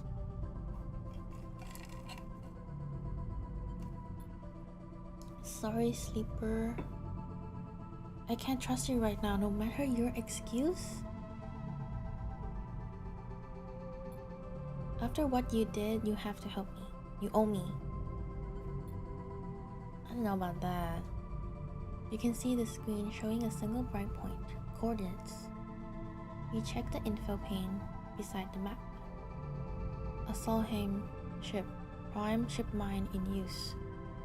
Abandoned by all hands after the collapse, tantalizingly in reach. So how about we make this mutual? If you want this ship, you have to promise to take me with you to see it. Fine. I thought you might say that. Do this and we're even. Leave without me and you will never see me again. Okay. New local crew available. New contract on map. Ship mine wreck.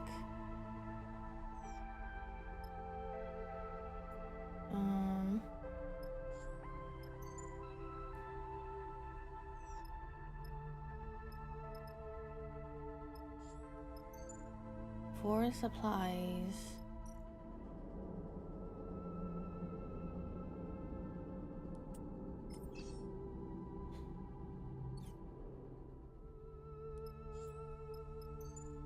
For fuel, I want to get one more supply.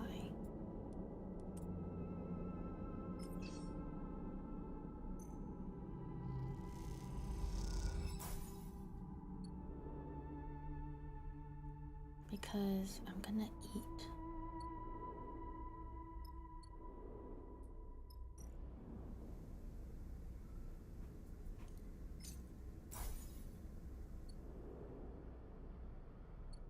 I lied, I want another supply.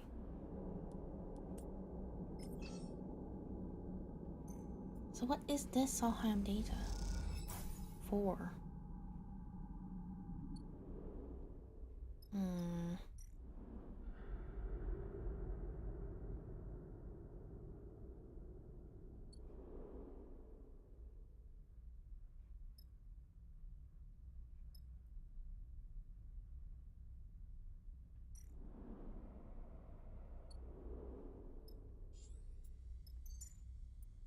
Let's go. We bring... I already have this one. So we bring Endure guy. And Engineer guy.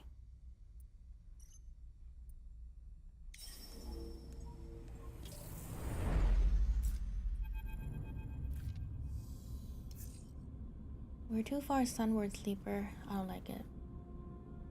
It's hard not to agree. The coordinates Junie found have drawn you out of Helion Gate and almost out of the belt completely into the soft, rubble-strewn transition with the Helion system. Wait, she told us to bring her, was that a mistake?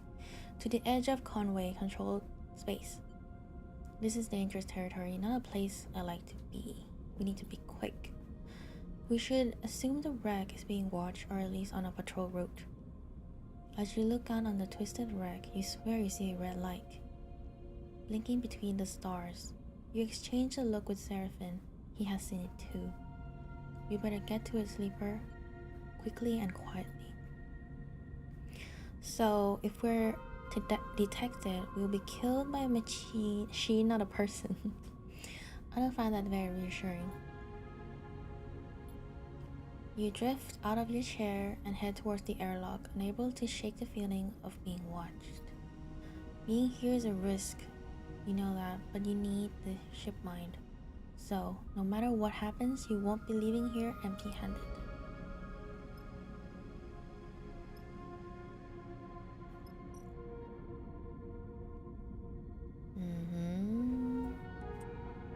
I think this is easy.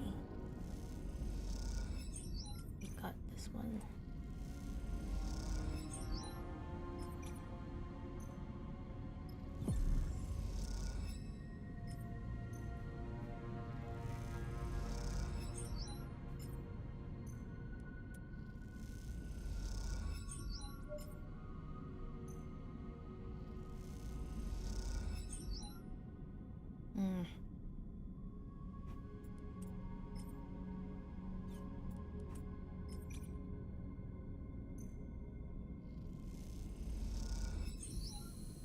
Let's go.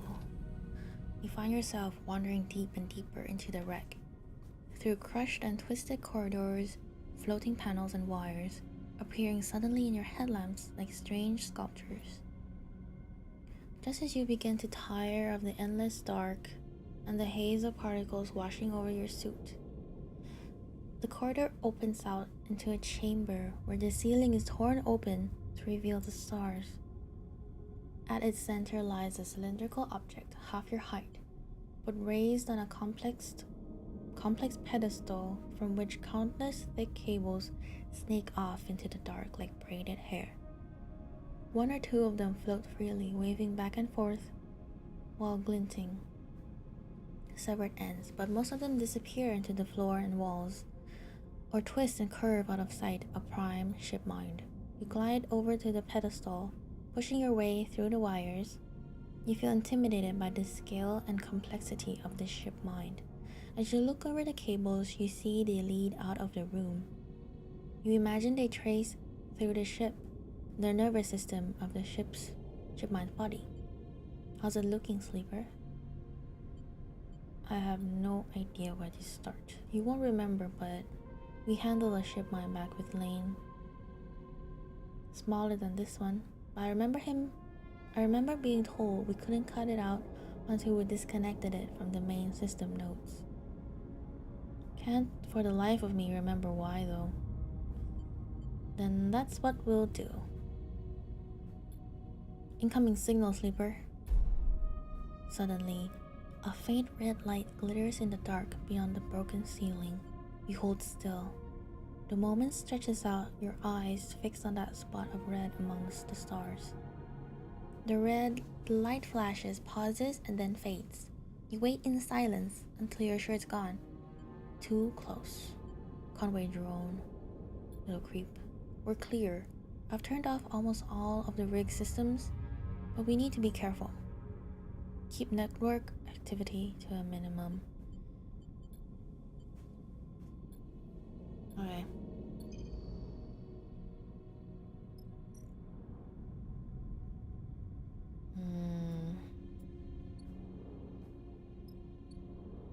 Okay, next cycle. Ooh, I should have rested. Got rid of my stress.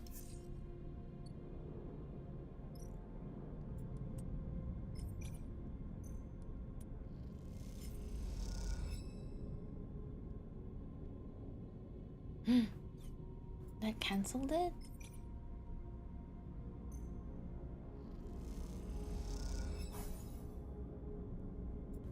What?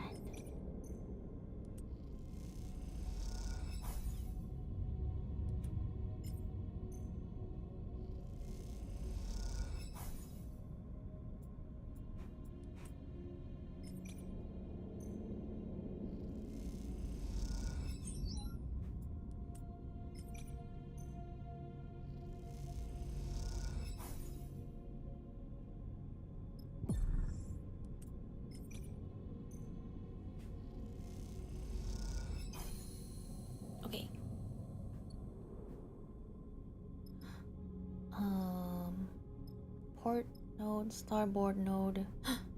Hi Gu. Hola Kuzinho. How are you today?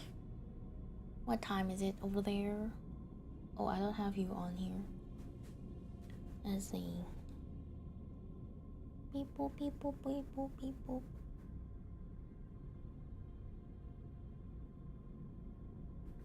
Is it morning time? Good morning. I'm not sure what I'm doing. So I either go for this one or the other one.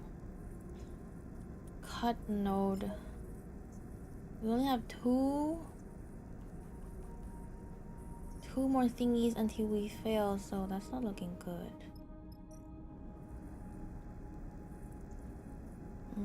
I think I'm gonna take it safe. Good morning, Purina. I'm okay, and you? Me? I'm starting to get sleepy. I was up late fixing the bugs from yesterday's stream. And I'm telling everybody, I'm reading all of the text. So my throat kind of hurts. But other than that, I'm feeling great. Very fun game. It's close to 9 a.m. here. Everybody wakes up so early. I guess you have stuff to do.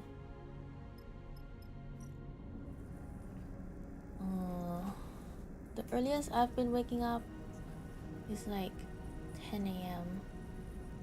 Well, good morning. What are your plans today? 50%? I think I only go if it's 100% positive.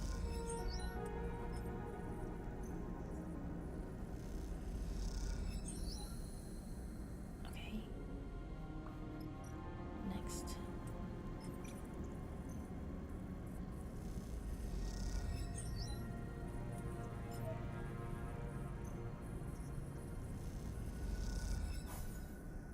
What?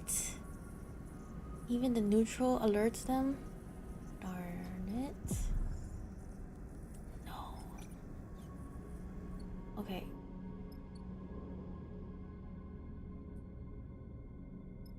I cannot sleep, can I? I can't. End cycle. I still don't know. Oh. Oh, it's still Sunday over there, yes? Weekend time.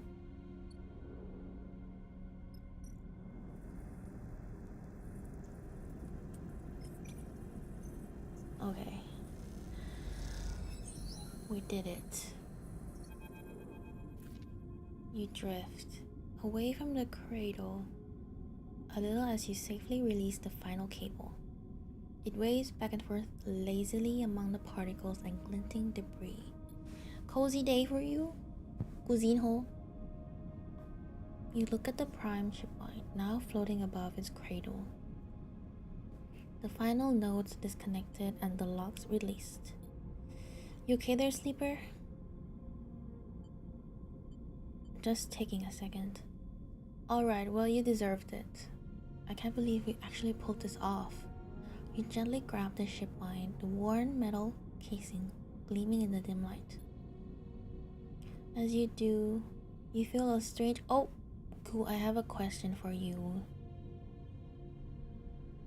Do you still like being a beluga whale?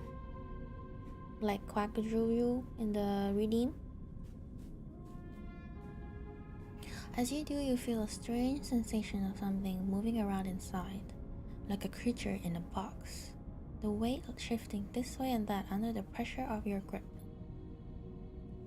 It suddenly dawns on you that Jimmy plans to put you inside this strange device to hold your mind here while he investigates your body. That drone's still sniffing around, sleeper, so if you have what you need, let's go. You look up and see a faint red light glittering in the dark beyond the broken ceiling. Time to leave. Let's go.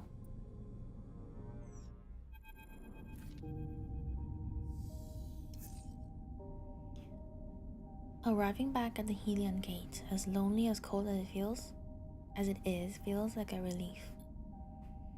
There was a tension in the rig as you came back out of the inner system, a watchfulness for errant signals and glinting red beacons that choked the conversation. But now, floating in the comforting shadow of this vast ruin, the sense of relief is palpable. That's one prime ship mine. Condition unknown retrieved. I mark that as a success. Agreed, thank you. You look out of the cockpit towards Helion Gate. A part of you imagines Junie might be there waiting for you. What? No! Ah, man.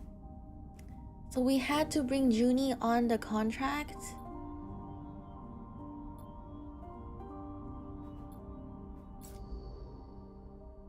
No.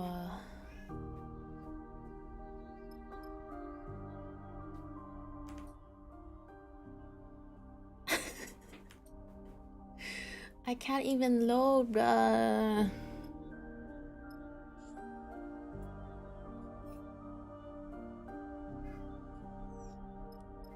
I'm distressed.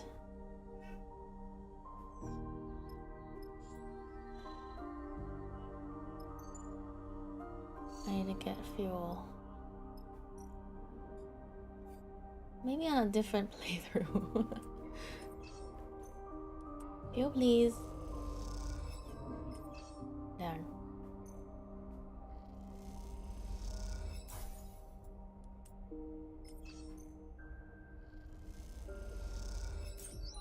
Oh, 3.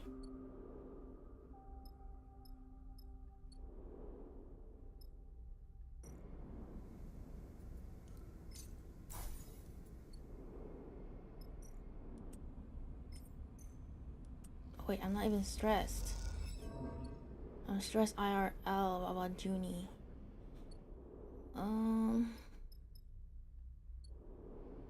Let's try and get supplies.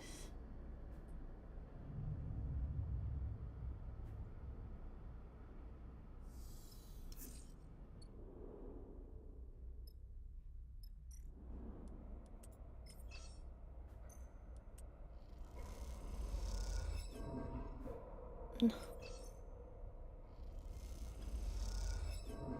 No. Can this go any worse? I have 7. Is that enough? No.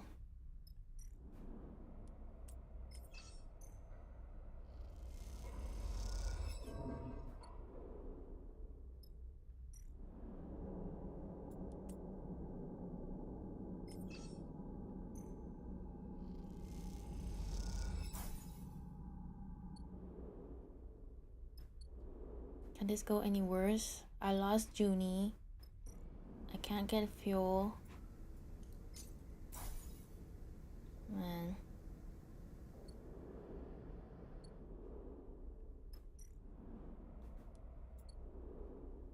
I sleep.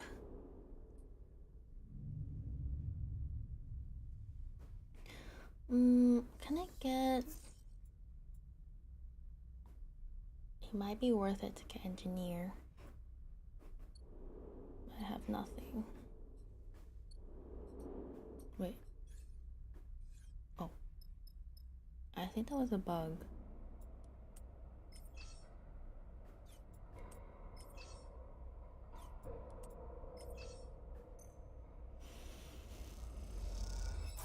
Oh.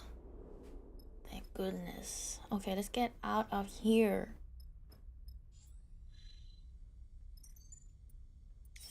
And fix my brain.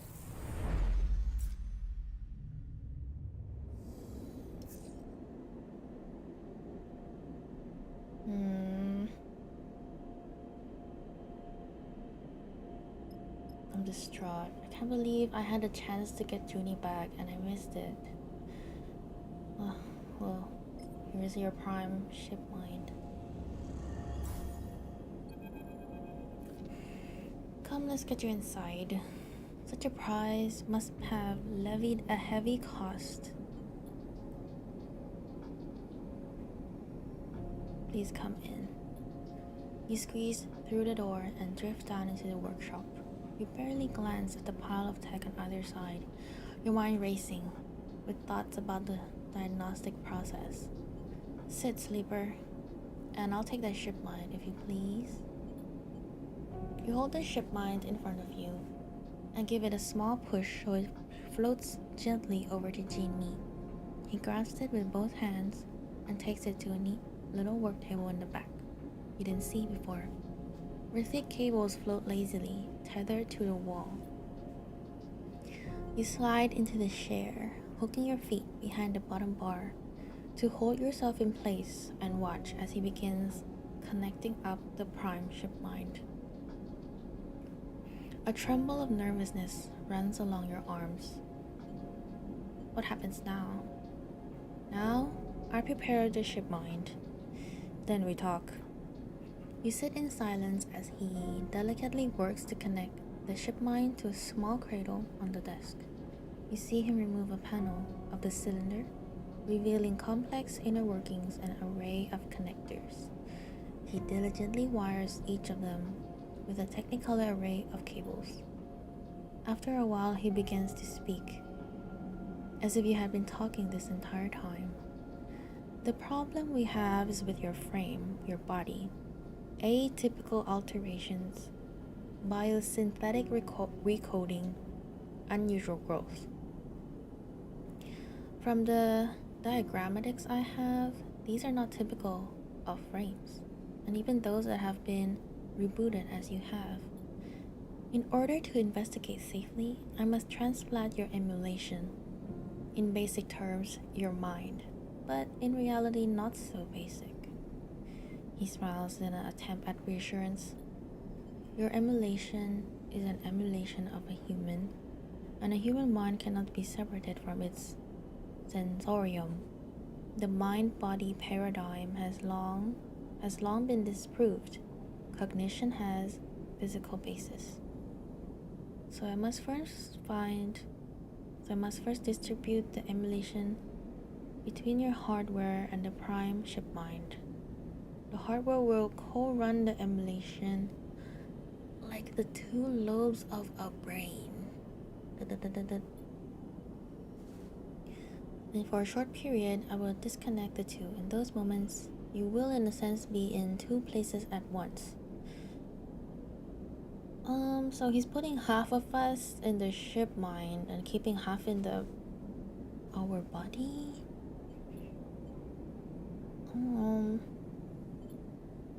You are the first sleeper I have encountered, so I must answer no. Okay.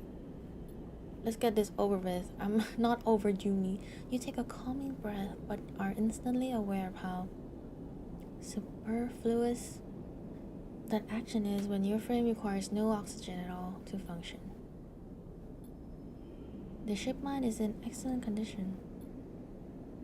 I am, however, seeing only minor dysfunctional traces of the protocol that the ship mind was designed to house. The one that ran the ship it was installed in.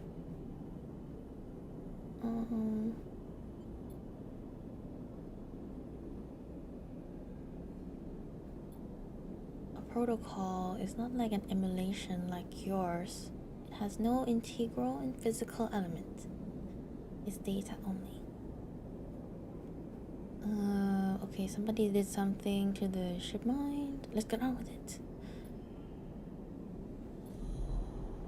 You are split like a cell dividing, wrenched in two directions at once. The world goes dark and the cloud rushes in to fill the gap at your center. You have no scalp, no head. You are stretched out like the skin of a drum, looped like a string of a noose. The smallest vibration echoes across yourself like a ripple across a puddle, and then you feel it. A strong pulse, like a heartbeat, like thunder, like footsteps. A flickering, a trembling, a thought coming into being. The thought flickers in front of you, and you recognize that it is not your own.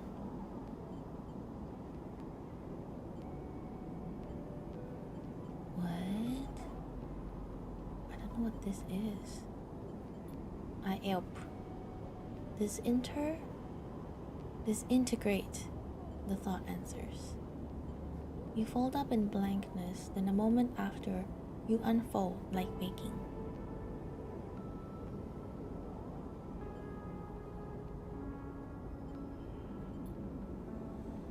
Dwelling in dwell. You stretch into infinitude, then a moment after, you contract like waking. To grow, substitute substrate.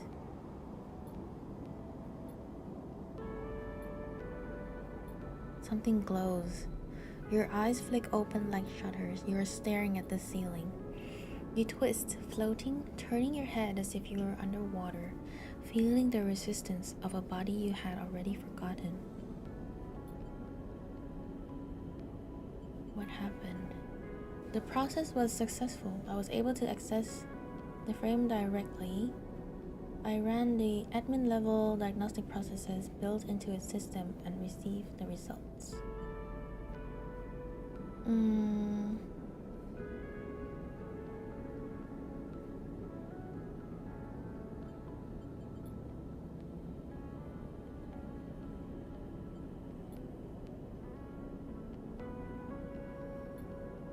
Substitution. I believe it could only have been achieved with one substance as the carrier stabilizer. My stabilizer was laced with something? This kind of process.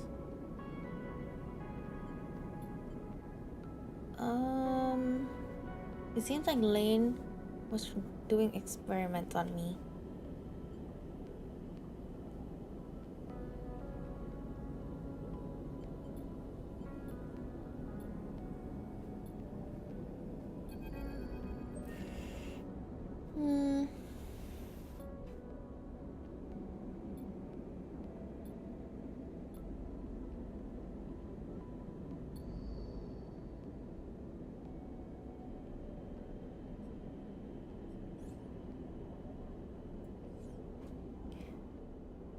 Okay, so what did that do?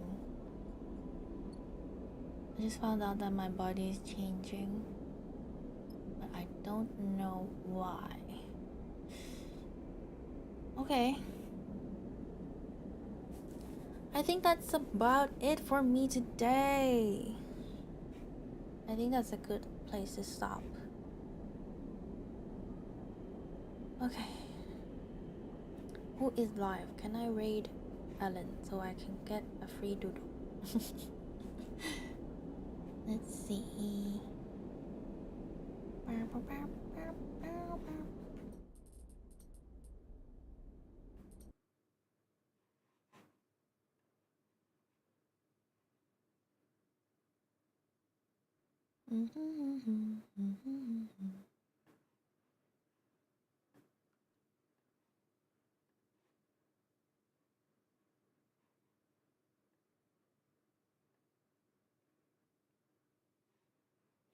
I don't know anyone. Okay, that'll be it for me today. Thank you so much for hanging out with me, everybody who's still here, anybody who's come and gone. I hope you enjoyed. Okay, I wanna play the ending song.